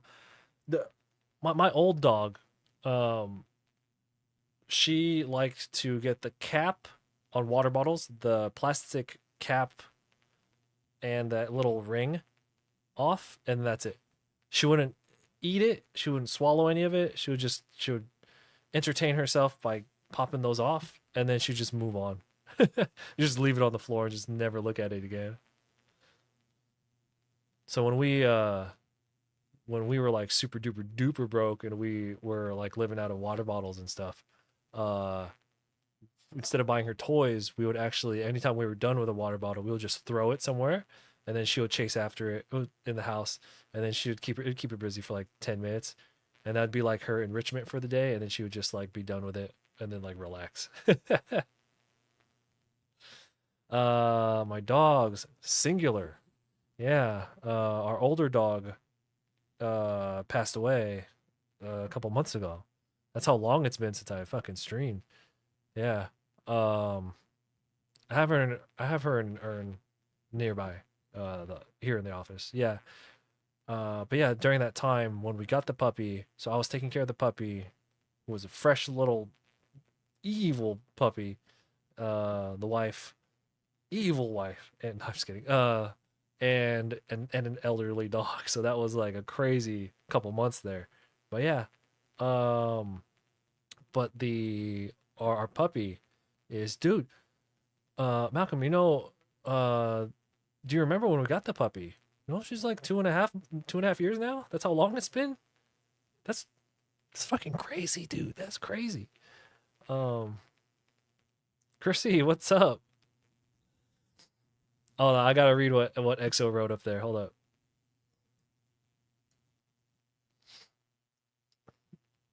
up. So you brought a small sketchbook to work one day so you can jot down ideas. You left it on your work desk and you put it between your drawer and desk, not really visible. I help out this old lady with her grandson at your desk and walk away to pick up the documents. Let her.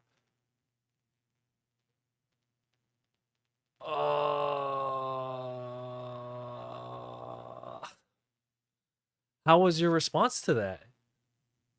I would have. I don't know. I don't know what my response would be to that because I would never. I would put it in a place. I wouldn't trust anybody. It would go in a drawer because I don't trust nobody.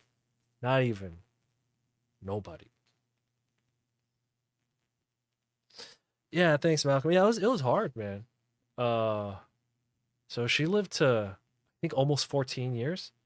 Now, for a boxer, that's a big dog. Big dogs tend not to live as long as small dogs because there's a lot of pressure on their joints and their organs work harder and stuff. So they generally wear out faster. So she lived pretty old. Yeah. Went peacefully, though. Yeah.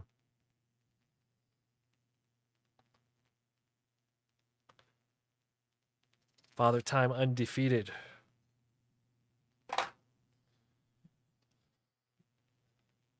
Uh, he's just a kid. You're like, yeah, I'm aware. That's why I'm about to go to prison right now. Your stream title made you laugh inside. Oh my god.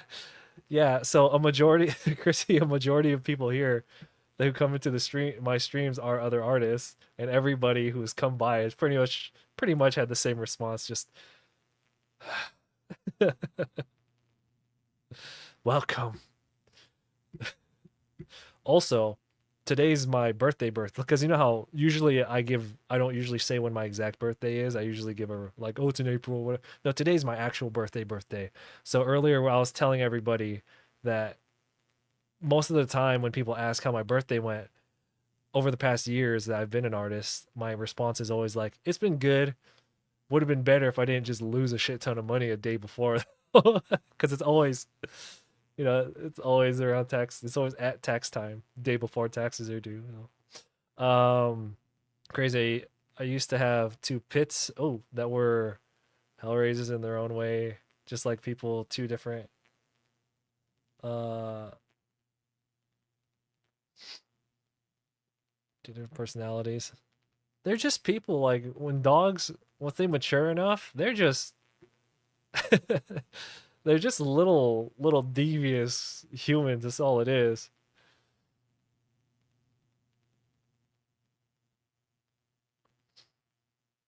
Yeah, dude, that's not cool. Yeah, get your kid under control, man. He's just a kid. Okay, so we tested out what colors I wanted to use. So we're gonna go with a very, very warm color palette.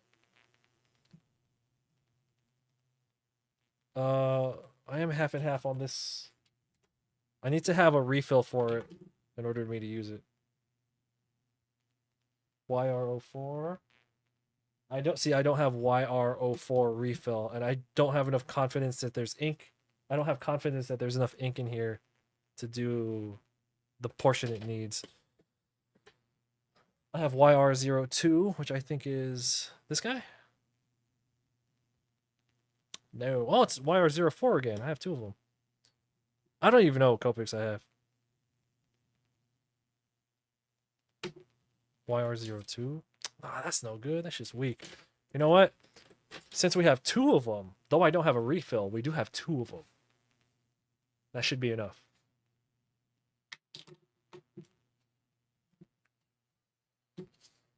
So you see I'm testing out my colors here.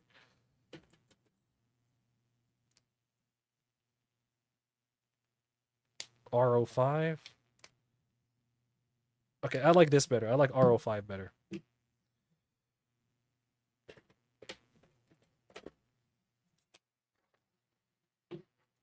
Birthday's the day before taxes. Yeah, sure is.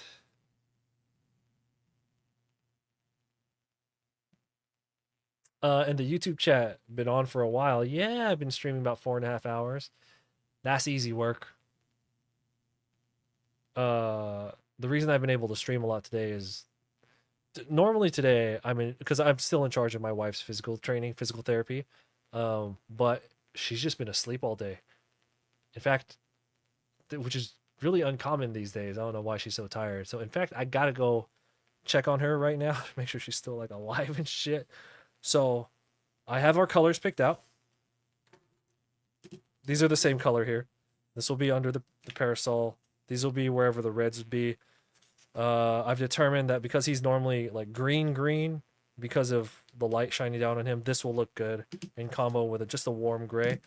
And then the chair itself is supposed to be white, so I'll just probably find another warm gray. It might even be the same warm gray.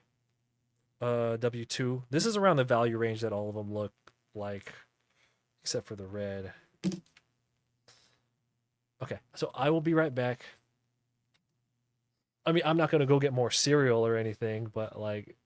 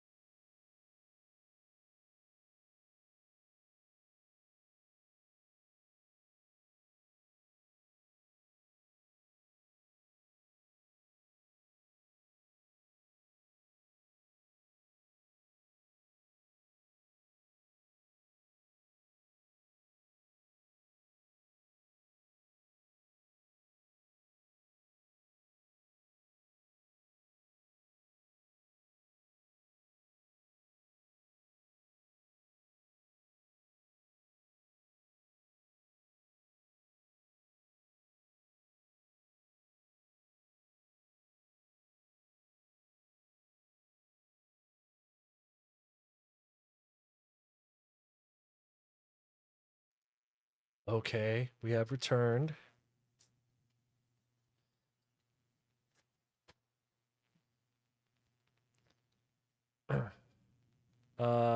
Lovely says, "Happy birthday." Thank you. So just remember, when for all of us independents, when tax time comes around, just remember to wish me a happy birthday. That'll be your marker. Eh, it's tax time. I don't know what Chris is doing.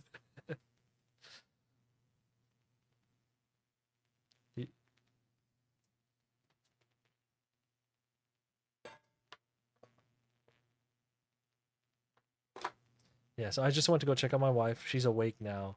She's okay though.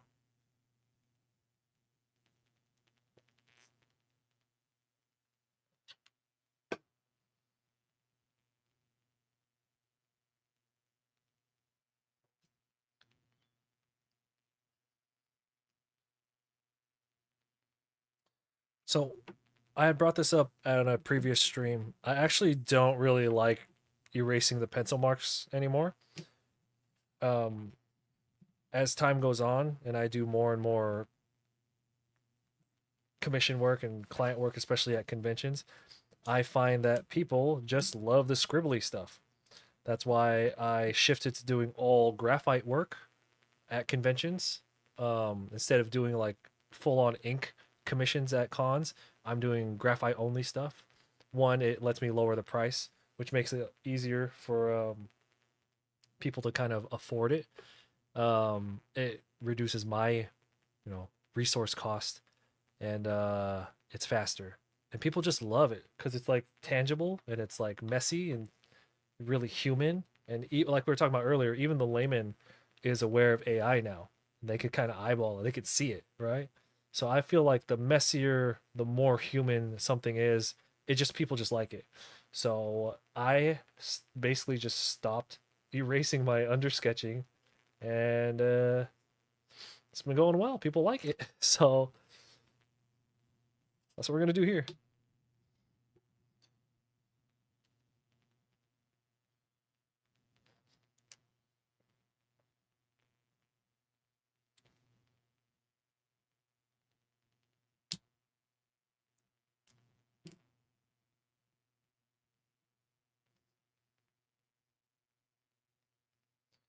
Big shout out to Copic Marker for sending me a bunch of markers over the years that I never reviewed like I said I would.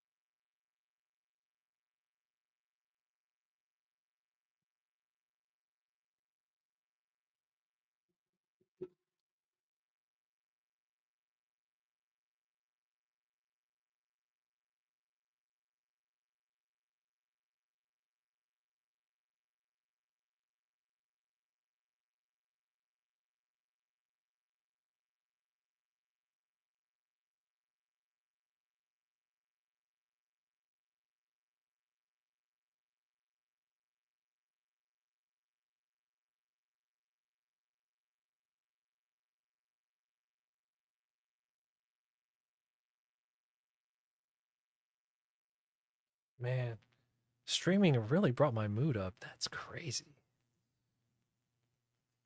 Don't rewind to the beginning part of the stream. I was just like, I was in a place. Like, welcome to the stream. Fuck you. Like, that's how it was.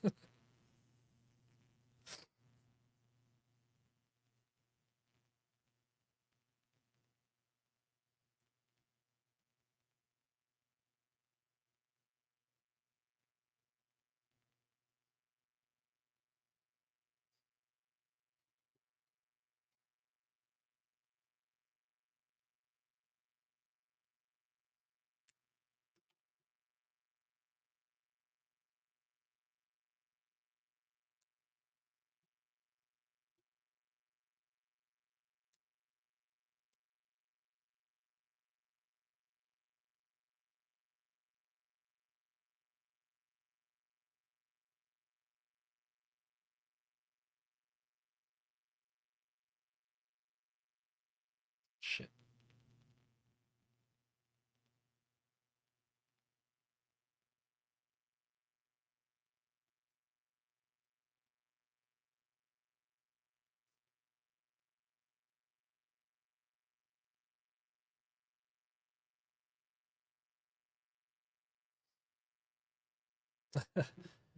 Well, like, streaming is one of my favorite things. So, like, to be able to hop on and, like I mentioned, I like drawing in front of people in any way I can. Oh, man, we're gonna be able to get back out and draw in person at those events that I used to. That would be fire.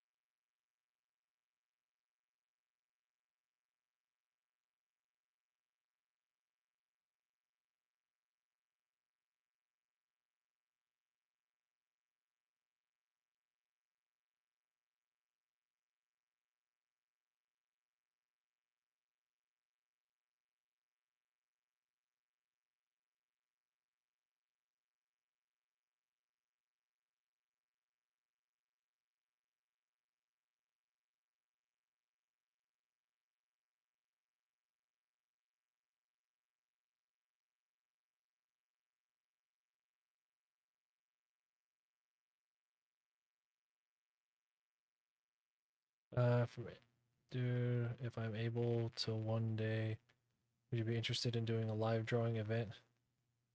Um, well, the general answer for would I be interested in doing a live drawing event? The general answer is yes. But yeah, like what were you? I'm sure it's like down the road, but like always.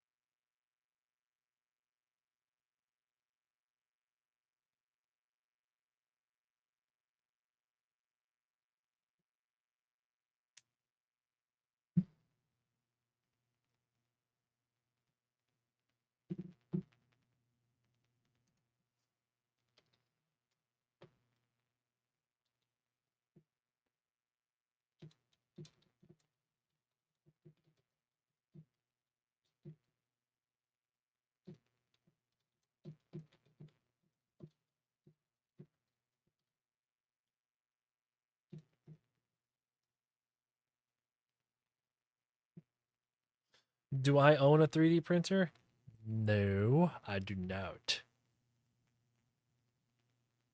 Wait, Exo, weren't you in the market for a 3D printer once upon a time?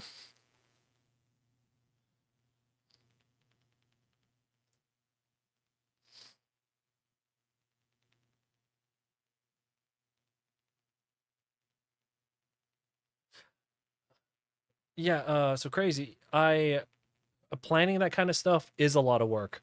I was looking into renting like ballrooms at like for example, like a Marriott hotel. You know they always have like the conference centers. So basically all in, I would need like to do that on my own. When I was researching it, this was a while ago. It was gonna be like all in like 15K to do it, and at the time I just didn't believe that there would be enough people coming in. So that's why I started doing the live drawings at events like the 626 night market in Southern California.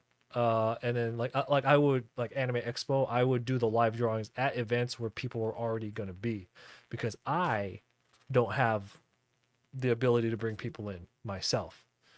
Um, so I just had to accept that. So that's why I was doing live drawings at events where people were already going to be. Does that make sense? So yeah, that's why I never did one on my own, because I couldn't bring enough people through the door just based on like my name.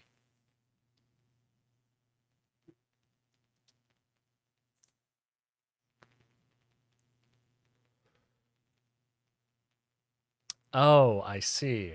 So another reason for you to upgrade your computer.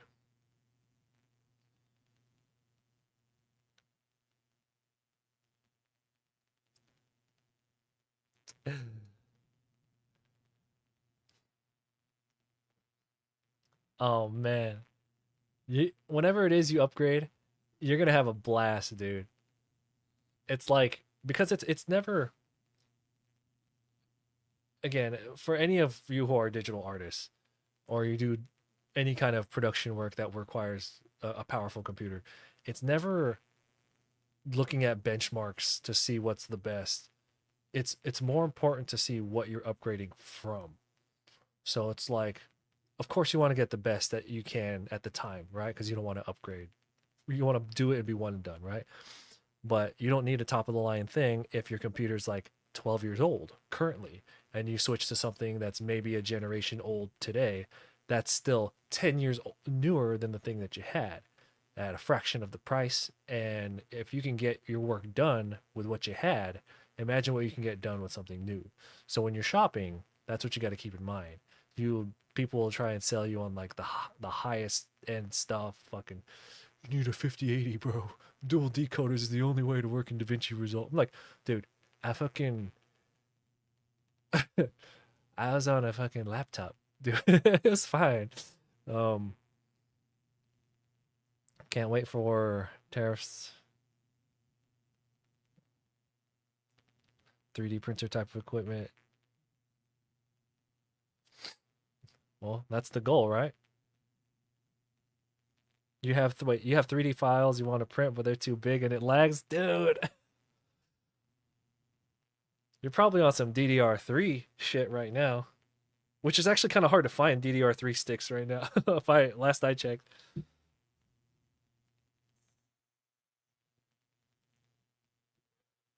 you feel you on that? All I see, I can do all the logistics and everything. That way, all you have to worry about is getting paid and doing your amazing work. Oh yeah, thank you. But I mean, like that's just, there's always going to be logistics of it. Even if I'm working somebody else's event, like I meant, like I said, to I will go to like a night market, right? Because I can't bring in people through my own name. Even that has a lot of logistics involved. You know what I mean? That's why people have teams. That's why people need teams. Um, because like Exo, imagine if like every all this stuff you've done to prep for cons and like your taxes and like trying to get client work, all that social media stuff. If you handed half of that stuff over to somebody. Half of it, right? Let alone all of it. Just imagine how much you can get done art wise. That's why those, it's that thing where it's like those who are winning win more, because like once you catch fire on the internet and you get like that kind of client work and you get that kind of attention to your work, which leads to money, and then you could hire a team or at least a person to handle the logistics of your art business, and then you can draw more. It's like a win more kind of thing. You know what I mean? That's like if you have some Yu-Gi-Oh shit. So if you have Yatagarasu and you're already like beating your opponent and they can't draw. If it's like if you're playing Yu-Gi-Oh and you already have like five big monsters on the field and your opponent has no cards in the hand or on the field, and then they draw, and then you're just like, hold up, drop off, and you make them give up their only card. What was the point of that? You already won. That's a really long-winded analogy, but you know what I'm saying.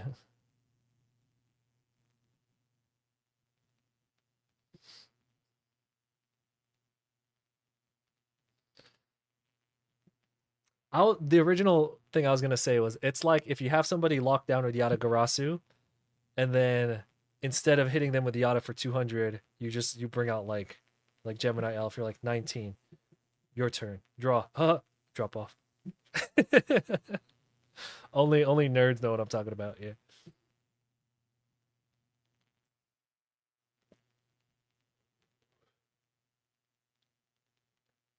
What business apps do you use for logistics?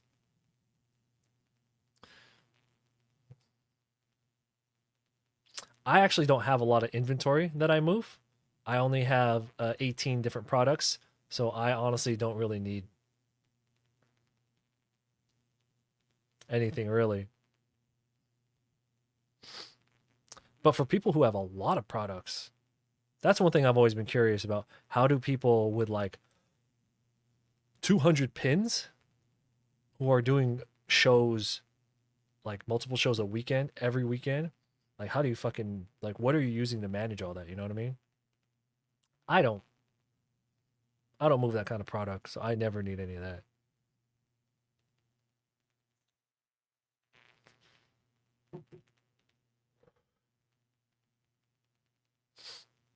That's what the Exo. That's what the deal is when my wife gets better. Yeah, she's gonna help me.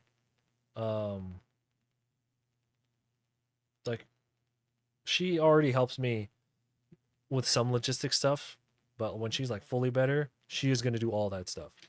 That's what the agreement was. I was like, you could after your post treatment now, but I don't want you to work anymore. When you are well enough, you're taking over all this logistics shit, and it's just me drawing.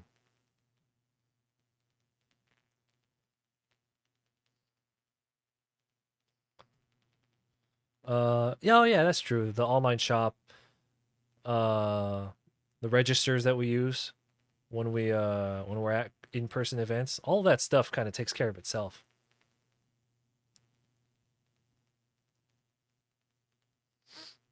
You're planning on a dual setup for Artist Alley with your best friend. Is he? Oh shit! Some people ship stuff to the venue. Yes. Um, I am so glad I don't have to do that. I've shipped prints to the hotel before, many times.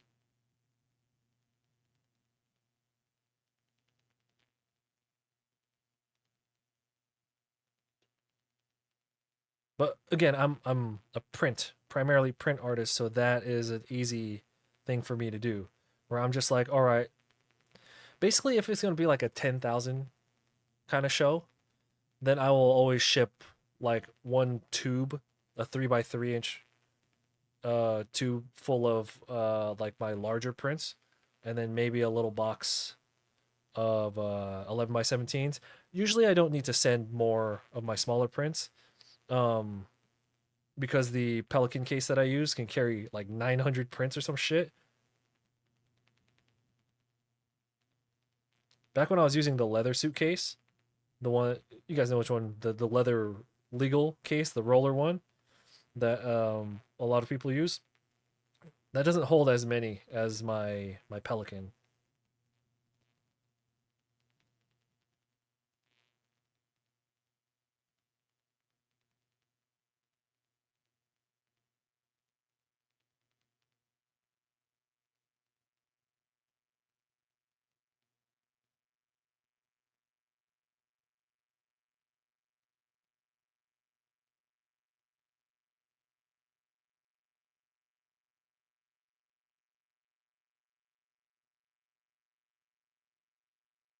Okay, so this is running out of ink already. Let's go ahead and refill it. I knew it. I knew it.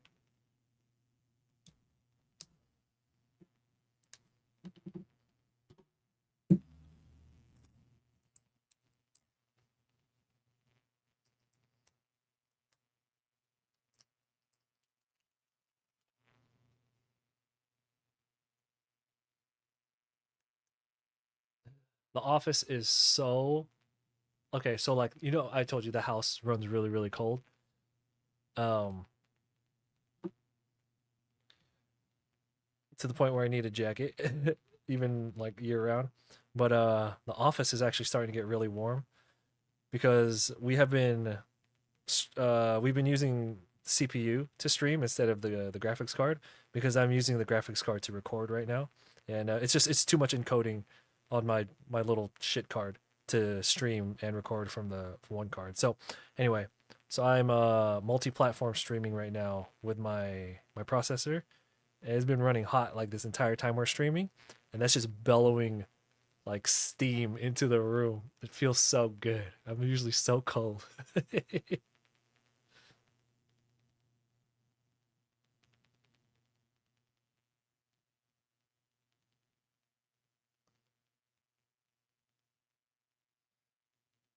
Let me finish refilling this. I'll get back to the chat. Hold on.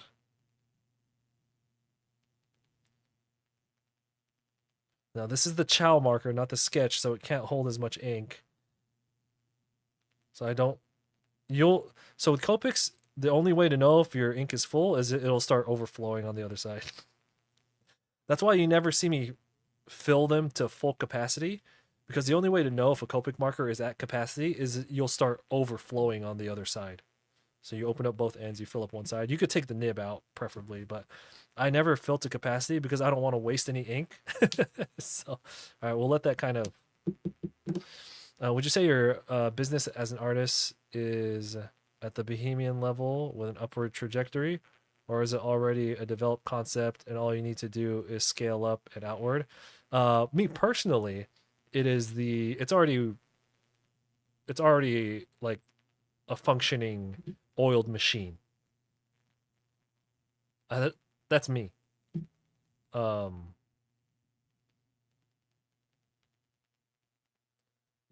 so yeah, for me, that's where I'm at.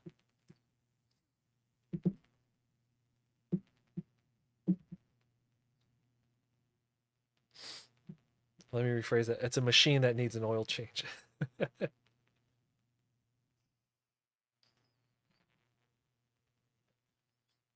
External factors and such, but yeah.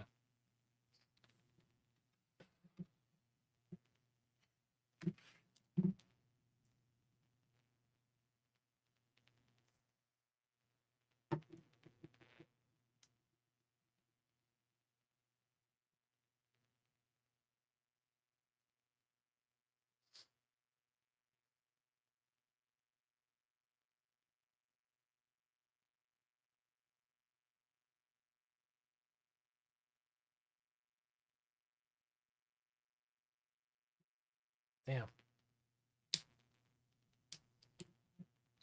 I'm not a chisel tip kind of person with Copic markers. I'm not a chisel tip kind of person, but sometimes because I like to refill on the chisel side, so sometimes I don't want to wait for it to bleed downwards into the brush side.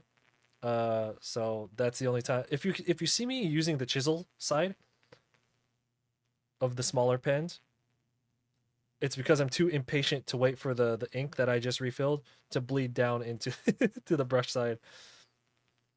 Just Just FYI.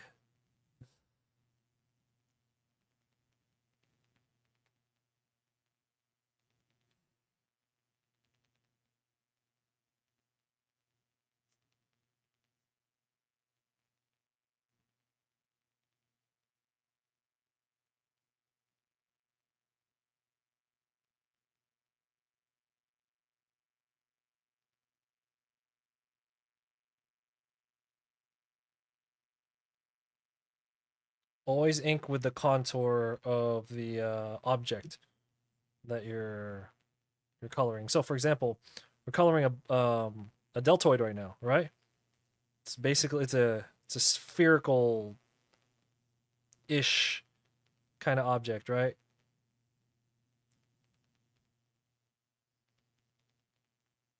So because I'm only doing one pass of inks here, you'll still get some strokes, right? Oh, you probably can't see it on the camera. Um, but if you have those strokes go along with the contour of that object, it'll make it look. You give it volume. That's what I mean to say.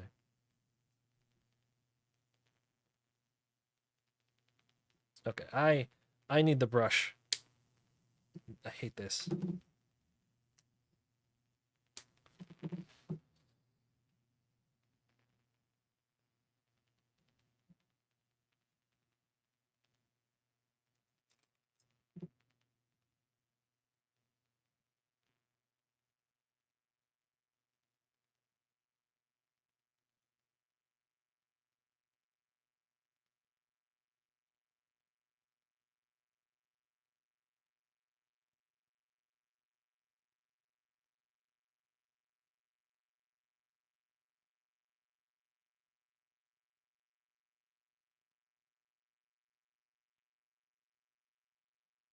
BRB. I need to just top this pen off because I don't want to have to keep stopping.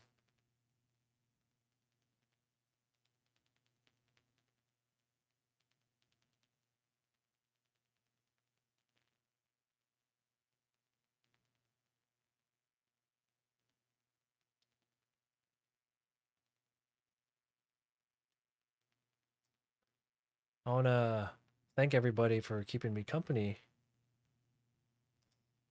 today.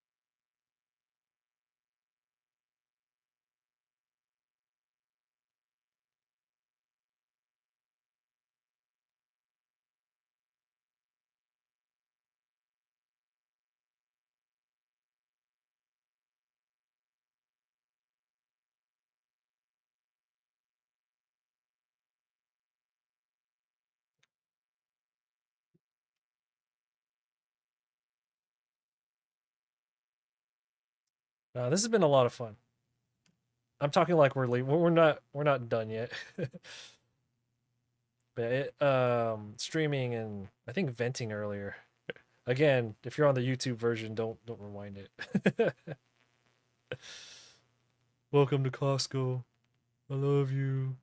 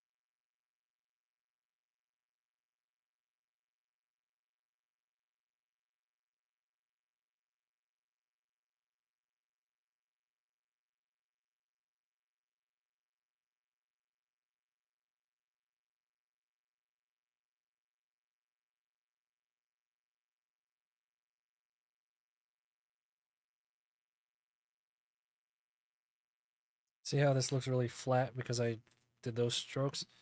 What's going to really help is if I just kind of go back over it, get a little bit more aggressive with the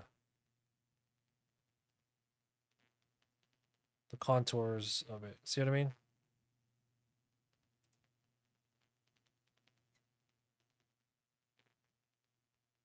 Give it a little bit more volume.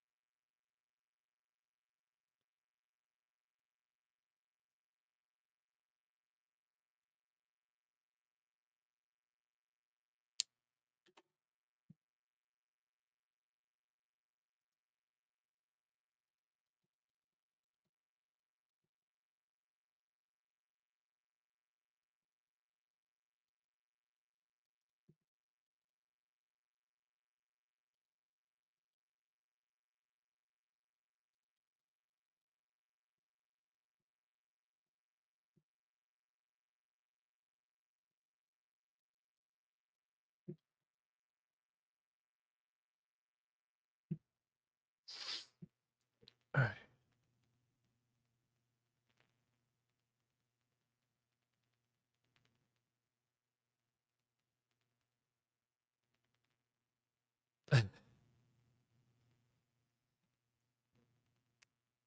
All right, everyone. We are going to take a pause on the stream. Like I said before, we've only been able to stream this long so far because my wife's just been asleep. You guys know I'm basically her caretaker. So now she's awake. She hasn't eaten in like 16 hours or some shit. So I have to go prep all that. It's close to the time I gotta prep the stuff for the dog, the normal stuff, the adult stuff. So we're not gonna end the stream. I'm gonna pause the stream. If you guys feel like lurking, I'm gonna be gone, I swear to God, for like 30 minutes, okay? But I'm just gonna leave the stream running. I'm gonna pause the recording. All right. So if you guys wanna come back in half an hour, I'll be here. If you guys wanna enjoy your night, I appreciate you hanging out. I prefer that you just kind of leave it lurking, but otherwise, we will return, okay? Thank you very much. Intermission. I gotta go cook up some food real quick for everybody. Take care of the house, and I will return, and we will finish this on stream. None of that leaving early shit. Okay. Okay. Cool. Y'all can lurk on this 60-second ad. Okay. BRB. Okay.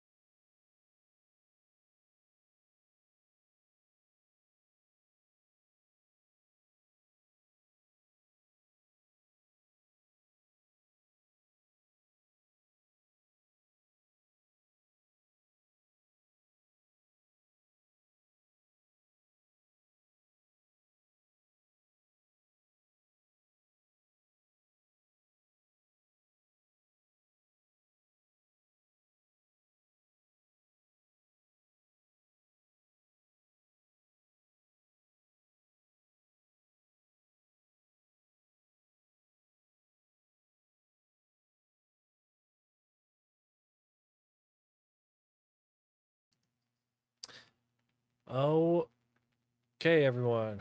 We are back from this almost 30-minute break. Not bad, right?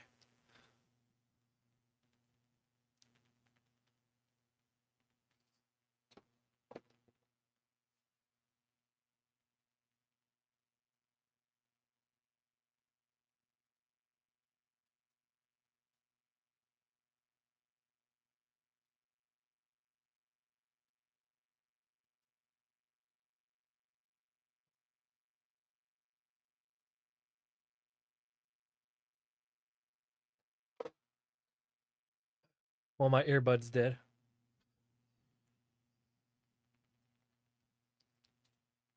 I switch to the right one, but the receiver on the right side sucks.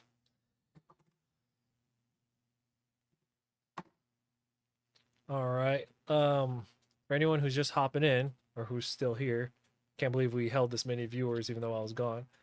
Welcome to the independent artists. I just paid my taxes live stream. Um, the vibe of today's stream is a mix of dread and joy.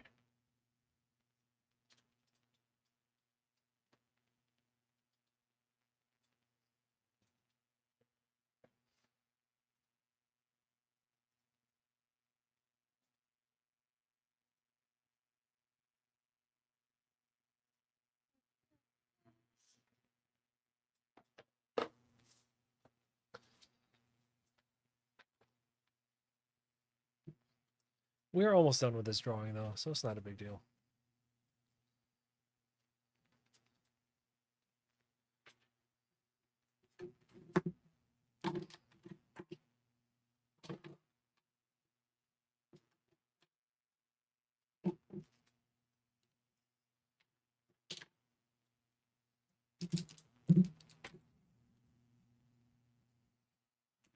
Let's get some control over here. It's wild.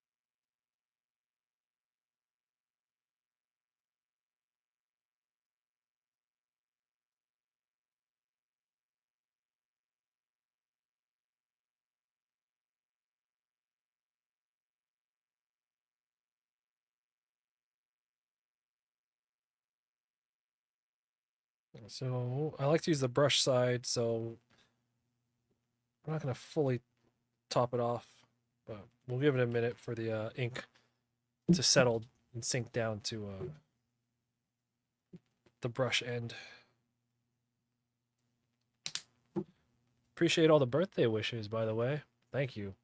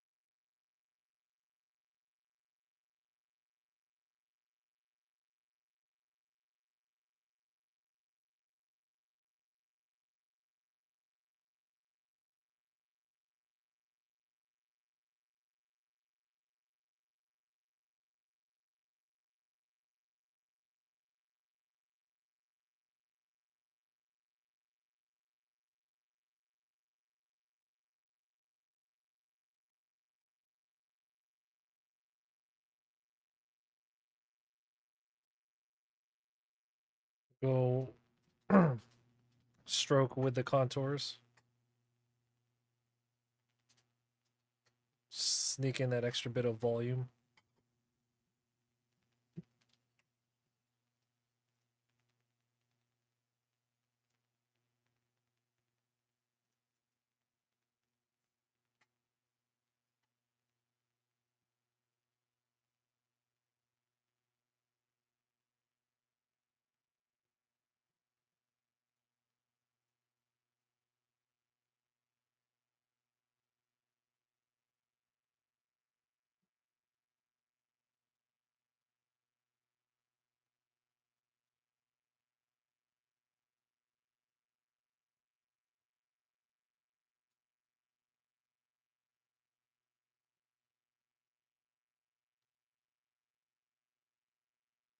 Oh, thank you.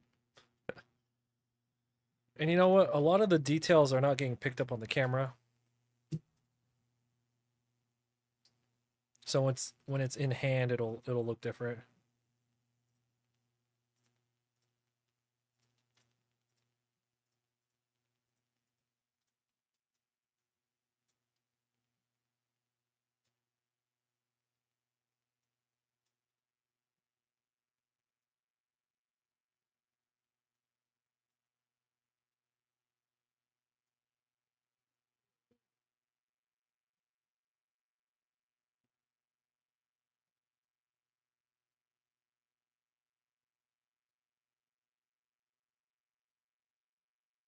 So like what I was talking about with like the doing your ink strokes or your brush strokes rather with the contour line or with the contours to get like the volume. Yeah, you won't be able to see that on the screen as much. Maybe you kind of can, but once you have it in hand, you're gonna really notice it.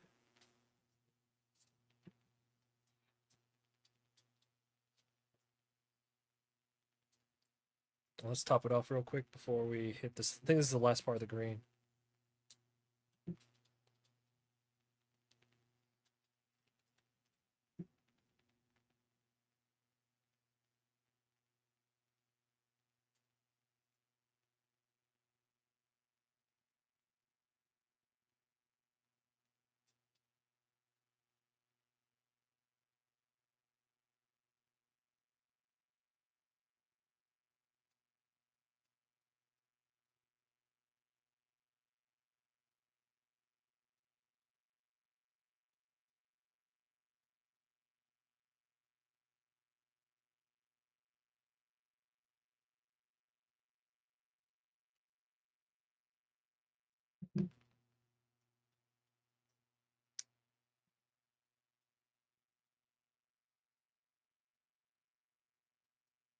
XO.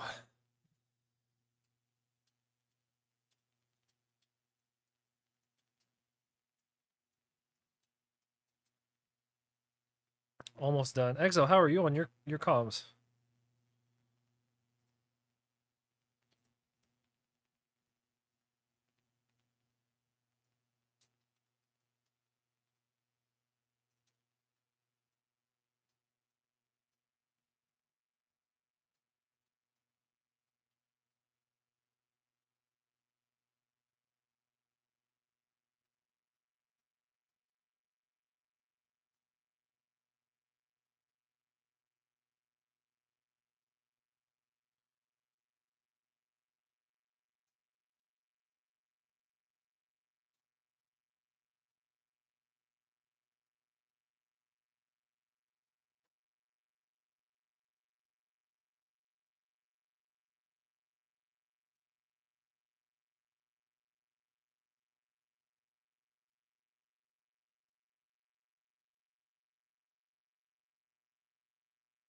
I have I have telecoms to finish actually. Um, well, actually, you know what? They're not commissions. They're Patreon. I have someone in the Shikishi tier on the Patreon who I mean they've been part of it for like almost a year now, and they didn't get back to me for the longest time. I was like, yo, just let me know what you want. And they're like, all right, cool, I'll let you know. And then I didn't hear back from them for a really long time. And then all of a sudden, they're just like, okay, I figured it out. And like by this point, I was like, oh shit, you have like seven, 7 boards. So that's what I have to catch up on.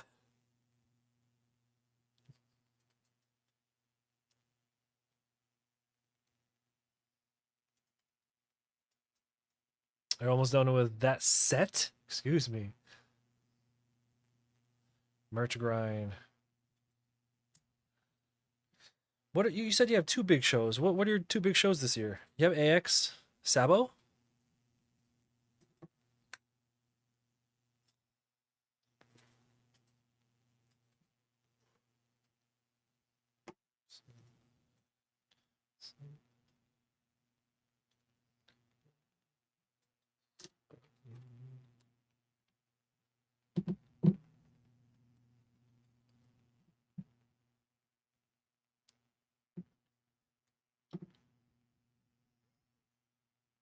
Goodness.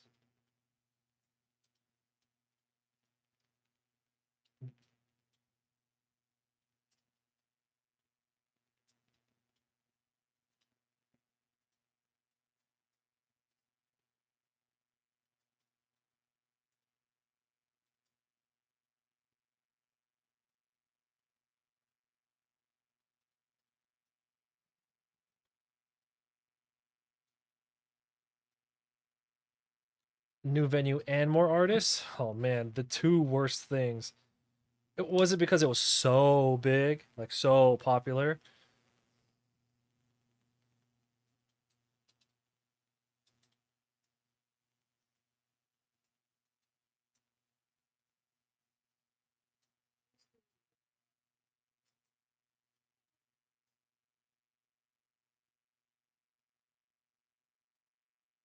My dog is whining right now because she hates being in the office. When she was a puppy, she used to hang out here all the time. You guys remember that, right? I'd bring her on stream. Now she's like 2.5. She's just like, fuck this office.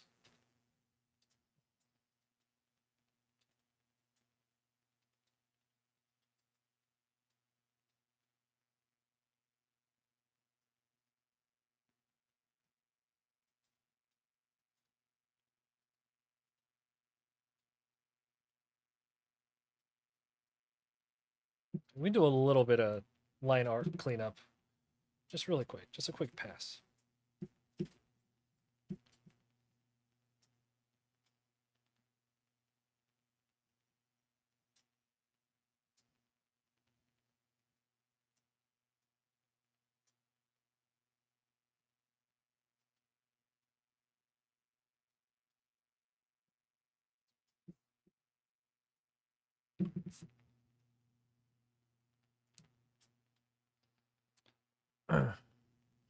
Reached max capacity in the hotel.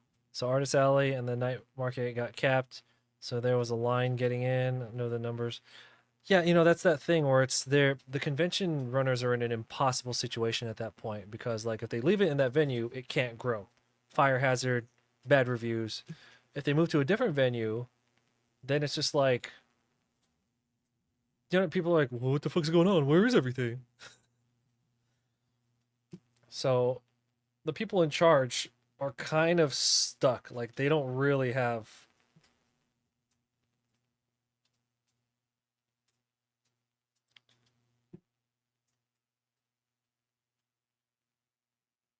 Their best option is move it. Don't increase the amount of vendors by too much, but give people more space.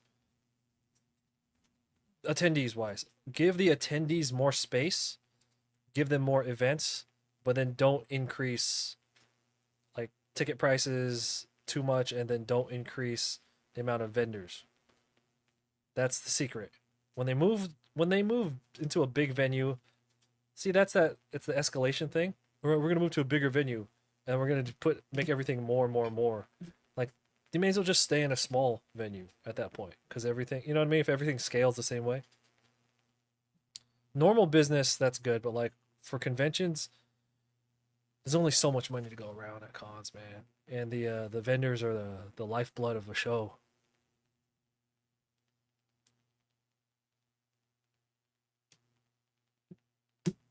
250. Shit, that's nothing, dude.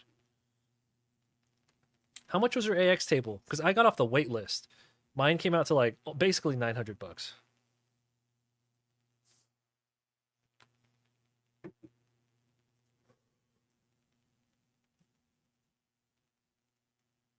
Oh, son of a bitch. I knew it. I knew it. As soon as they sent me that invoice, I was just like, this looks like jacked up prices.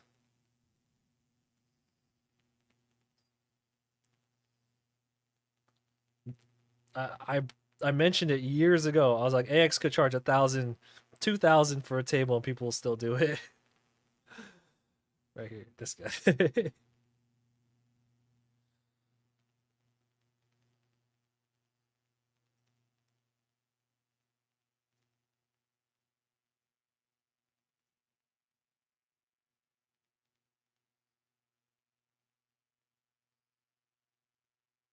See, we're using warm gray 2, W2. I might go warm gray 4 on the underside.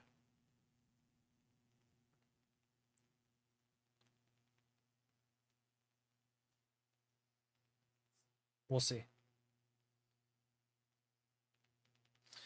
830 after tax. Okay. So not too different. I think mine's $50 more than that.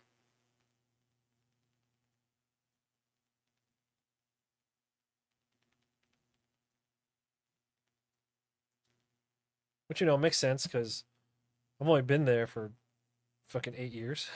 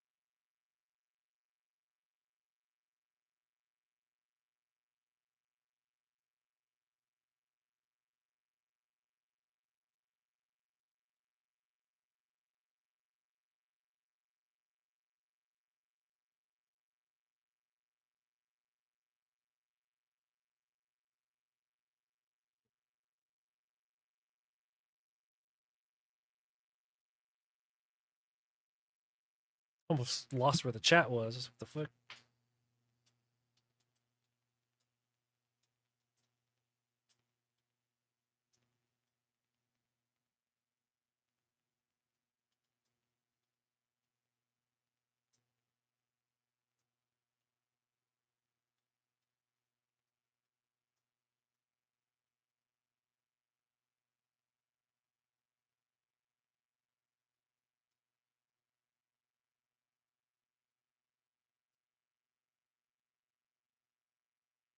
So Exa, what's your average sleep in hours?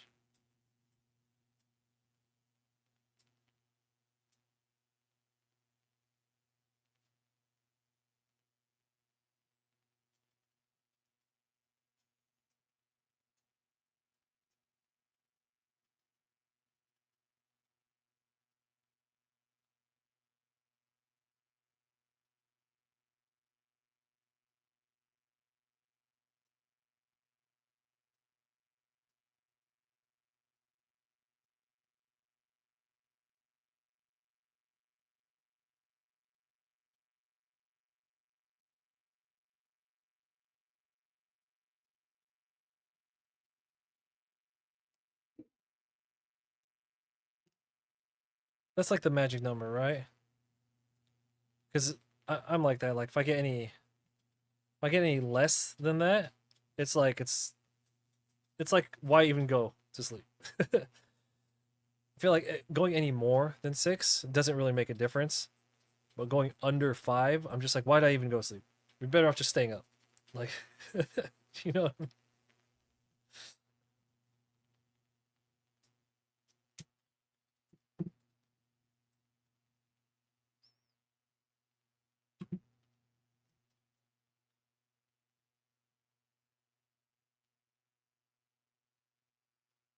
Clean up around the edge.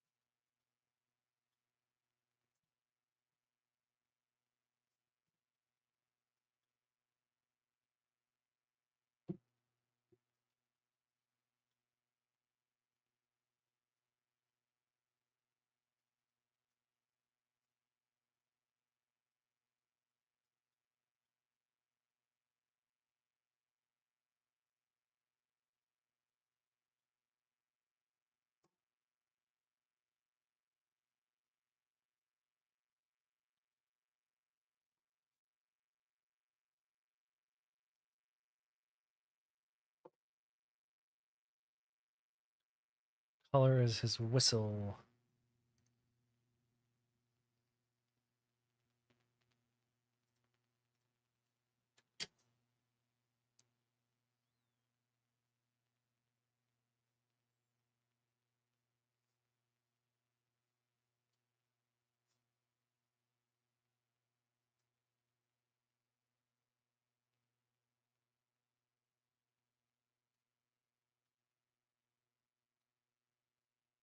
I think W4 will be okay.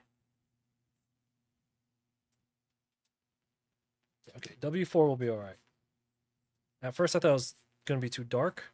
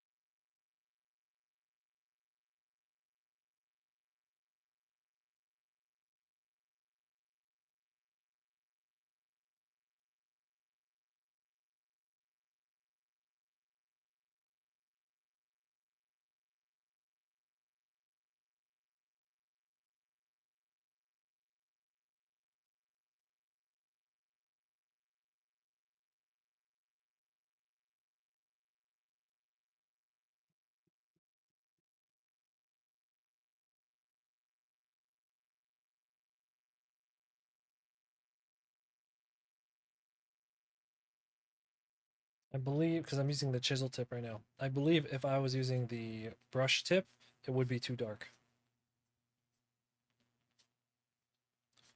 With the chisel tip, it's easier to have control over how much ink you're putting on because it's easier to control the pressure. When it's the brush, it just like it like applies more ink in general.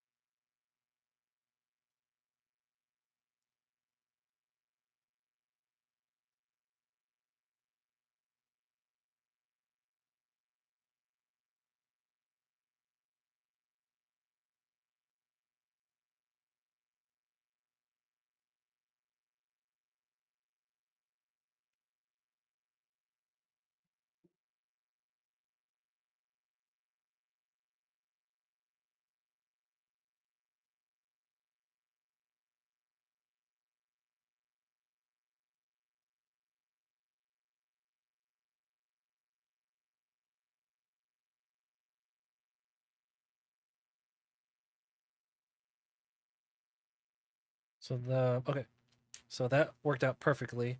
Um, this area, like the chair and the tank top, those will be W2. This is W4, W2 on everything else. Or we could just use a neutral. Probably just go for a neutral. N2.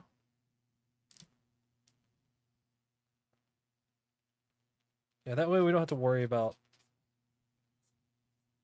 like mixing the warm grays together.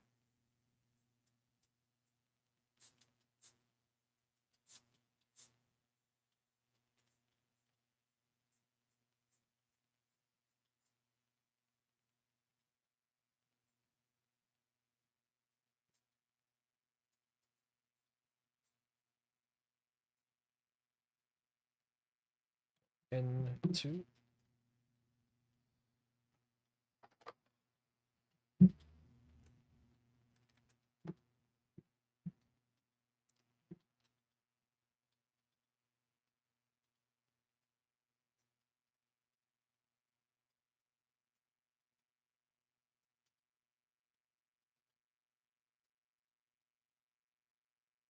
We are 11 followers away from our goal. That's pretty good. Skyhook, thank you for the follow. My bad. So, guys, last night I spent like 2 hours setting up stream elements, and it's being a little bitch. It is not behaving. It's not doing the things that I told it to do.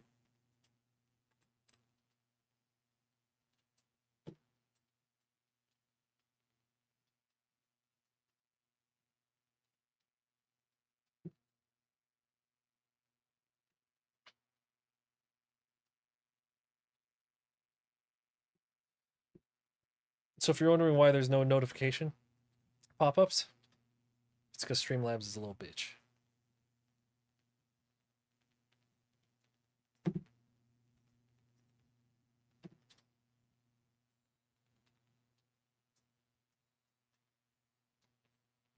Not Streamlabs, excuse me. Stream Elements.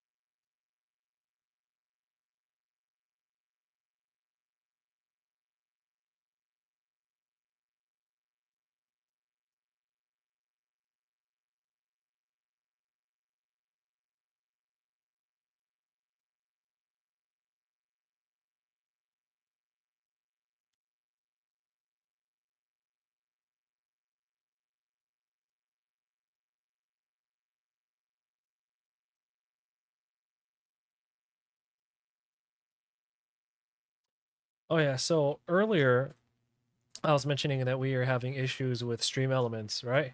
Very, very invasive. I don't want to say software, but you know, program rather.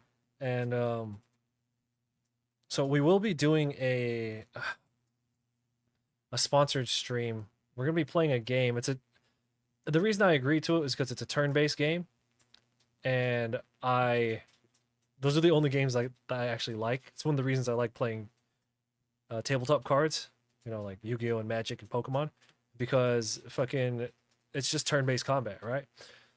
So it's some anime waifu type of game, and I'm actually interested in we're gonna because you know how this my channel's been like exclusively just art, right?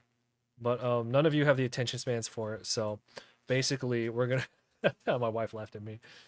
So I'm just gonna be doing anything on this fucking channel, by the way. So we're primarily gonna be doing art, but my brother Vincent is sending me a magic deck, and when that comes in, we're gonna try Friday Night Magic on here. That'll be fun. Uh, and oh, there he is. Yeah, and then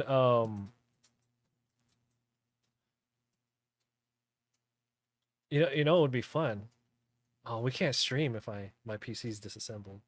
I was gonna say, when I do the project of moving over my stuff to this new PC case that my brother gave me, it's this massive, it's a monster case. Um, I was gonna stream that, but you can't stream it if everything's disassembled. Never mind. Anyway, on top of art, we're just gonna be doing some other shit on this channel, just cause. And we're gonna start by playing some waifu stuff. That's pretty on brand, right? With what we do here. Anime titties. Okay, yeah, it's pretty on brand. Yeah.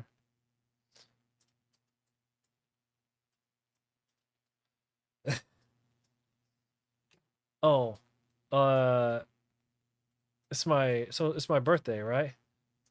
My wife's in the room. Are you interested in playing the Pokemon TCG game that I got? I got us the starter. It's a fire. It's a two deck starter box where it comes with like a Pikachu deck and then a Charmander. Is it Charmander in there? I think so. Oh, okay. I was gonna say it better not have a Charizard in there because that's fucking cheating. Anyway, so I think we're gonna crack that open and I'm gonna show my wife how to play the Pokemon TCG. Not on stream, just in general.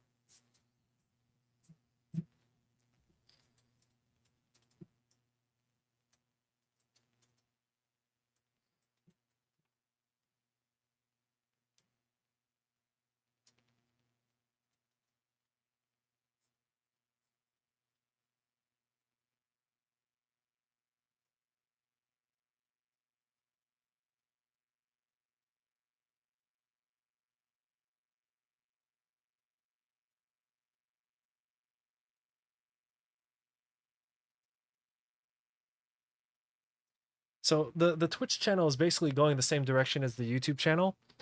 Remember how with the YouTube channel I was just so focused on just like, oh, it's gonna be like, Artist Alley vlog. I'm gonna show you guys how to how to do conventions, and it was just like very, very focused. And then after a while, it wasn't getting like views or making me enough money to the like it wasn't giving enough back for me to continue putting in. So then I just started making vlogs where I was just like smoking. Yeah, that's where we're at with the Twitch channel. Uh, I love what we do on here with the drawing, and that's not gonna go away. But I'll be goddamn if I'm not gonna start doing other shit on here. I feel like it.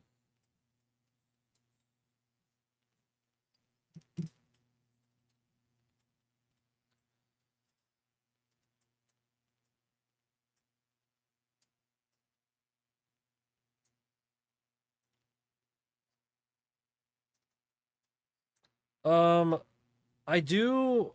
I normally would multi-stream to TikTok, Um, I have everything ready to go, pre-installed. The only reason I'm not now, at the current moment, is because I can only support my hardware can only support encoding. Um, so I'm streaming to two platforms already, and I don't like I have, and then I'm also recording while I stream. I don't really have the hardware to encode like a whole other stream unless I sacrifice recording right now.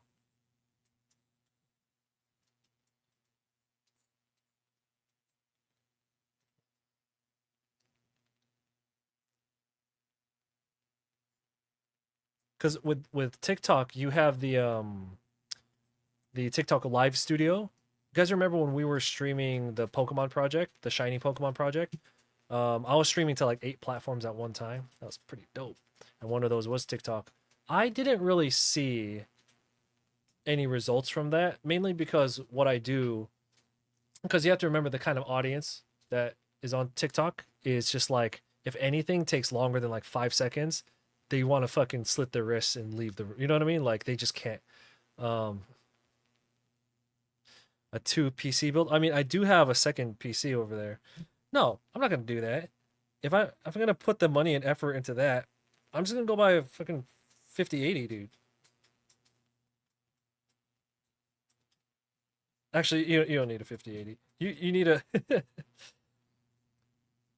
I've had my eye on the I've had my eye on this specific card because I only need the dual encoders, which comes in the 4070 Ti and the 5070 Ti and up. So I don't need to go in 80, but the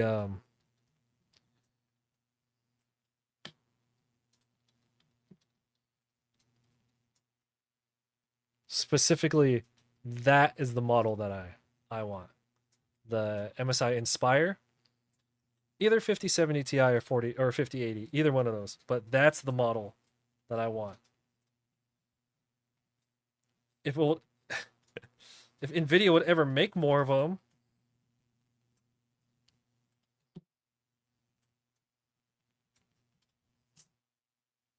But yeah, so to answer the question about the TikTok, yeah, I'm all about streaming to every possible platform. It's just I have streamed a lot of hours across multiple platforms, and none of them really ever gave anything back. So right now I'm a little limited on hardware, so I'm picking the two that matter to me, which is YouTube and Twitch. And I honestly don't think we're really missing anything.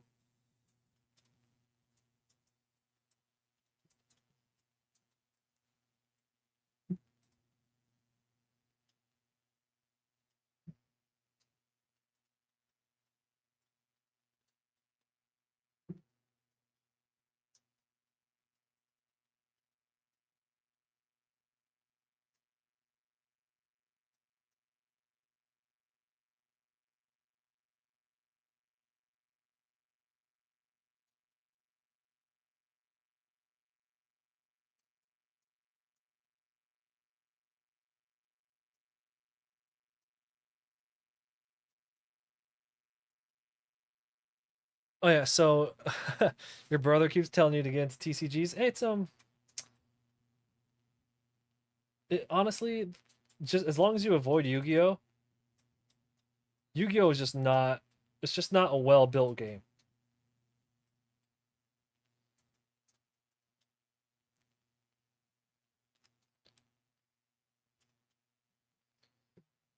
Yeah, that MSI Inspire card.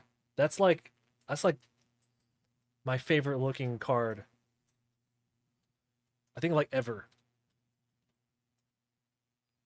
Well, minus the 50 series founders cards. I think those things are awesome. But we all know those don't exist.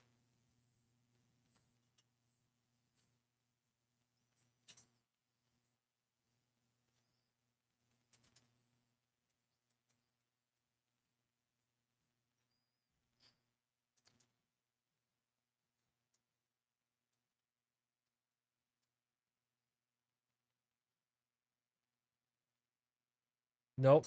Nope.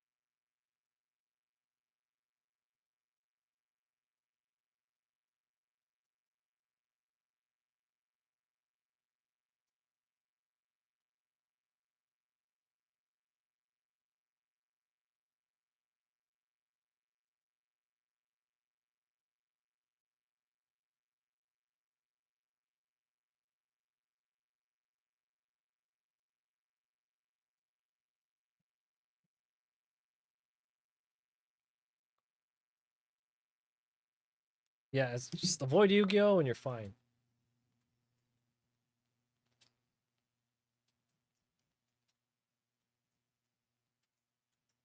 So anyway, go circling back to the TikTok thing.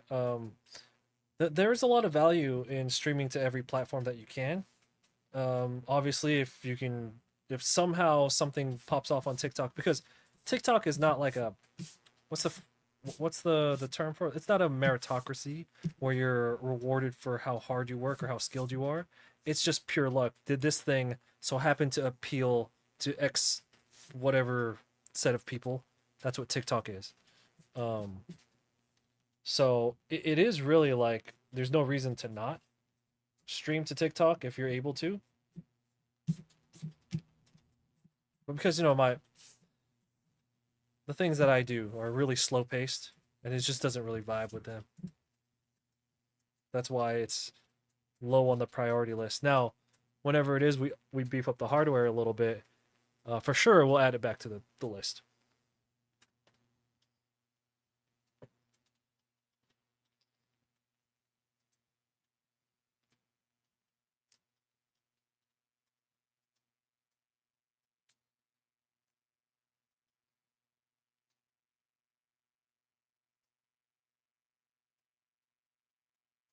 Exo, how is your TikTok doing?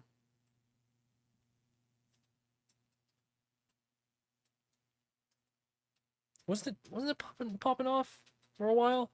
Or am I thinking of someone else? I have a buddy who has like 900,000 followers on there. You haven't touched it in a year? Okay.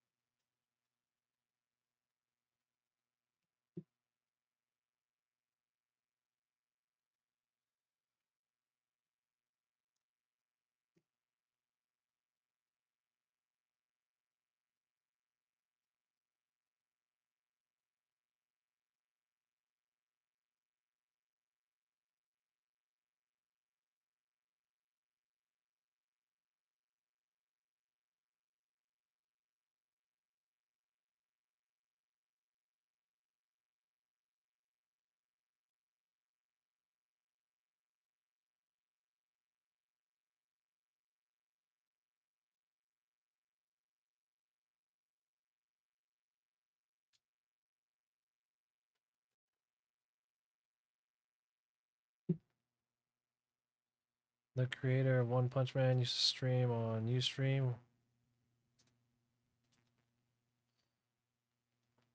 Yeah, I had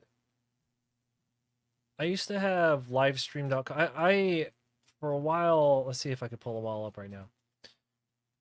The ones I have preloaded, like I made accounts for and preloaded and have like the stream keys and everything. YouTube, Twitch, Instagram, Facebook, Kick, Trovo. What were the other? Rumble. What were the other ones? Picarto, TikTok. I used to have it on Twitter or X, but then they made you pay Like they took the live stream option away from free users. Um, livestream.com is no longer what it used to be. Like you can't just stream to there anymore. It's some other bullshit. I forgot about Ustream, honestly. Um,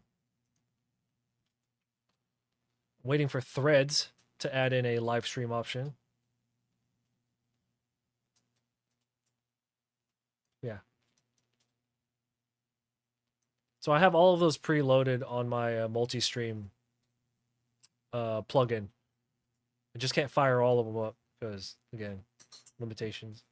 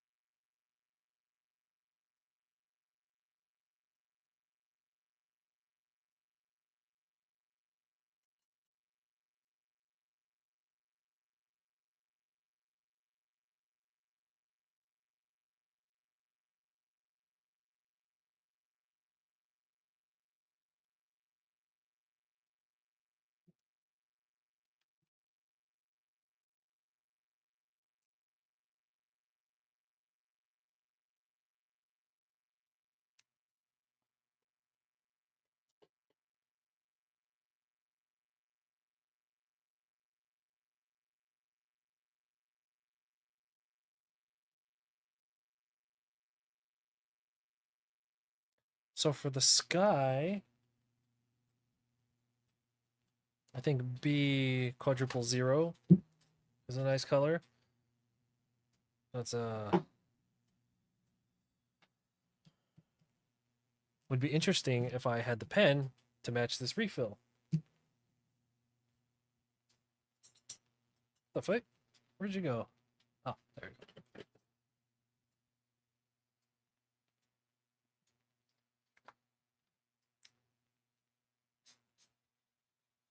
Oh, oh, that's perfect.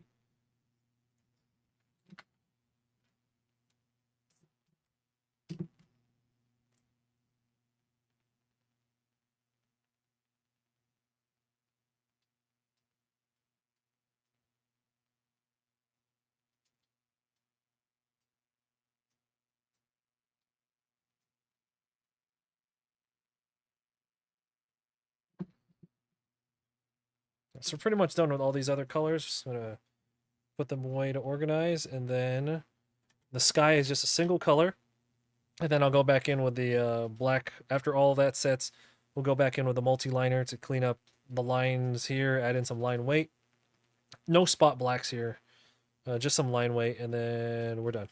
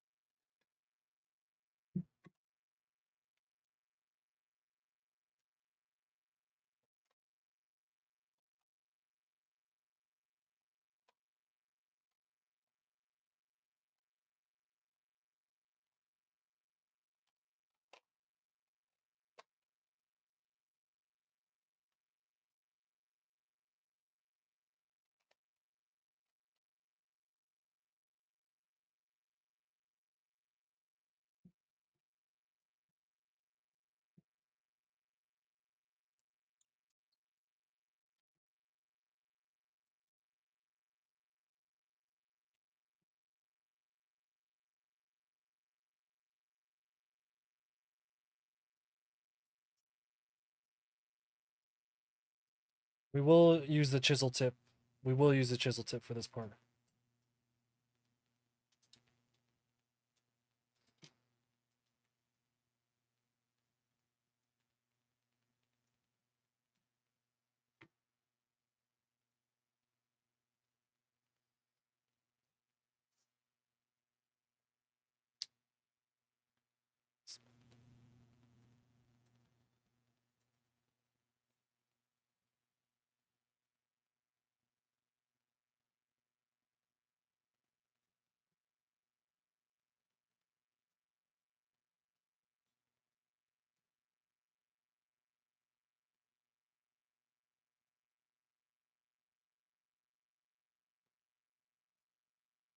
I almost feel like I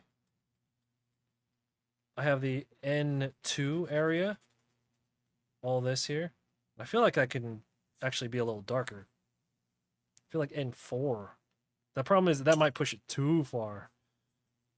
That'll affect.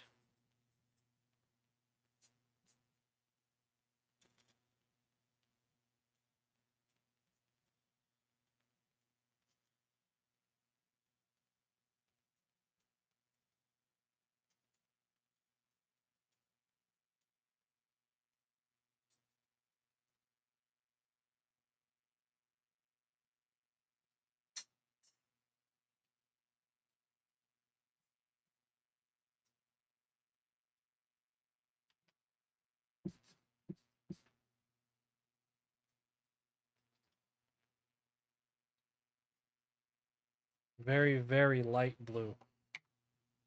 Actually, it's a teal.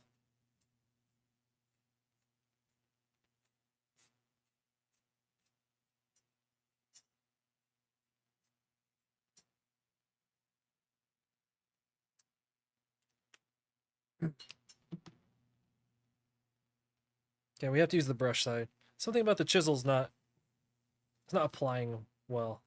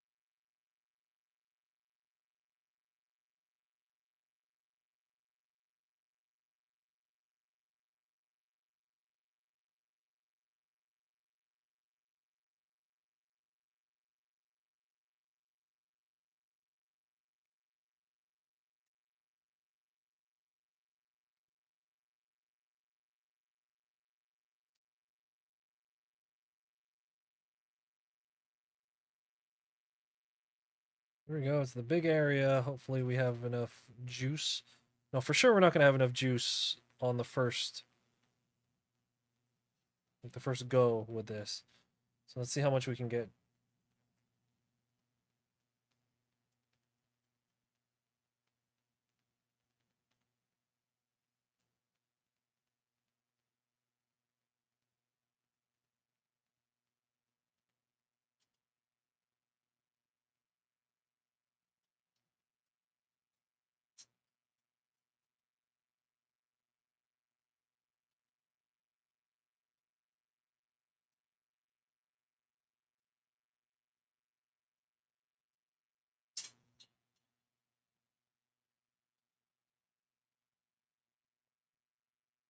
Again, we want to do the lines with the perspective grid. So it's a slight curvilinear perspective, just very slight. But still, we want to follow that.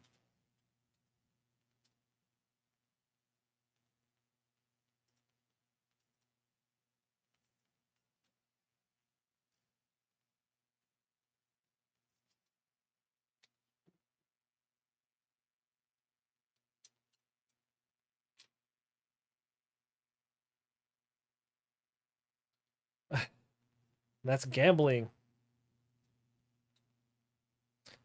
Look, man, it's just gonna be what it's gonna be. So if you absolutely want to do it and you need it, and if you think you could price it at a, you know, if you think you could put it at a price where you're still gonna profit, I mean, you already know they're gonna move, right? It's all about what's your, you know.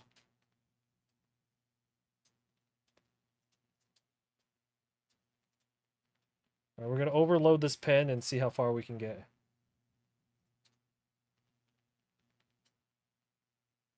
So we just have to hit the background with this really, really, really light blue.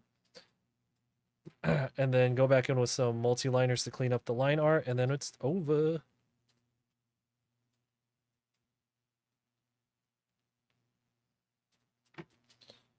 Guys, we're almost to 10,500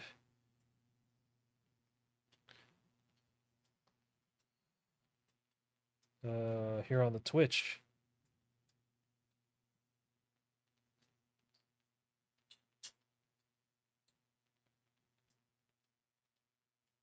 That's pretty sweet. We've been working towards that 10,500 for like 2 years now. It's gonna be so weird when we finally get it. I'm like, all right, cool, we're done. Everyone unsubscribe, leave.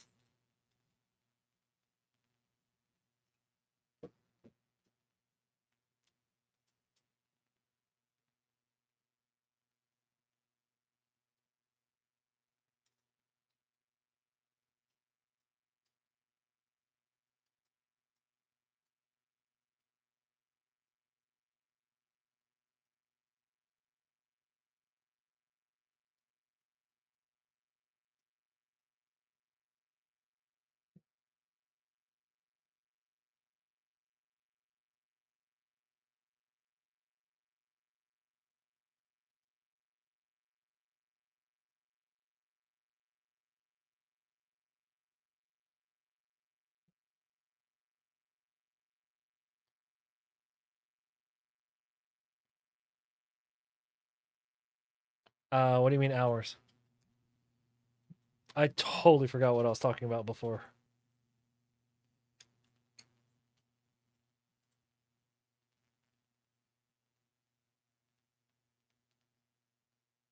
I have a bunch of like text messages from family members saying happy birthday, and I haven't responded to fucking anybody because I'm still at work. They're probably just like, the fuck, man? Fuck this guy. Tell him happy birthday. I'm not responding.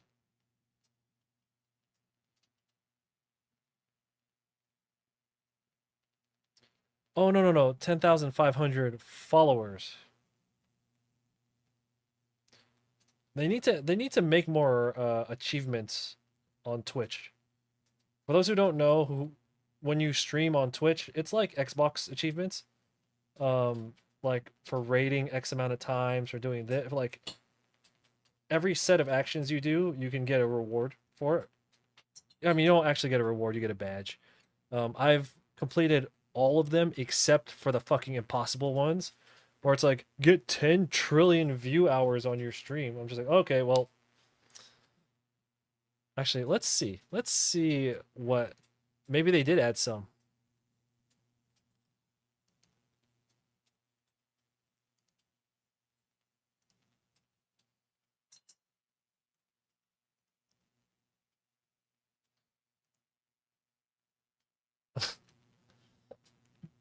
Uh, so the next one that we have coming up is we need to reach a total of 250,000 total hours watched on my channel.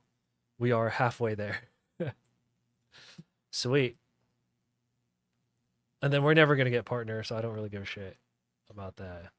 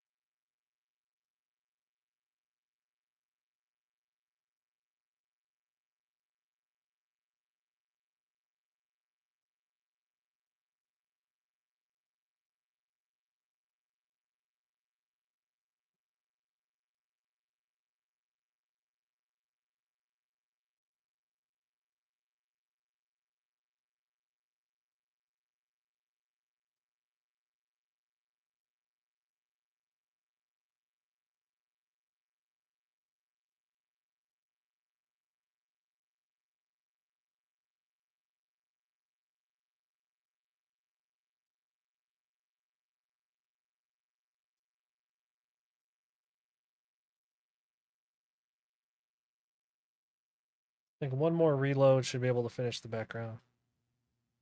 Is it even perceptible on camera?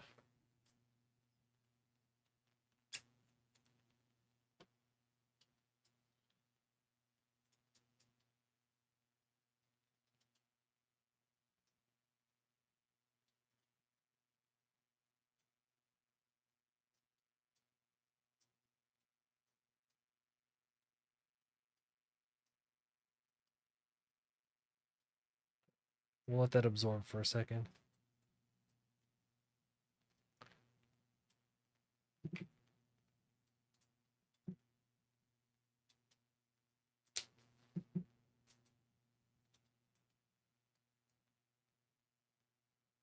All right, 1 second, 1 second.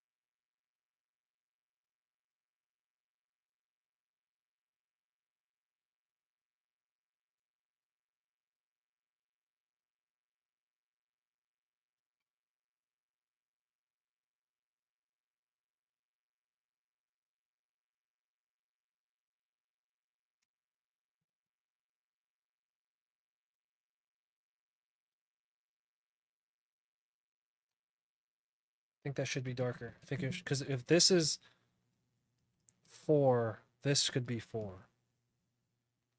So what we're gonna do is use C3.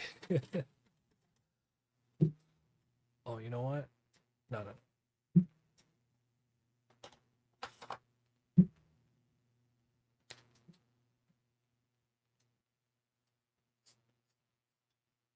Okay, 4 would be too much. I think C3 is the right one.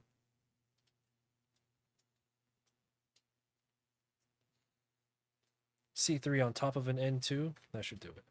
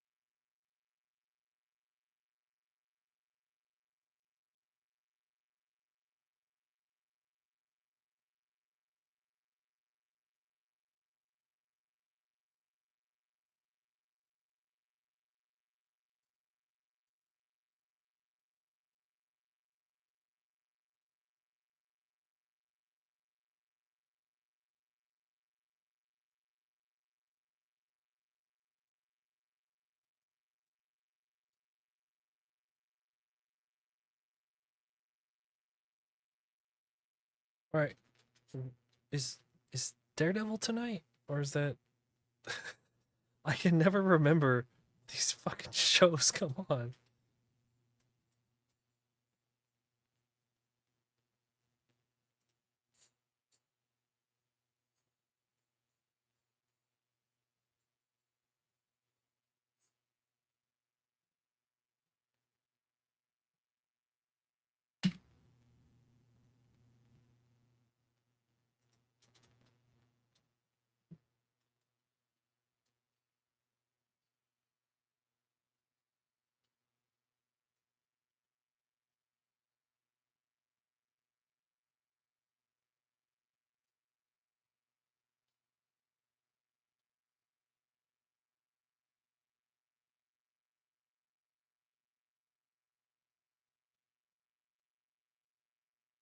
C3.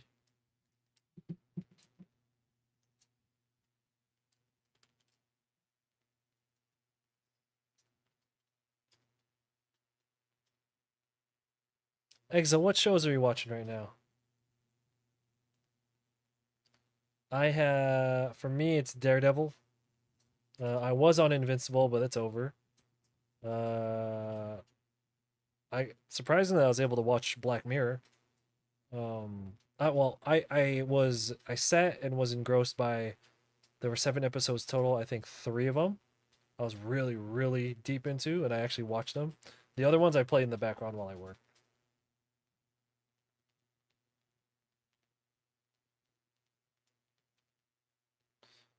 How was that Gundam thing that you watched?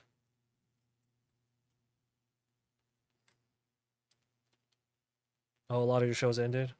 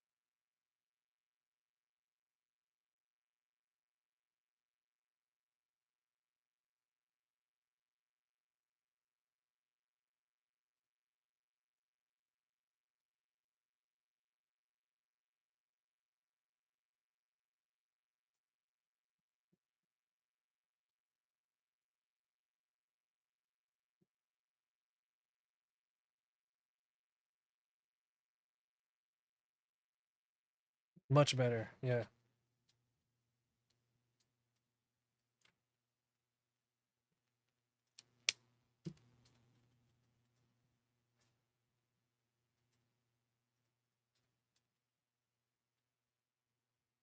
Just go in with the pen to clean up the lines, and we're good.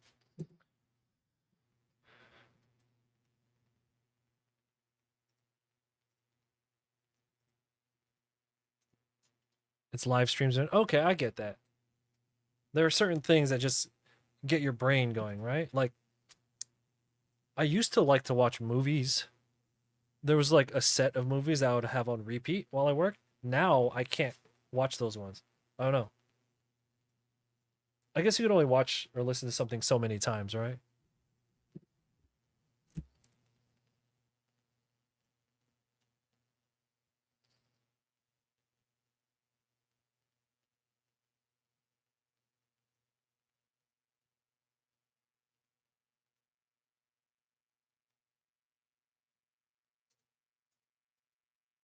Sometimes I wonder if consuming live streams, because I consume podcasts,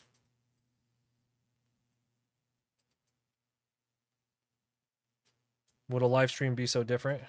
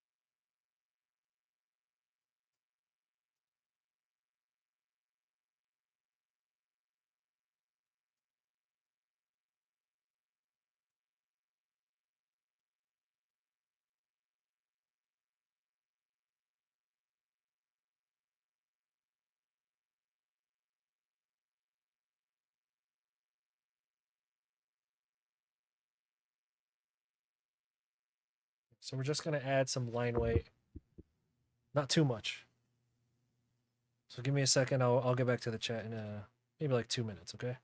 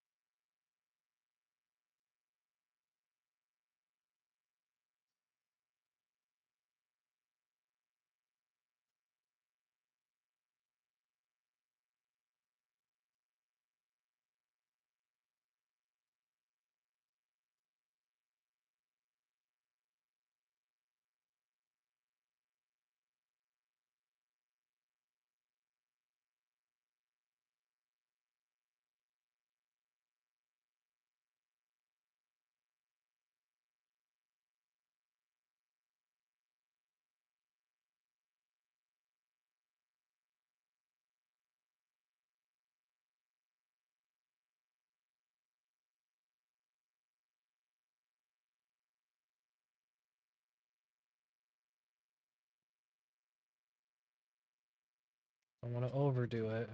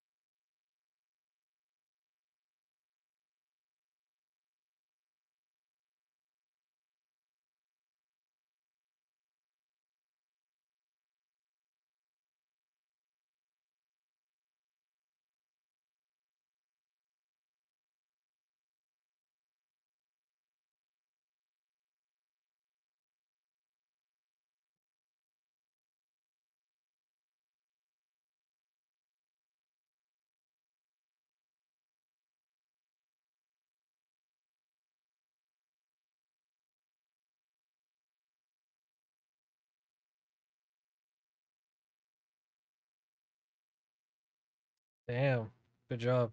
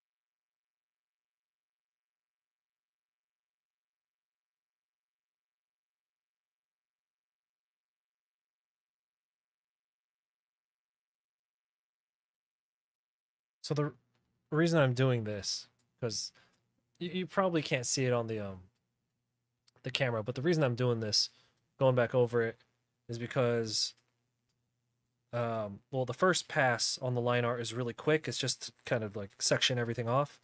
But after you hit it with the alcohol ink, the Copics, it does kind of wash out your line art a little bit. Just because that's alcohol ink. That's some heavy duty stuff. So it'll wash it out a little bit. So this will give you a chance. And then if you, while you're coloring, if you actually accidentally go out the lines, like I do, it'll give you a chance to kind of clean everything up. This is like the most satisfying part of a drawing to me. You kind of have to like earn this part here.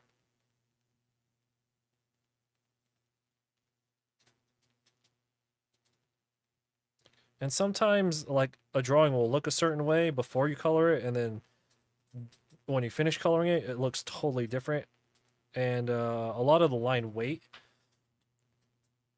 and the spot blacks, if you choose to use spot blacks, will be determined by the light source. So like things that are closer to the light tend to, you can leave the line art a little thinner. Things on the opposite side of the light, you could have them a little thicker. So that's why you do it after you color. Unless you already like know where all your light's gonna come from. Well, I guess you could do it the other way around. Based on your line weight, it'll dictate where you're gonna color and where you're gonna shade.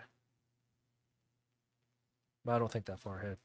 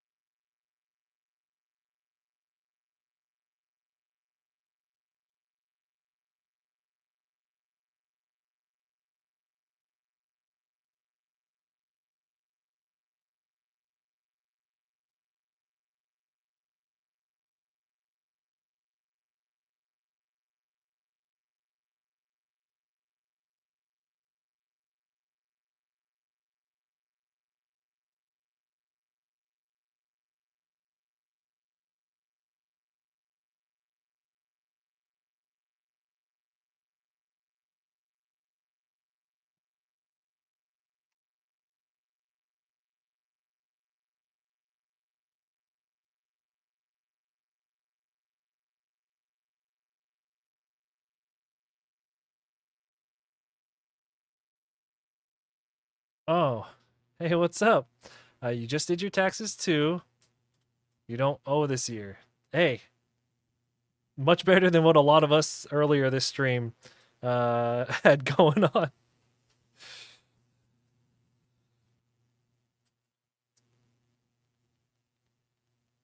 I have a buddy who he's doing really well.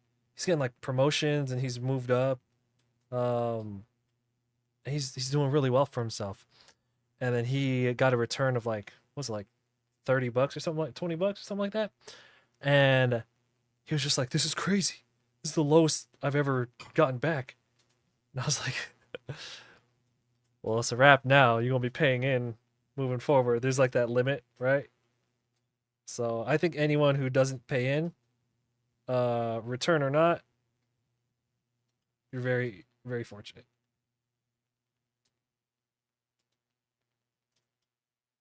Actually, all of us are unfortunate. Fuck it. Fuck everyone.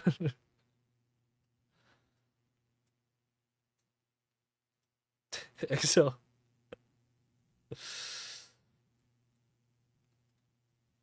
so I'm not gonna add like spruce up the line weight on the chair because it's unnecessary. Your focus isn't there. Your focus is gonna be on him. Not the thick, the one.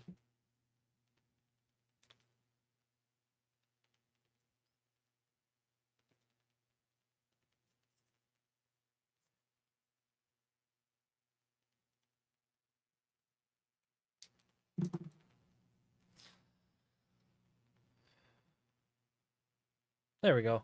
That's cool, right?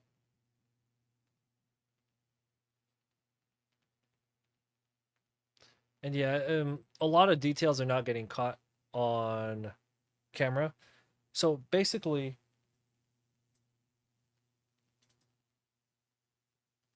basically, some of my thoughts while I was working on this one.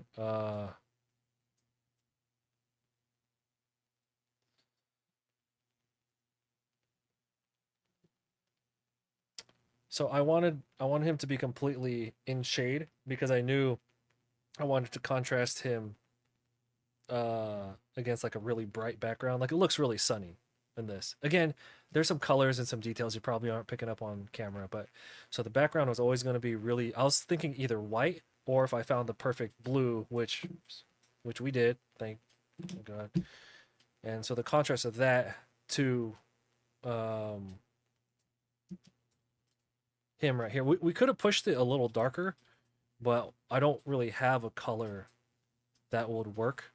I would need to go like one value darker on the greens, and I don't have that. And if I did that, then everything would have to go down by one. And I thought maybe that'd be a little too much to the point where you can't even see the line art. You know what I mean? So there's that fine line between the realistic shading that it would actually look like because in the sunlight, like beach sun, he would be like super dark, like super duper dark. But if we colored it that way, you wouldn't even be able to see any of the line art. So you know, you have to find that balance. But uh, most you've ever owed was 16. I would take 16. If anyone's just hopping in, we're getting close to the end of the stream. This is the independent artist I just paid my taxes live stream. And we've had a lot of fun stories over the past few hours. We all can share in each other's dread. So I'm gonna hang out for about another 5 to 10 minutes. We'll hang out, and then I have to get busy texting back all my family members who texted me a couple hours ago for my birthday, and I haven't written them back yet.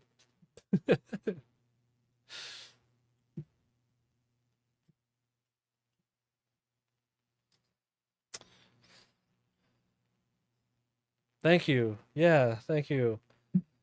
Yeah, I was pretty grouchy this morning, but streaming always makes it feel better. This is always one of the like drawing in general makes me feel better. The same way going to the gym makes me feel better. So today I went to the gym, was able to draw a lot, and I live streamed. So it's the three things. Also, also, sweet nicotine.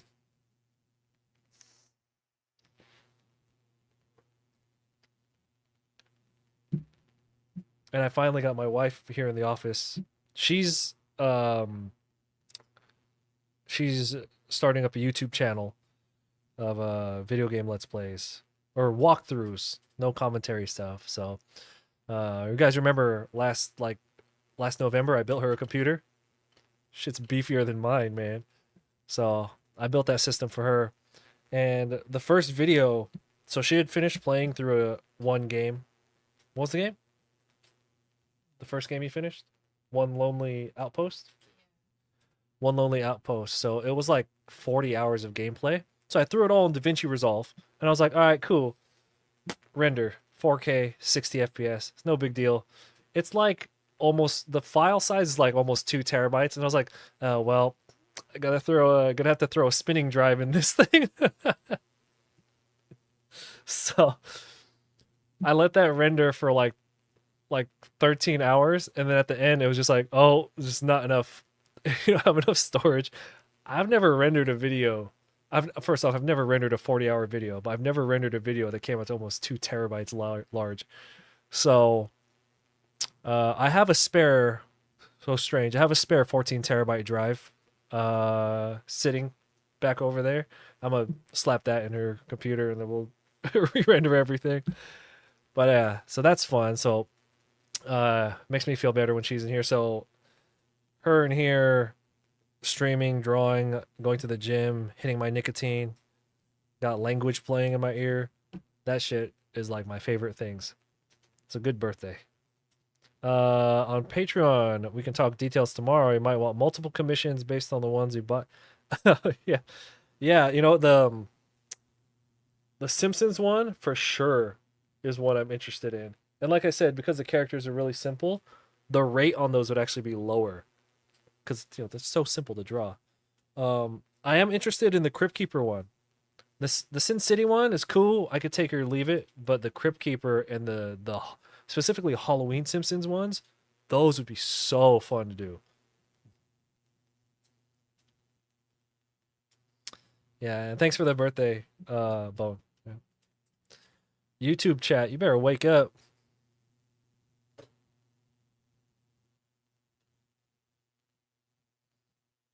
All right, all right. It only took 7.5 hours to get 100 views on YouTube. So again,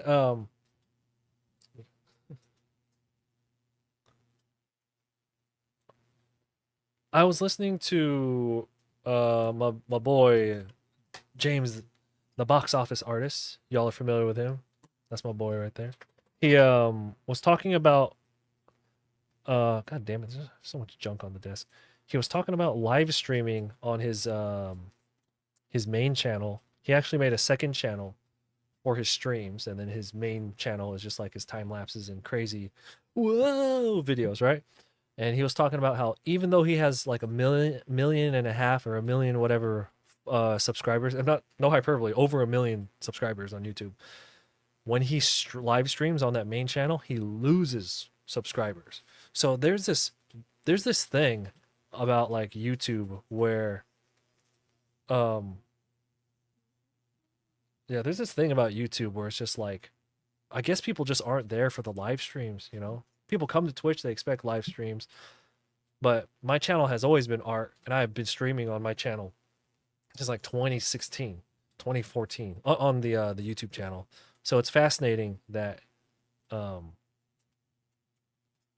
where I was going with this. It's probably some salty shit. I can't remember.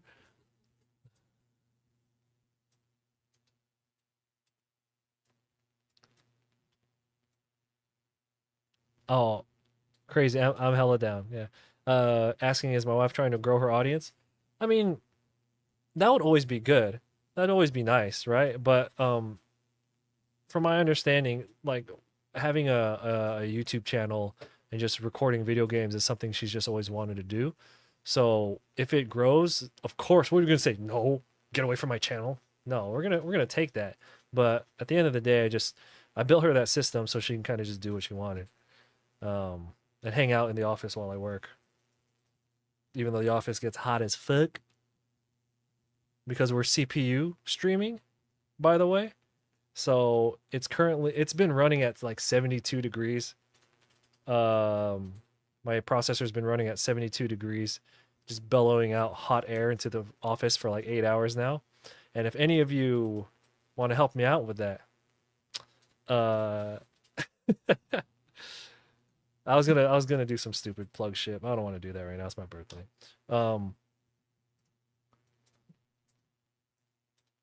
Back when we had those DeviantArt ads, man, that shit was hella funny. When we had those DeviantArt ads, I'll just be talking about random stuff, and then all of a sudden, DeviantArt hit you with an ad. Not these days. All right. So at some point this week, we will be having a video game live stream with a bunch of waifu turn-based combat. So that'll be fun. And then my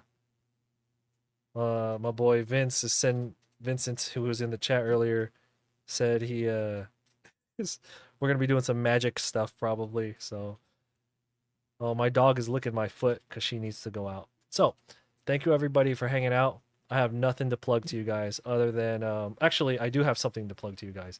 It's free. Totally free.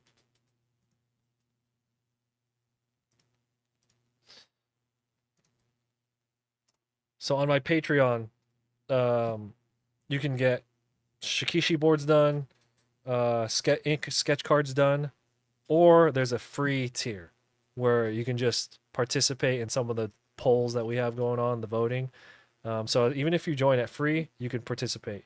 So it would help me out a lot if you joined even just for free. You just click and then just never do anything. Just click mute me and then that's it. So if you wanted to go, anyone who's here, if you're not part of that yet, I know most of you here are, but okay, Parsley. Thank you everybody for hanging out. And I'll see you guys tomorrow. I'm gonna do something. I don't know what. But it'll be tomorrow. Good luck on the commissions, everyone. I'll see you next tax season.